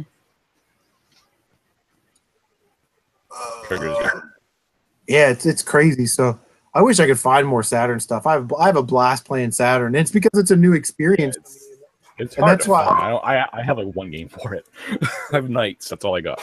Like you know, the PlayStation 4, sort of an era of new discovery for me, for my love of gaming, because it's such an awesome system and you can do so much. Mm-hmm. The games that I've played on it are awesome. And it just sort of takes me back to when we first got these games. So it's awesome.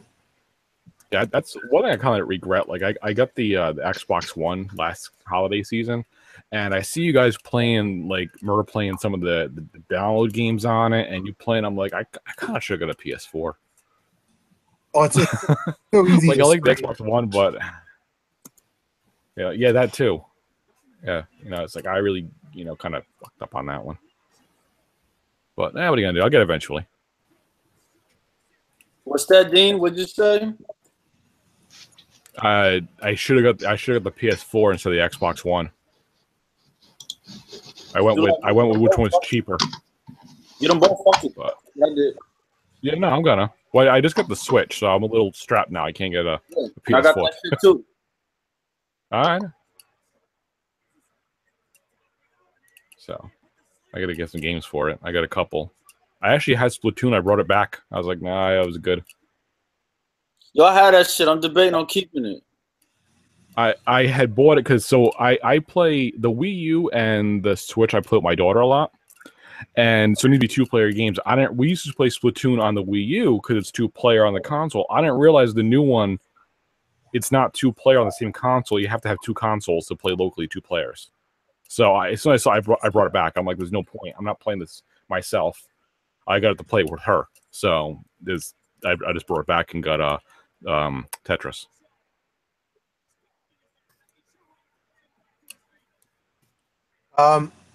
Roaming Dan said, if you had the opportunity to sell an NES Classic right now at the inflated price, would you do it? Yes. Probably just to have some money, yeah. Because I just got mine. I have most of the games on the NES Classic, and the games that I don't have that are on there are games that I never played and could care less about, like Kid Icarus or whatever. Like, you know what I mean? Final Fantasies. I don't really care about having those games.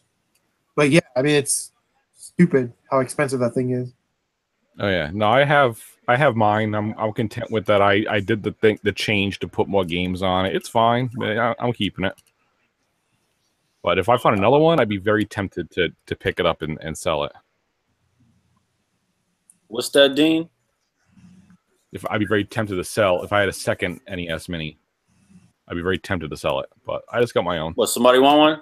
I'm looking for one. I'll get rid of my shit. It's my second one. I had to get rid of the first one. Oh, Dino. Thought you was gonna tell me some good shit. All right, Don, you can keep that shit.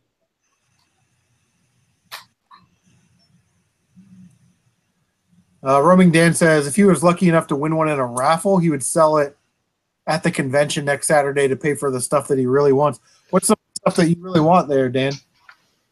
Yeah, I would too. I mean, it just doesn't mean that much to me to have an NES Classic. I mean, I have a Nintendo and a stack of classic games, so you know, like, and I have, like I said, most of the games that are on there anyway. Yeah, I never really jumped on it when it showed. I'm like, if I see one at whatever store, I'll get one. But if I don't, yeah, that's how I got mine too. Like I randomly call, like I didn't do lineups, I didn't do nothing like that. And I was looking at people online saying, like, you know, months later that they will find them at Walmart. So I called the Walmart near my house and said, hey, do you have any? Just wondering. And she goes, yeah, I got one. You want it? And I said, yeah, I'll come get it right now. And that's how I got it. Like, I didn't go nuts, just happened to see if they had it. That's pretty much where I'm at on it. CaptNRetro asked, did Murr stop by? Yes, Murr stopped by, and he was triumphant as usual. I could listen to Murr talk for like hours. I love it. Yeah, I love it when he snaps out.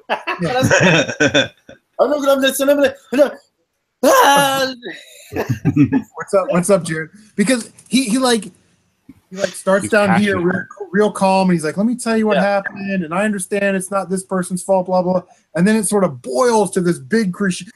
I know, but then his moral of the story was don't cockamamie nonsense diarrhea. Diarrhea cat turd. Yeah. The moral of his story is like stay calm and treat them with respect when you're dealing with them, and then the way he's describing it is like completely different. Yeah, that shit is crazy. CaptNRetro says the day that shit went down was intense. I know Andy texted me, and I woke up and I'm like, because, you know, I probably had a few too many than I should have. And he's like, I got a copyright strike on my account for playing Rambo. And I'm thinking, oh, he got a copyright claim of the music. You know, we're just not going to let you. It's okay. Don't worry about it, but you can't monetize it. I'm like, then he sent me a picture. It's like, this is an actual copyright strike. We have taken down your video and you are not allowed to live stream for 3 months. And now you need to go to copyright school. Click the link here to go to copyright school, so-and-so. And if you decide to file a dispute against the claim, we're not responsible, and you may be held for legal action. We advise that you get an attorney. And I'm like, what the shit is this? Like, yeah, that was out of this just sounds deep. Yeah, that's serious. That's some bullshit. I mean, fuck you too. Yeah, it was crazy, man. We had a good little back and forth. I'm like, you know, and it's really, for me, listen, I understand people need to protect their copyrights and things like that. Totally get it. Don't have a problem with that. But like he was saying, like this first offender, like punishment sort of needs to fit the crime. You have a YouTuber that's doing nothing but the right thing, never been in trouble before, doesn't have any community strikes or community complaints, anything like that. And something like this happens and YouTube isn't going to mediate it, then you know what? Don't send me a notice, YouTube. Have that company send me a notice. Have them man up and send me a notice. And if you're going to make me take it up with them, then I'm more than happy to take it up. And then they'll come to the realization that it's a total mistake and a miss. Yeah. YouTube, if you're not going to help me, stay out of it. Because I bet if it was PewDiePie or James Rolfe with millions and millions of subscribers and YouTube was making hundreds of thousands of dollars off of them, YouTube would be right there for them. Oh, yeah, they probably got people for them to talk to. But, you know, guys like us that make 28 cents a month, you know what I mean? They don't care about us. And that's before YouTube takes their 50%. You mean nothing to me. Get out. Yeah. Let's see what's going on in the chat. All right, I want to step off for a bit, guys, so I get some stuff done around here. All right, man. Thanks for stopping by, bro. No problem. Always a good time, guys. Check out the Retro Nobody on the YouTubes for free. He has no copyright strikes. And no, we're good so far. All kinds of content, so definitely check him out. Yep. You guys, and he has the proto for PSP. Show him your proto. All that fun stuff, guys. All right. Good night, guys. All right, man. All right, thanks, God. He's gone now. We can talk some serious shit about him.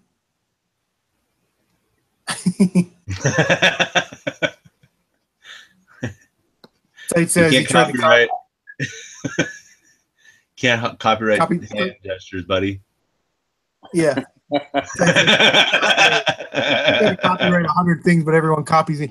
You know, that's a problem. Like when people take your catchphrase, turning cake, and they make their own video on their channel, you know, basically a remix version of turning cake, and I don't see any profits from that. I have to file a claim, Tight. Hey, mimicry is like the biggest form of flattery there, you know? Yeah, imitation, yeah. Yeah, so Tight White's just got to stop copying my move and we'll be good to go. Yo, he was like this. He was like, he's like, what the fuck? Doing my move. He didn't even really smash the laptop into a million pieces. Yeah, that shit is hilarious. Yeah, that shit was lovely though. That shit was dope. I love that. I don't know, but he used my opening in his video. I think I should have content strike him for that. Yeah. You should have hit him up. Did him on some Suge Knight shit. All right, we're gonna pause. Hey, yo, Chris, Dino's asking me. I was asking him how many Saturn games he has, so he's asking me how many I have. And these are the few that I have. Just right here. Sega Rally. Boom, boom, boom, ATF.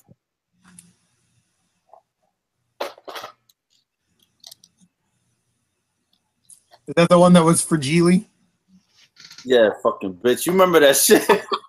I got a memory like an elephant, man. I remember everything. You remember all this shit. What's that one? Last Bronx. I got this from the Palooza. This one, they wanted $35 for it, but they was closed. It was Sunday, and I just picked up a whole bunch of shit. And I was like, how much? And had shit out the bin, and then he's like 40 for all that. And I'm like, he want 30. I say shit. All right, here you go. I'm out. There you go, bro. And with Panzer Dragoon, all right, that's the few that I have. The one on my list is that Dragoon Saga. Saga. That's the one on my list. I'll get that bitch. I want that shit. That's a system. Honestly, I've never really played or know a thing about. Yeah, see, like, I've seen videos on it, and I have one, but I have like a game for it, and it's not worth hooking up a system to play one game. It's tons of fun to play, man. I'll give it to the Saturn. It had some really nice stuff going on. I even have a Japanese Saturn. Nice. I'd say my most expensive Saturn game is I have Clockwork Knight 2, but I have an Atlas title that nobody really talks about or knows about. Some nice undies you got there, man. Thanks, buddy. Like that? Hey, the Atlas title is high velocity. Looks like all belts are off for this stream. Damn. Yeah, I never heard of that though. No, I never heard of that either. But it was like again, like I said, I don't know anything about Saturn. Last year, now it's like 20-something bucks, $30. It's got that name on it, man. The ATLUS. Yeah, you played it? Yeah, it's actually pretty good. It's like Sega Rally. It's one of those type of racing games, and it's an Atlas title, so it's like graphically better, sounds better, but it's like Sega Rally. No shit. All right, Dino, peace.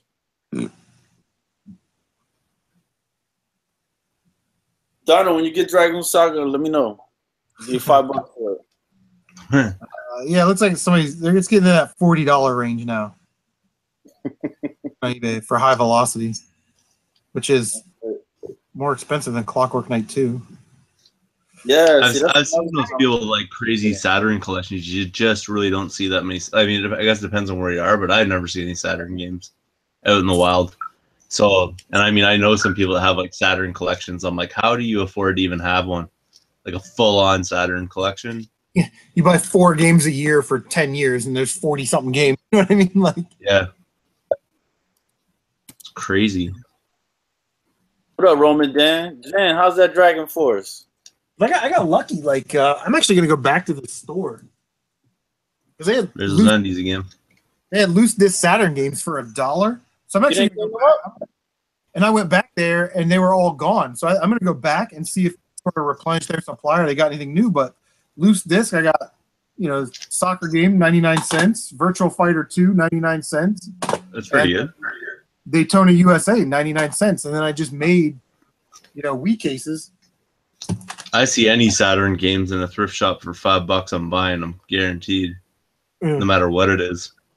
Well, this is a game store that like loose discs that are uncommon or not. They don't care. Common shit like Virtual Fighter, that kind of stuff. They just throw it in there. 99 cents. We're not even gonna fuck with it. It's not worth It's not worth their time to print off a label and a price tag and then stick it on the shelf with all the other stuff, and it takes up space. Loose disc, boom, throw it in the thing. I don't care. What's the I'm thinking about going back, and even if they're like sports games, I'm gonna buy them. See, that's like Tight saying, be on the lookout, but it's like the average game is basically like $20 to $25, and that's just like common fodder type of game, nothing special, right? Yeah. Amassing a collection of that would be literally you have to be an eBay or deal with like really scumbag resellers that are selling at super high prices. Is my thoughts on it. Oh shit! My favorite angry gamer is out of here. Mark the Shark. Mark Yo, the you Shark. please. Fucking I run. One of these days, you fucking. Oh shit! You fall the fuck out. DD Games, what's going on, man? Thanks for stopping by, bro, Migo. Yeah, so I might head up to that store tomorrow. I don't have anything going on tomorrow. I'm going to Canada's Wonderland. Yo, Chris, I want to do an unboxing. Live unboxing from the mighty Jav Geez. What do I owe the pleasure? Just because you're my man. All right, well, I'll give you the big screen, baby. It's all you. All right, let me do this shit. Forgot I had this shit. Don't fuck it up. No, I'm not gonna fuck it up. Yeah, I swear to God, if I get a chance to come down there for Palooza, we're playing college football. I'm gonna show you how we do it in Buckeye Nation. Nitty Lions? You want to see Nitty Lions? Oh, you want to see the legacy of Joe Pa? You might want to carry 4 quarterbacks. That's how often I have a quarterback. Yo, wasn't one of them Dana Stubblefield a Buckeye? I don't know. I'm thinking of somebody that was like the 90s and shit. I don't like Ohio State. I'm a Purdue fan. Oh, Purdue? No, fuck okay. Purdue. Stop it. The Boilermakers. That's Drew Brees. West Lafayette. Man, fuck Drew Brees. Is that some fan mail you got there? Or? Yeah, fan mail from eBay. Is it an eBay slay, which is a term that you invented that Ty White stole? Yeah, dirty bastard. Oh, this shit is beautiful. Talk about copywriting. Can't see it because you got to full screen him. Yeah, he's full screen on mine. He's not on mine, but I can click him. I'll just do it myself, but I don't think the rest of the people see him. Last Blade 2 on Dreamcast. It's pretty sexy. I never even heard of that. That must be some rare, obscure thing or something. Oh, look. Damn. Good reseller. Oh, yeah. You know who would like that? Tight White. He likes that. That's his thing. You just show it off with. This bitch is minty mac and Z. There. I don't even know if this has been played. Is that your sick pick of the week? Yeah, better be. That's pretty sweet. Fluffy Gamer, man, what's going on? Okay, so I didn't want to say this in the thing because we only knew about it in the text group. But he said, head to your local book off. They've got Blood Will Tell for PlayStation 2 for $50. That's like one of my most wanted PlayStation 2 games. I didn't know you wanted that, Chris. I'm pretty jealous right now, Fluff. You jealous of me too? Damn, this shit is mint. I don't think this has been played. Yeah, I'm jealous of you two. It's a SNK and H-Tech game. Woo.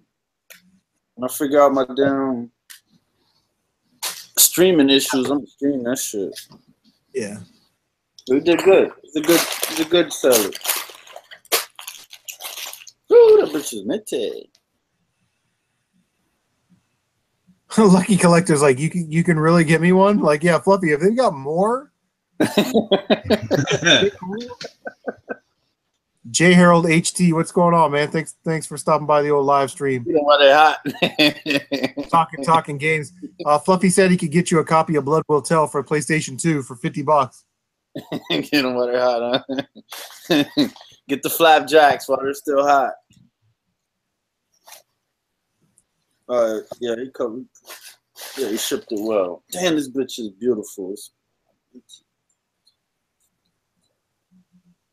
You got that off of eBay? Yeah. Yeah, man. I didn't know shit about it. I was just scrolling down the Dreamcast games and I saw it. You trying to do like a full set or something? Hell no. Fuck no. Maybe. Nah, there's no maybe. Nah, I'm just the one. I don't know, man. Shit, there's a bunch of them I see on there. I'm like, damn. And then locally, a store had Illbleed, and I was like, kept looking at it. They wanted like 80 something. I was like, fuck, man, I want to get rid of some shit to get. And I was in there yesterday, and they fucking. I said, "What's up with Illbleed?" Still, he's like, "It's gone." I don't even go in. I don't even go to my retro stores around here. It's just disappointing. I'll go in there sometimes. Like beyond eBay, like just catch them slipping. Yeah, they are. But yeah, I don't catch these dudes slipping. But you know, if I see some shit, I'll tell them hold it for me and work some shit out to get it. No, you don't catch them slipping at these places, man, because they put like Tetris for like $20. Oh. You know, like stuff like that. Like, and that's the starting. That's where you start, kind of thing. There's no catching them slipping, man. They're just thieves. Jay Harold is asking, what's your favorite video game store in Columbus? Not that I care, but do you also live in Columbus? Do you follow my channel? Is that how you know I live in Columbus? But I would say like Warp Zone Games in Hilliard, because they do domestic and import. Aaron's like a super cool dude. Like if you buy a bunch of stuff there, like, okay, so like it's the small things with me when it comes to video game stores. So like they had Zoids Complete for the GameCube. You guys saw this in the pickup video. It was $29.99, but he sold it to me for $27.80, whatever. So it would be under $30. And then I bought a copy of Secret of Mana, and I sent it to Savage. And I was like, "What do you got on this?" He's like, $50. I'm like, okay. So I was gonna pay for it. He's like, no, just give me $50. That's what we got on Secret of Mana. I'll float you the tax. I'll make it so it comes out to be $50 even for me. No bubbles, no troubles. So out the door, 2 games, Secret of Mana and Zoids for GameCube Complete, under $80. Okay, it's not a bad deal. But yeah, Warp Zone is awesome. Game On South High Street, that's an awesome game store. And if you get in with the dude at Buybacks at 161 in Cleveland, if you're really nice to that dude and you get in, you spend a lot of time in there, talk games, like he'll float you 50% off or something like that. They said they just bought a collection from this dude and they paid $5,000 cash. So he was like, "Do you want to see it?" And I was like, "Hell yeah, I want to see it." So I go back there and he's like, stacks of games. He's like, basically the employees picked through and bought at cost almost what all the good stuff was, like all the N64 games in the box, Mario, Smash Bros, stuff like that. But yeah, he's like, one thing I didn't realize about Buybacks is he said we never pay more than $10 or $15 for a retro game. And I'm like, even if that game's worth like $100, and he's like, yeah, it's our store policy. We don't pay more than $10 or $15 for a retro game. He said, but if I'm here and I see the game and I can sort of verify it and make sure it's conditioned, we would give somebody more. But he didn't really specify, but I'm like, so if somebody brought in Earthbound or something that was like $250, you're going to give them But that's what I love, like Maxine's Bargain Box in Newark. I've worked with Craig for 3 or 4 years, and common stuff I get about 40-50%. Good stuff that he can sell real quick, like Mario, Zelda, stuff like that, I'm getting 60-65% trade value. So if you know that, right, if you find a Mario game or a Zelda game it's a $20 game for $5, you know that if it doesn't sell or it takes too long to sell, you can always take it out to Maxine's and get, $12 to $15 trade, because he's going to put it up for $20, $25 and sell it quickly. So there's some good stores out there, but there are some shit stores. Yeah, it's just when I look at it, it's like, I got the game for $5 or whatever, and you want to give me 20 for it, but then something like, and then I look at something in your store and it's like 2 times eBay like price. Well, then there's no incentive for me to do that, because I'm not gaining by doing that. For sure, yeah. Yeah, so there's no point in me doing that. Like, I'd rather wait it out and find it at a thrift shop at some point. Yeah, but see, even like Maxine's, right? Like, if I went in there and traded $50 in stuff, and I got $50 trade, and I was like, "Hey, dude, this totals out to be $54," he'd be like, "Sounds good." Yeah, and that I guess at the same time, I haven't built a rapport with my game shops that much. I mean, I've built rapport with game shops I've seen at the conventions, but at the same time, they're not really in my immediate area. Yeah. So when I see them at conventions, we can work something out. But it's like my local ones, forget it. There's no point. Like, I went in with a box of 100 games, and there was some like $20, $15, like nothing crazy. But at the same time, don't offer me $60 for 100 games. And that's what they offered me. Yeah. I was like, are you kidding? Like, one of the games I had in there, they had for like $40 on their shelf. Well, I don't expect $40 for it. That's ridiculous. Obviously, they got a brick and mortar. They got to deal with employee, blah, blah, blah. Like, I get that. I understand that completely. But don't tell me that for 100 games, you're going to offer me $60. Yeah. And I don't understand why people that have brick and mortar stores want to price at or above eBay, because they have to know that people are going to go, well, I can buy it on eBay, have it delivered to my door for cheaper. When people that own brick and mortar, they have all that overhead. You would think that they would want to turn that game as quick as possible to make the cash on it. Harold says he saw me at Torque. Cool, man. And then he says he hates Capital Games in Gahanna. Okay, so let me tell you about this game store. Capital Games in Gahanna. You want DuckTales 2, Sculptor's Cut, go to Capital Games. They have it. They've got everything you could ever want. And if they don't have it, they've got another location that probably has it. The problem is they don't put prices on anything, so you have to like take it up to the counter and have them price it for you. First of all, I don't understand how this is a viable business model, because So they look it up on eBay? Yeah, so what I would do is they would go, "Hey, do you need help with anything?" And I'd be like, "No, I'm okay." And I'd walk over to the Nintendo 64 section, and I would literally grab a stack A through C of Nintendo 64 games. Grab them. Yeah, can you price these out for me? And then I'd walk around the store, and I would make them write down, because they write it down on a scratch pad. Going Quackers, that's $8.37, and all that stuff. And they'd be like, oh, okay, well, thanks. I'll pass on them. So I make them do 45 minutes worth of work. Put it back on the shelf. Now, they've gotten a little better with that, Harold. I don't know how long it's been since you've been there, but most of the PlayStation 2 stuff, the Saturn stuff like that, they've got prices on it now. I absolutely hated that. And I told Dan that. Dan's the owner. And I told him, I said, dude, you don't have prices on anything. I got to walk up to the counter. Then the kid behind the counter is going to tell me, oh, yeah, that's a $35 game. And I'm looking on eBay and I'm going, I can have it delivered to my house for $30, but they probably work off commission. So they need to sell it for the highest price that they can, so they can make a extra 10 cents on it. And I said, here's the shitty screen, the thing.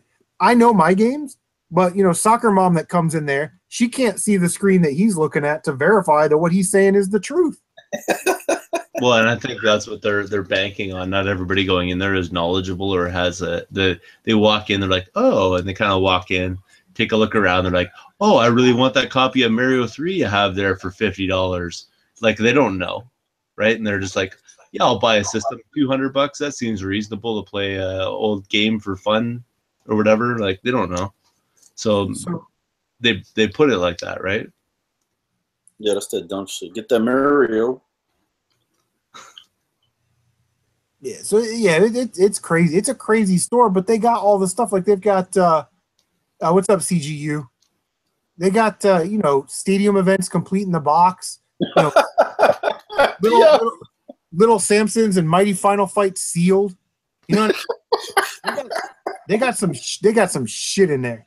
Yo, that's crazy. And what's ridiculous is they bring it out to the conventions, knowing goddamn well that nobody's gonna buy it, and people are gonna finger fuck it all day.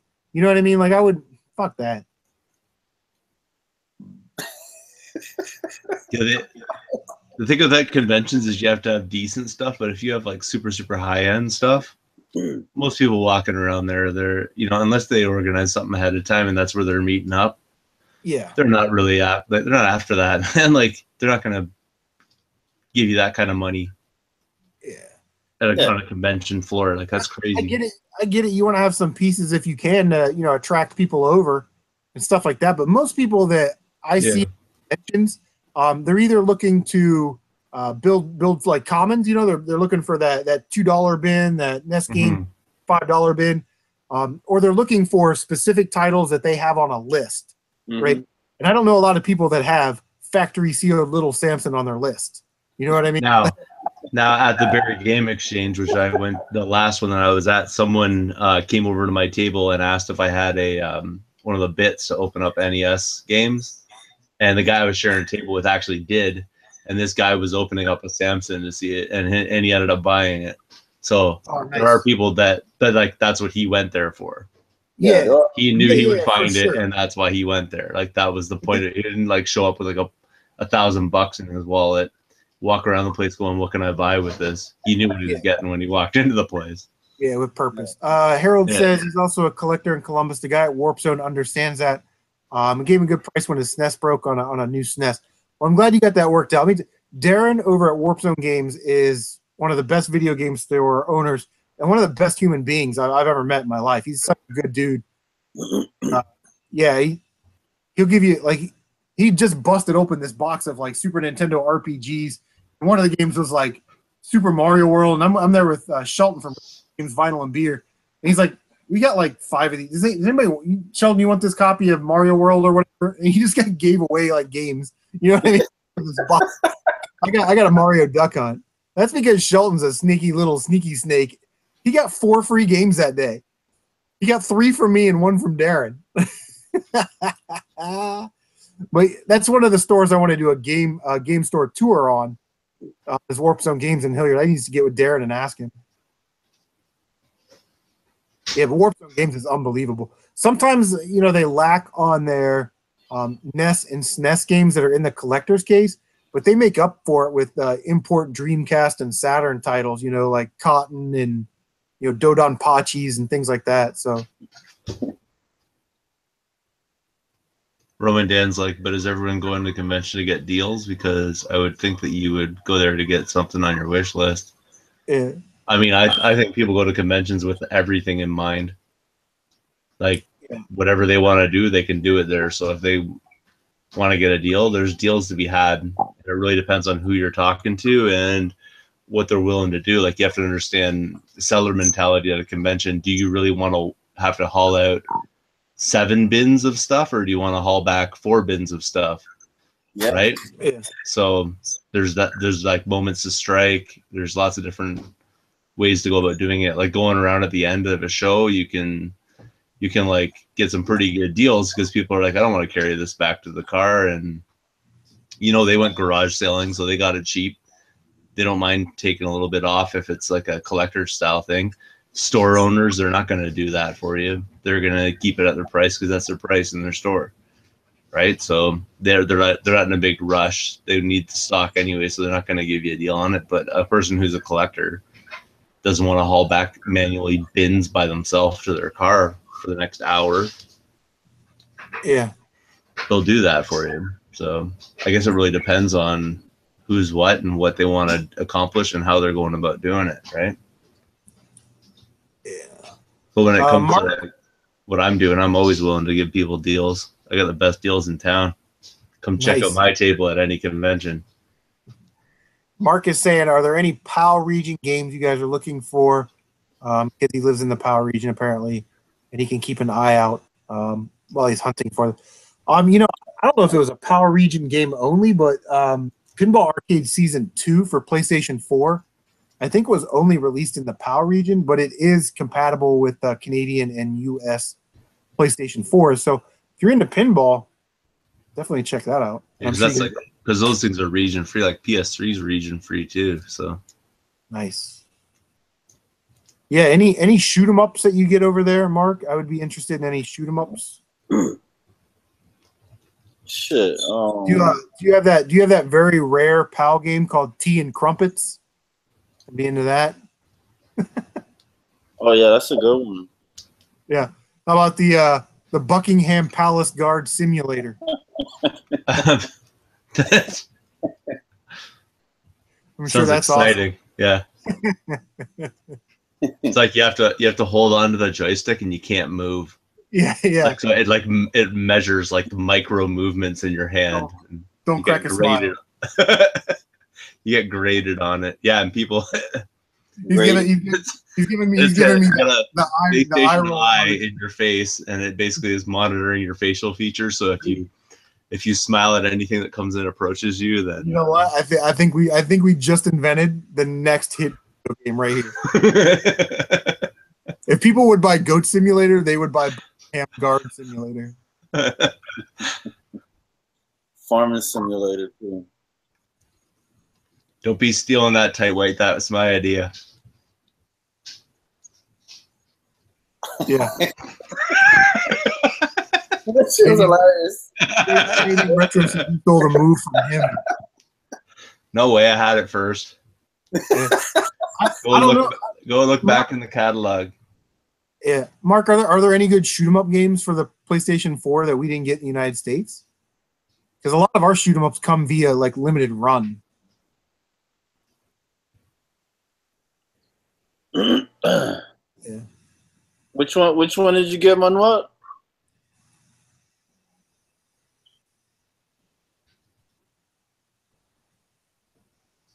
Blaze says he likes the anime-ish 2D fighter for PlayStation 2, like Guilty Gear.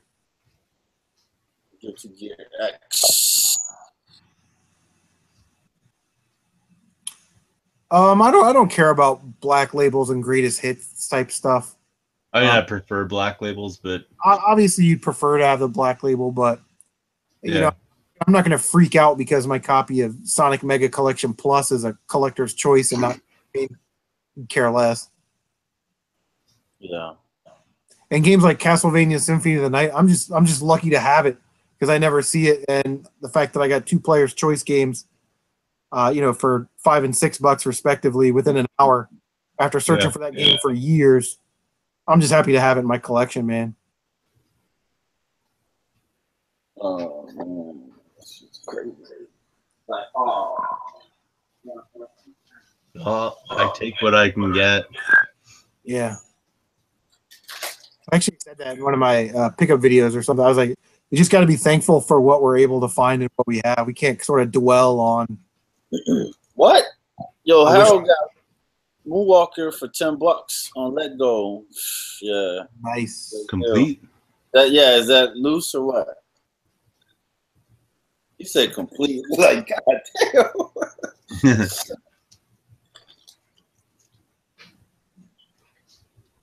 That game spiked in value. Did it come down a bit though?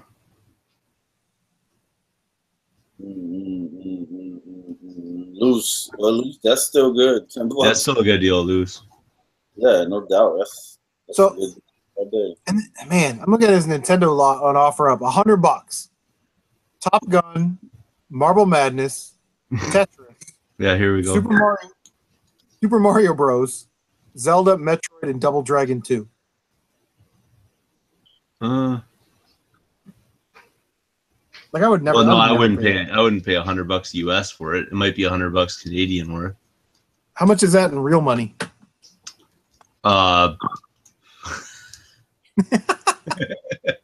It's hard to convert. They don't really have enough zeros for that.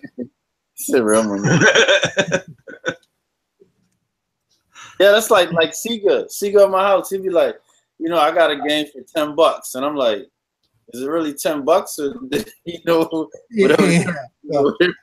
What is that? What's Aussie dollars converted into real money? You know what I mean? Like, Yeah, I'm gonna start doing my videos because I always put up price charting amounts, but that's in US and I'm paying Canadian dollars, so yeah.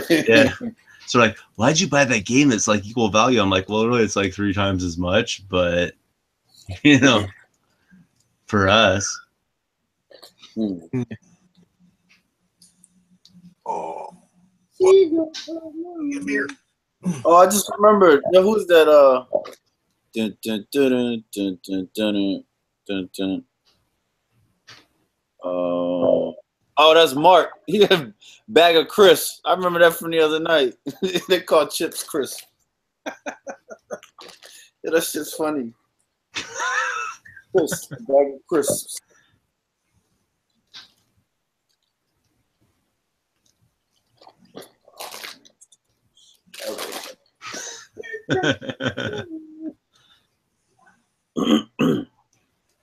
Just read the comments, getting a kick out of it.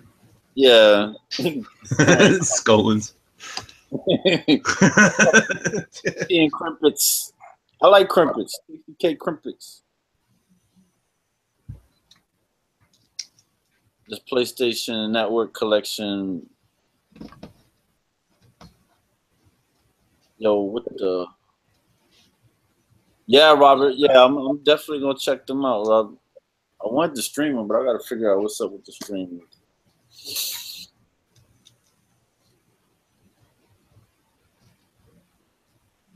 Yeah, and then in England they have their chips and their curry. Chips in English is fries. Yeah, that is funny. Oh shit, yeah, I got thoughts.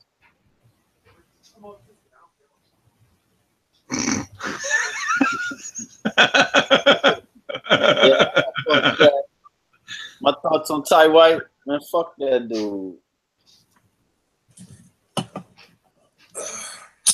Does that mean your favorite puzzler is Dictress?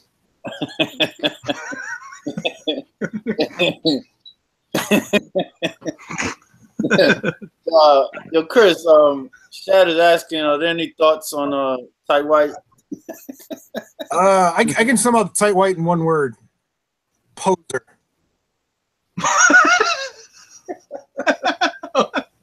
Yeah, Tight White doesn't play games. No, he doesn't play shit. He's not a gamer. He's a game collector. It's fine, whatever. But no, he's not. Don't say collector. That's very disrespectful. That's what he does. He collects. He's a game accumulator. That's what we gonna call that shit. No, it's a curator of a museum. Yeah. Yeah, he sits there like, okay, that's right there. Sick pick of the week. That's my thoughts. Chris, I finally got something I've been wanting for a long time. Got my motherfucking 32X, baby. Oh, nice. So got all the accoutrement that goes with it, or what? Yeah. All 36 wires and a power adapter. Yeah. Got the adapter. Did you get the official Sega power supply? Have you seen that thing? Yes. Or not power supply, the what do you call it? The okay, now it's getting late. You blinking uncontrollably. You sleepy? Maybe. What was that? What's that? You lost your thought. What was it? It's not an extension cord. What am I thinking about? Power brick. Power. You plug all your. Never mind. Forget about it. Yeah, that's the funny thing about it, because the 32X has this adapter. Yeah. CD has an adapter, and then you got the damn adapter for the Genesis. Fuck, man. You gotta plug them all in. Yeah. Yeah. I was like, damn, they couldn't streamline this. Oh, and then you got cord. You need a special cord like to attach to it. Like it's not that easy. Yeah, it's not the pop in that I thought it was. You just and then you go. Yeah. But you got the cord that goes from the 32X into it, and then the power supply for it. All right. Yeah, I had the cable. 2 cables. Yeah, I got the adapter. Yeah, I'm pretty sure like the space shuttle is less complicated than hooking all that up. Yeah, it's crazy because it's a big bulky mess that you have. You sit there, you got the CD, the Genesis, and then you sit there. This shit's heavy too. You sitting this on top of the Genesis? Yeah, this is wild. Well, that's because they used to make things with quality metal components back in the day. Yeah. You guys ever played this game? X-Files on the PlayStation 2? Trying to remember. I don't think it was on PS2, but I didn't play that one. One version. It plays like a Resident Evil game, but it also plays like an actual episode of the X-Files. Like, it's insane. Like survival horror-ish. Was that you recently that did it? You were showing footage on it? No, somebody was talking about it, and I was like, picked it up. CGU was saying last time that his wife was playing it, but yeah, it's pretty awesome. You need a small generator to play a 32X game. Oh, fuck, what did I get in? I think you need your own like electrical grid to play a 32X game. Shit's hilarious. Yo, Woodbarion just dropped a new video. Go check that out. It just dropped. I love WB. Oh, is that why he split? He was watching the processing bar go across instead of this because he found that more interesting. Yeah, that's what I'm finding out about these the 32X games. A lot of them are bullshit. Yeah, well, a lot of them are like pricey. A couple of them are pricey. Spider-Man and that freaking bird one or whatever it is. Bird? What are you talking about? Bird one? I don't know. It's like some bird flying buzzard. I don't know what the heck it is. I don't know anything about 32X.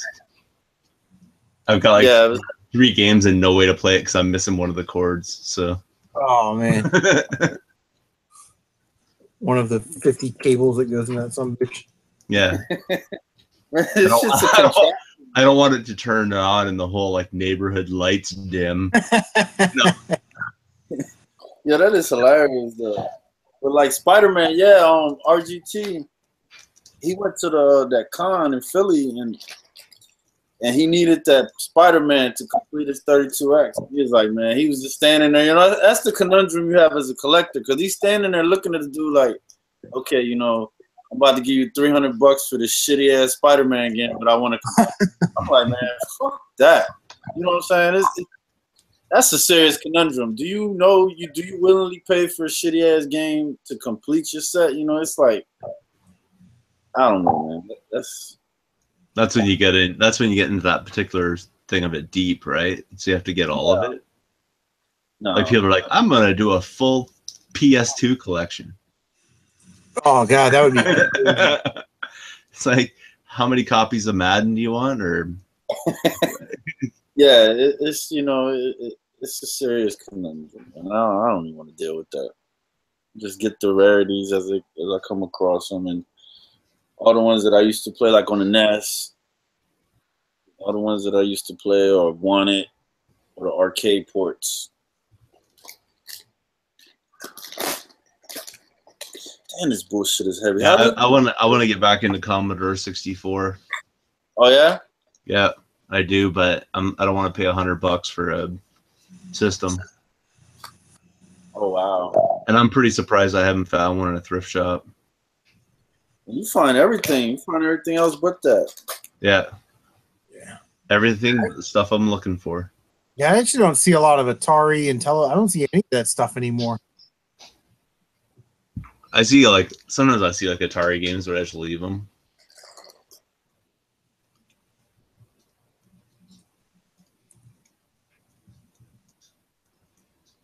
The Commodore 64, I could totally do that. What about the isn't it the Atari? What is it? 400, 800, whatever that tape system. Mm. Well, the I don't know. I know the Commodore had like the tape deck kind of thing. If that's where you're. Isn't Atari had one too? It's like 400. Is it Atari? Pretty sure it was Atari. It's like 400, 800T. There was like two models of the shit. Well, I don't know. Man, I had a Commodore 64 as a kid. I didn't have all of them. So I'm just looking for that one. I don't know about the rest of them.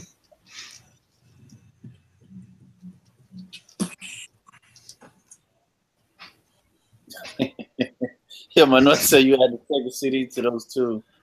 And your house could explode. See, that's the crazy thing.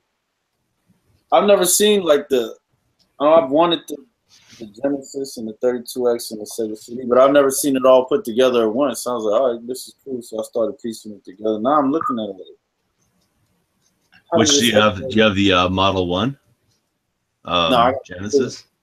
Yeah, I got a 2. I got a 2 with the CD attachment and the 32X, but I have no way to something or other. I got all the power supplies for it. I'm missing like a cord, I think. I can't remember now because I like cartridges anyways. Like the old cartridges, so.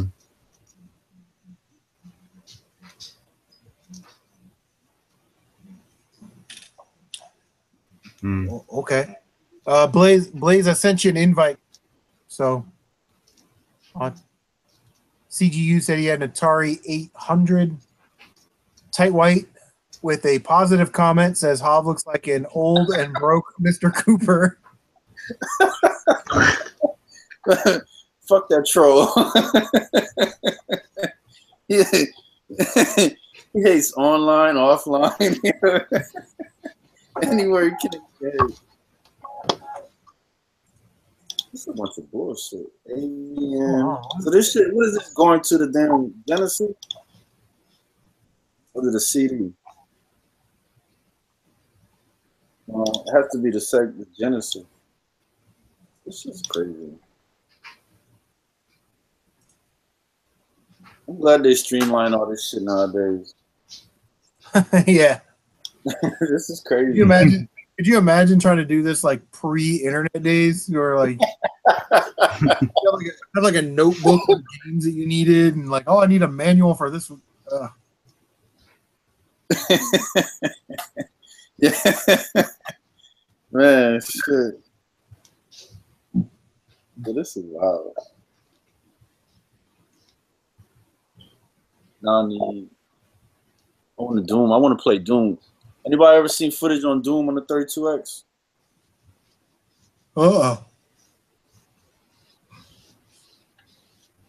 Half Price Books isn't underrated. Go talk to Tight White. He lives there. Yeah. I destroyed Half Price Books this week or this past weekend or whatever. He like photocopies discount tickets and tries to take them in there. Well, the problem is you got scumbag resellers like Tight White that hide all the games behind other games. Yeah, I've seen him do that slime bag move before. So the rest of us, real collectors and game players, can't find them. But you know what? He somehow figures out how to hide like copies of Guitar Hero 3 complete in box behind a bunch of DVDs. I don't even know how he does it, man. He's so slimy. Like, how the fuck is, what's the name of that shit? How the fuck is Kuan loose in the store where he's able to hide it? That shit's crazy to me. I'm like, who did that dumbass shit? Why is that shit not in the glass case? Who did he blow? It was probably in the case. Who did he blow to get out of the case and put it in? Like, let me hide it for you. That's what I want to know. Shad still out there? Yeah, Shad. Yo, Shad. Let me see. What are your thoughts on Tight Jizef?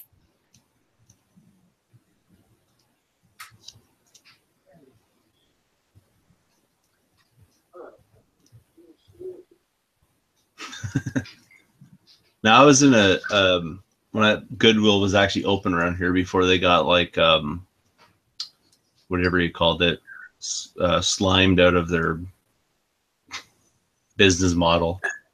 They basically, their management, like local management, not the store management, but like local management, basically put them out of business because they just had like horrible business practices. And so Goodwills went bankrupt, like in the greater Toronto area. But before that, walked into a store, and for like an entire week, I kept going up to this same like DVD section, and somebody was hiding games in behind. So it was like Pokemon XD, a copy of Smash Bros, Melee, and they put it in the same spot. And every day I just go and like get the good game out of there, whatever they hit. And this went on for like a week. Like, did you not notice it went missing the first time you did that? And I was like 5 or 6, like pretty, like GameCube games. Yeah, it was funny. And I kept going, and I was just like, I'm gonna check that spot again. It was like behind a couple of DVDs. They hit it. So must have been an employee or something. But I mean, obviously, I'm not knocking anybody that works at Goodwill, but you know, you get what you pay for, I guess, because the person couldn't figure it the first time I took the good game that I wouldn't come back and get the next one and the next one and the next one. Harold said he picked up a keyboard for the GameCube at Half Price Books, complete in box for $40. You know, I always hoped that I would go in and find one of those, or like one for the Dreamcast. But then it's like, what the fuck am I going to use it for? You know what I mean? Like, I'd probably end up selling it. You know what I mean? Like, yeah. Now hold on. Harold's saying a GameCube at Goodwill with 4 Zelda games and 2 controllers, one for $215. What? Oh, because they do the auction here. It's weird. Oh, okay, that's where he's at. Okay, I got you. Yeah, so some of the Goodwills do the auction. Some of them don't do the auction. Okay, so you'll see this in an upcoming video. I went to Goodwill, and instead of putting the games out on the shelf, what they used to do was they would stack all the PlayStation 2 games with the console, put it in the auction, the Nintendo games, all the DS games, you know, and you'd buy it as a lot. Whatever. I don't have the time to go. Like, I get off Saturday at 7 a.m. This shit starts at noon or 1 o'clock. I got to be back to work Saturday night, so I never go. But you want to talk about hitting my bitch switch? I've never complained at a Goodwill before, but this did it. This put it over the top. They got plastic totes. They put all the games. This is just general fucking laziness, and it's crazy. They put all the games into the plastic tote. Okay, so then they take the tote and they wrap it with shrink wrap, with plastic shrink wrap, all the way around. And then they seal it and they give it an auction number 10. You can't even see what you're getting. So you go to the book and you see that Steve bet $20 already on this thing of games. So I grab the tub off this glass case and I take it over to where the registers are, and they're not using a register. So I set it down. And the manager lady, I could see she was kind of walking up to me. And I said, hey, I was interested in bidding on these games. Can I take a look at it? And she's like, oh, yeah, you can look at it all you want, but you can't open it. I said, lady, listen to what I'm fucking... I got sort of serious because I'm kind of getting tired of their shit. I said, lady, listen to what I'm fucking saying. Like, if I'm going to bid on this, I should be able to look in here and see what I'm bidding on. You just can't open it. It's fine. You're not listening to me. Nobody wants to buy your shitty Xbox 360 sports games. I want to dig in here because I can see a Nintendo 64 console down there, and I can see some N64 games. If those are Smash Bros, StarCraft, Sculptor's Cut, I'm going to bid a lot more than if it's, All-Star Baseball 93 and fucking, Madden. I don't know. She thinks the Price is Right or something. But this goes back to what we were talking about. They don't know jack shit about video games, and they're trying to be a video game store. Yeah. So they had like 4 or 5 of these, and I'm going, this is stupid. This is dumb. Like, if I could open it up and see what's in there, then maybe. But Jesus. So I'm sure somebody got a hell of a deal because they had like a PlayStation one with a Nintendo 64 in there. They had a GameCube one that didn't have any GameCube games in it, but had 360 games and original Xbox games and a couple PS2 games, a couple PS1 games. But then the next box over had a Wii with like 4 GameCube games and like, you know, a Genesis game. I'm like, you're not even packaging them correctly. Like you've completely lost your shit.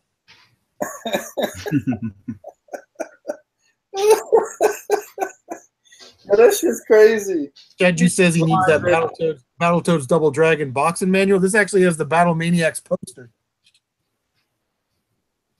That's why don't you text me some artistic nudes and we can work something out, Shad?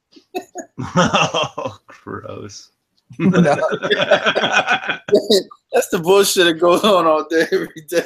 Yeah. It's a complete game cartridge manual, styrofoam, and the Battletoads and Battle Maniacs poster. Is that original styrofoam, or did you cut that out by yourself? It's OG. Smells like 1991, bro. Cut it out. I think I took it from actually, you know, I got that at a garage sale a couple of years ago in a Reebok right here shoebox full of just, they didn't have the games, they just had boxes and manuals for Nintendo games. That's how I got Darkwing Duck and Turtles 3. They just had boxes. And I was like, and then the lady was like, because it came with a Nintendo and Contra, the game Contra. And I said, well, what do you want for it? And she said, well, make me an offer. And I said, how about $40 for everything? And she was like, yeah, that's great, $40. So I gave her the $40. I'm like, hey, let me check to make sure these games are in there. None of the games were in there. And she's like, oh my God, I'm so embarrassed. Let me go downstairs and try and find them. Yeah. So she comes back and goes, I'm sorry, the kids must have taken the games. I don't know where they're at. Here, just take 20 back. I'll do 20 for everything. Okay. So, you know, I sold Contra for $35, so all the boxes and manuals that I got were free. It's crazy, man. That shit's still out there, but again, you have to ask for it. That person I had to ask. That was 2 years ago. Damn. It's wild. Yeah, but Goodwill, man, I flew off the fucking handle at these people. Because I was having a bad day at game hunting anyway. And that's usually my last stop. It's like, lady, you guys have no. So you unload your feelings at that Goodwill, eh? You have no fucking clue. And it's like some of these thrift stores. It's like, you know, these 4 games that I just bought off your rack of DVDs. These are like $30 games each. How much of junk jewelry and costume jewelry in your collector's counter is worth absolutely nothing? But for some reason, you covet that.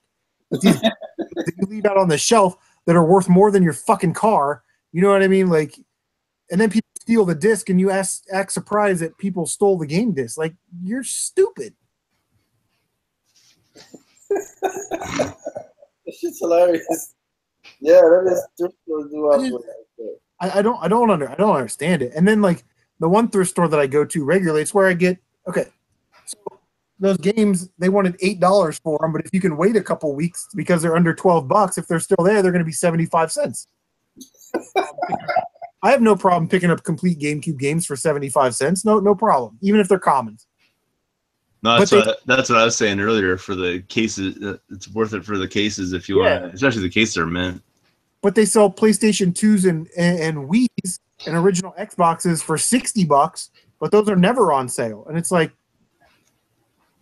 you don't even know if it works. That's the other thing is, you know, the guy I went to a thrift store and the Genesis controller, 3-button Genesis controller, in with the cords and the cable. So I took it up and I said, how much is this?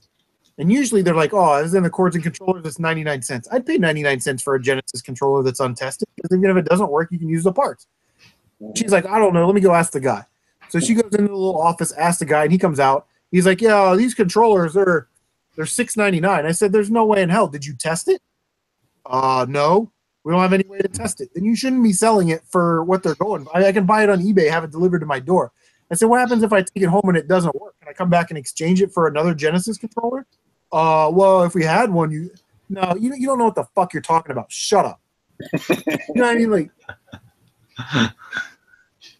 and now these thrift stores, you know, they're hiring younger and younger people that know about games and stuff. So they snake all the good stuff for themselves. That's the best deals I've found in the last couple days or a couple weeks. Is like half price books, pawn shops, video game stores where you catch them slipping a little bit and you can get a good price, or you can get like, you know, a $12 or $15 game for 40% off. That's where I'm finding the deals right now. Thrift stores, absolutely not. Yeah, they were. So I don't know if you guys are having the same experience. Well, I know at the one store I go to, the guy was like, "Yeah, they're stealing the DS game." So all the cases were empty. So the truck drivers were stealing the game. Oh. Yeah, that's the worst shit. Yeah. When you go So I'm like, "Well, sell the cases, man. Like put 10 in a bag." So he like throw a bunch of them together for like $2.99 and be like, you know, like Pokemon DS games, but just the case and the manual or whatever in there. I'm like, that's worth $2.99. I'll do that. Like bunch of different cases. Yeah, that's wild. Yeah, and there for a while I was getting that. Like I'd find a bunch of empty cases for PSP or PS2, and like, hey, somebody stole these games. You know, I'm in here every week. You know, I obviously am not going to steal your games. Do you mind if I buy all these cases for like $1? That, you know, and they're like, no, because if we find the games, we'll put it back in the case. Listen to me. Yeah, listen to me, shithead. You're not sending any of your employees over to the loose disc area to look for Driver 2 on PS2. You know what I mean? Like, you're not sending you're not trying to find that loose copy of Smuggler's Run so you can put it back in its case and sell it for $3.99, $4.99. You know what I mean? Like, you're just being a stubborn prick and don't want to sell it. But what you're gonna do is throw it away, and it's like that's. Well, they said when I this was like Goodwill, because I don't really see empty cases, because places I go now, they keep all their games in glass cases, so they don't go missing or whatever. But I walked in and there's a bunch of empty cases, and I just grabbed them, and I'm like, oh, there's some decent like empty cases here. Like I could probably case some stuff I have that's loose or whatever. So like I went to buy the cases. They're like, can I buy these? And they're like, nope. I'm like, why not? Because people steal the games and then come back for the cases. And I said, so I come in here like every day. Are you accusing me of stealing? Like, oh, so people steal the games, go out to their car, then come back in and ask for the. Yeah, I'll come back and ask for the cases and like get like a quarter or whatever for the case or whatever it is, the nickel or something like that, whatever it is. But in the grand scheme of things, if you would take your 38-cent Matchbox cars out of your collector's cabinet and put them in there and protect them, because you know your games are worth a shit ton more than your costume jewelry. You know, like Jesus. Well, it's all to do with management. So like I walked into the one thrift shop and I'm like, look, you guys got to take your games and you have to put them in the glass case, because you know what's happening? People are swiping them like crazy. And you're missing out on big bucks and you're chucking a bunch of empty cases. And I told the sorters that, and so they did that. And it was there for like the longest time. And then I go in there like a couple months ago or whatever, and I see games now back on the rack, and it's like, I'm like, dude, what's going on with this? Like the management, man, they told me to put them out here, so I gotta put them out here. I have a choice. It's like new management came through, or central management or whatever came through, and I'm like, all right, so all your DS games are gonna be gone. Like you'll never, they're gone, like guaranteed. Yeah. And I can tell you which guys are stealing them too, if you want to know, but they don't even care. So I've seen a few thieves in my days, like stealing games. Yeah. I'm like, go check those cameras at 12:04 or whatever. You'll see this dude like stealing these games. They don't even bother, so they don't care. Yeah. Not worth their time or something. I don't know. I don't know. And even like game stores, business models whack, but the thing is, their employees know it, right? Like it's weird.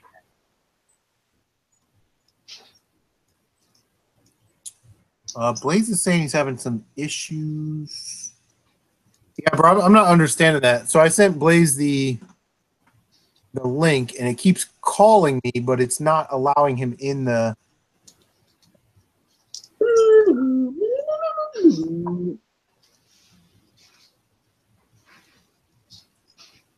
Yeah, I don't know what's going on either, Blaze, because that's the way we did it last time, right? I sent you a link through your email, and you popped right in here.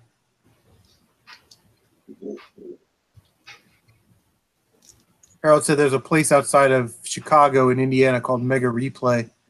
Yeah, I'm not traveling that far for games, here in east side of Columbus, but that's cool. I mean, there's some game stores, man. You got to watch that too because the employees get first dibs on everything,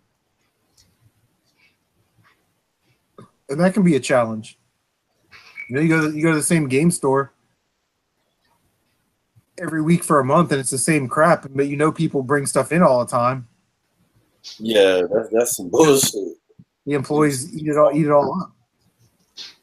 Only problem with that is how successful is that store going to be in the long run? It's going to be dead. Yeah, I don't know. I mean, I guess if the employees are buying it, even if it's cheaper than what they would sell it for, but more than what they paid for it, I don't know. That's like the guy. But even if they're doing that, they can't be making enough profit to keep the store and pay employees. And well, like the guy at Buybacks told me when I was looking at this collection, and I'm like, well, when is this all going out on the floor? And he's like, this isn't all this stuff. Most of this will not even make the floor because we have a guy that does Amazon, eBay, and he posts all the good stuff on Amazon and eBay and sells it and all that stuff. So basically, now you have to deal with employees stealing it, employees getting it for a discounted rate, and then selling it on eBay and Amazon. So basically, the store which you're going in to buy, stuff from, that's fourth on the list. If the games are left over after that. Yeah. Blaze, I don't know if you send me an invite. No, because that's an invite on your call. Yes, that doesn't work out. Are you trying to get on like Google Chrome, or are you on like Windows? Because you might need to get on Chrome. That's the only thing I can think of. You should just copy the link address at the top and just send it to him that way. That's what I did in the Hangout. I copied the link and sent it to his email. Last time he got the link, popped right in here, no problem. This time, for some reason, it keeps trying to call me. But yeah, again, just make sure you're in Google Chrome and try that link. Eric Rogers is back. What up, Eric? CGU says he checks out Game World in Bloomington, Indiana. Picked up Zen Intergalactic Ninja for $35 and Cryon Conquest for $25. Wow, he says that's a good deal for sure. They slip on prices all the time. No doubt. That's crazy. Cryon Conquest is like $100 game or something. Shad says check out Walmart in Cincinnati. Great deals on Super Nintendo games. I'm sure, bro. Check out the Kmart in Cincinnati. Apparently, that's the place to get your underwear, according to Rain Man. That's my man Eric right there. E-Rock. Two more marks with the Palooza.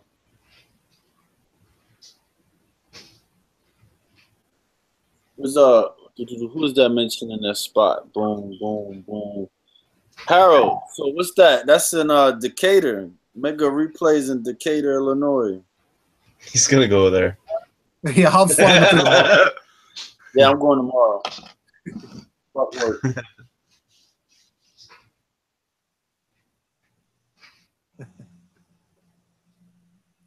Zach. Zach's the guy's name at Buybacks. Yeah, I gave him a bunch of broken and third-party systems and accessories for free. Most of the systems actually worked.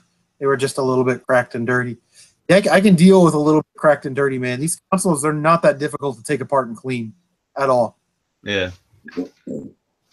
Or piece together. Yeah.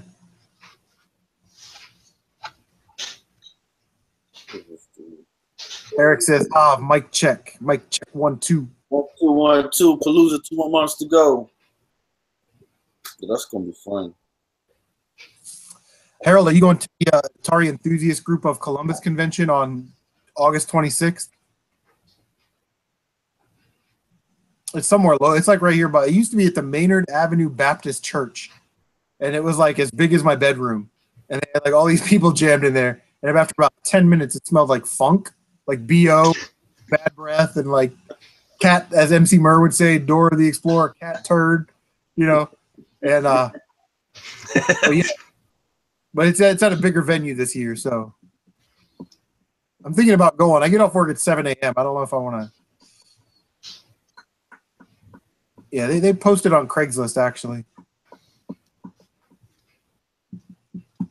But they set up the old Ataris and Commodores and Intellivisions and stuff, and that's what them guys are into. It's like a whole social club thing. Like they meet like every third Thursday at TJ's Country Place. Oh, they've probably been doing that since the 80s. That's when they used to go back and burn all the games or copy all the games, right? Yeah. They'd meet up together and like exchange software. Yeah, probably. Somebody was rich enough to have like 2 disk drives for a Commodore 64, and they're just like copying them back and forth. Manuel, Gamers Manuel is out. Go check him out. That dude has a nice channel. All right, Very Gamer, nice. take it easy, bro. Insane pickups for nothing. Next to nothing. Yeah, he does score some good shit. Incredible. I have to go there next year. All right, well, guys, that's unless anybody's got some comments, questions, concerns, bitches, gripes, complaints, any more topics of the day, anything like that, we'll go ahead and shut her down, man. It's midnight 30 here in Ohio, so I'm tired. got some stuff to do. Hav's been working all day, been running from them dogs. I heard them.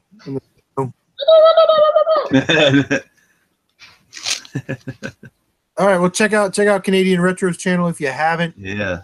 Going to move now, doing a lot of collection videos. Hav, the mighty Jav Geez, definitely check out his channel. And thanks everybody for participating. And we'll see you in a couple weeks. Peace out, which is a tight white. There's a little of that for you.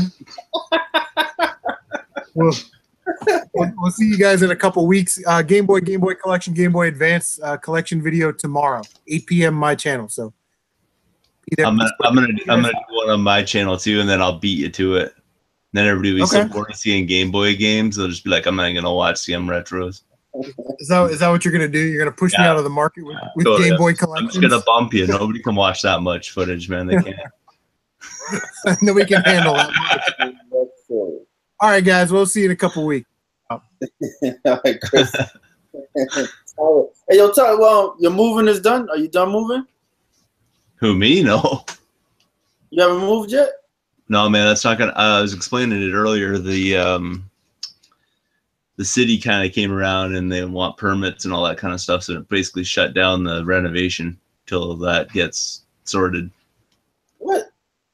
What happens is nosy neighbors get involved and then they shut down your project. Oh, yo, that is yeah. So then they're like, come in. They want to get. Now you have to get surveys and you have to get blah blah blah, blah and so basically that puts it into that kind of position. Oh, yeah, that's not cool. No, not at all, man. Not at all. Because it basically probably would have been done like start of September. Now it's probably going to be December. So someone can't mind their own business is what happened. Yeah, that just doesn't make any sense. Yeah, everything's being done legit, so it doesn't matter. Like, it's just now the city's involved. So,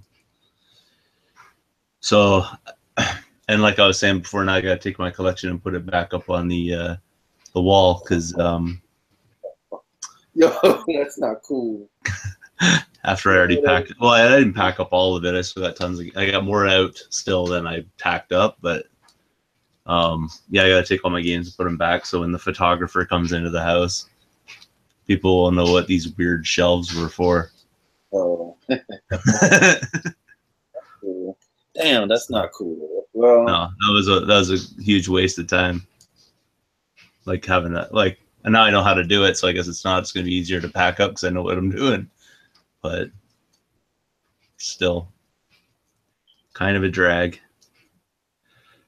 Have to go about that route, but if it sells the house, somebody wants to buy my collection for like $50,000 on top of asking price for the house. Yeah. Yeah. They can have the whole thing. Imagine that, eh? That'd be great. Saw the collection in the video, like I'll give you $50,000 more than you're asking for the whole place. All right. Yeah, all right, cool. It's easy. Me, I'll just take it and go to a convention. Load up. Kev, you back? We talking about Reg? Reg called you? That's hilarious. All right, yo, man, I'm out. Yo, good seeing you, Charlie, man. Right. Man, y'all get some rest. I'm gonna get some rest. I need some. And For sure. Peace. Talk to you later.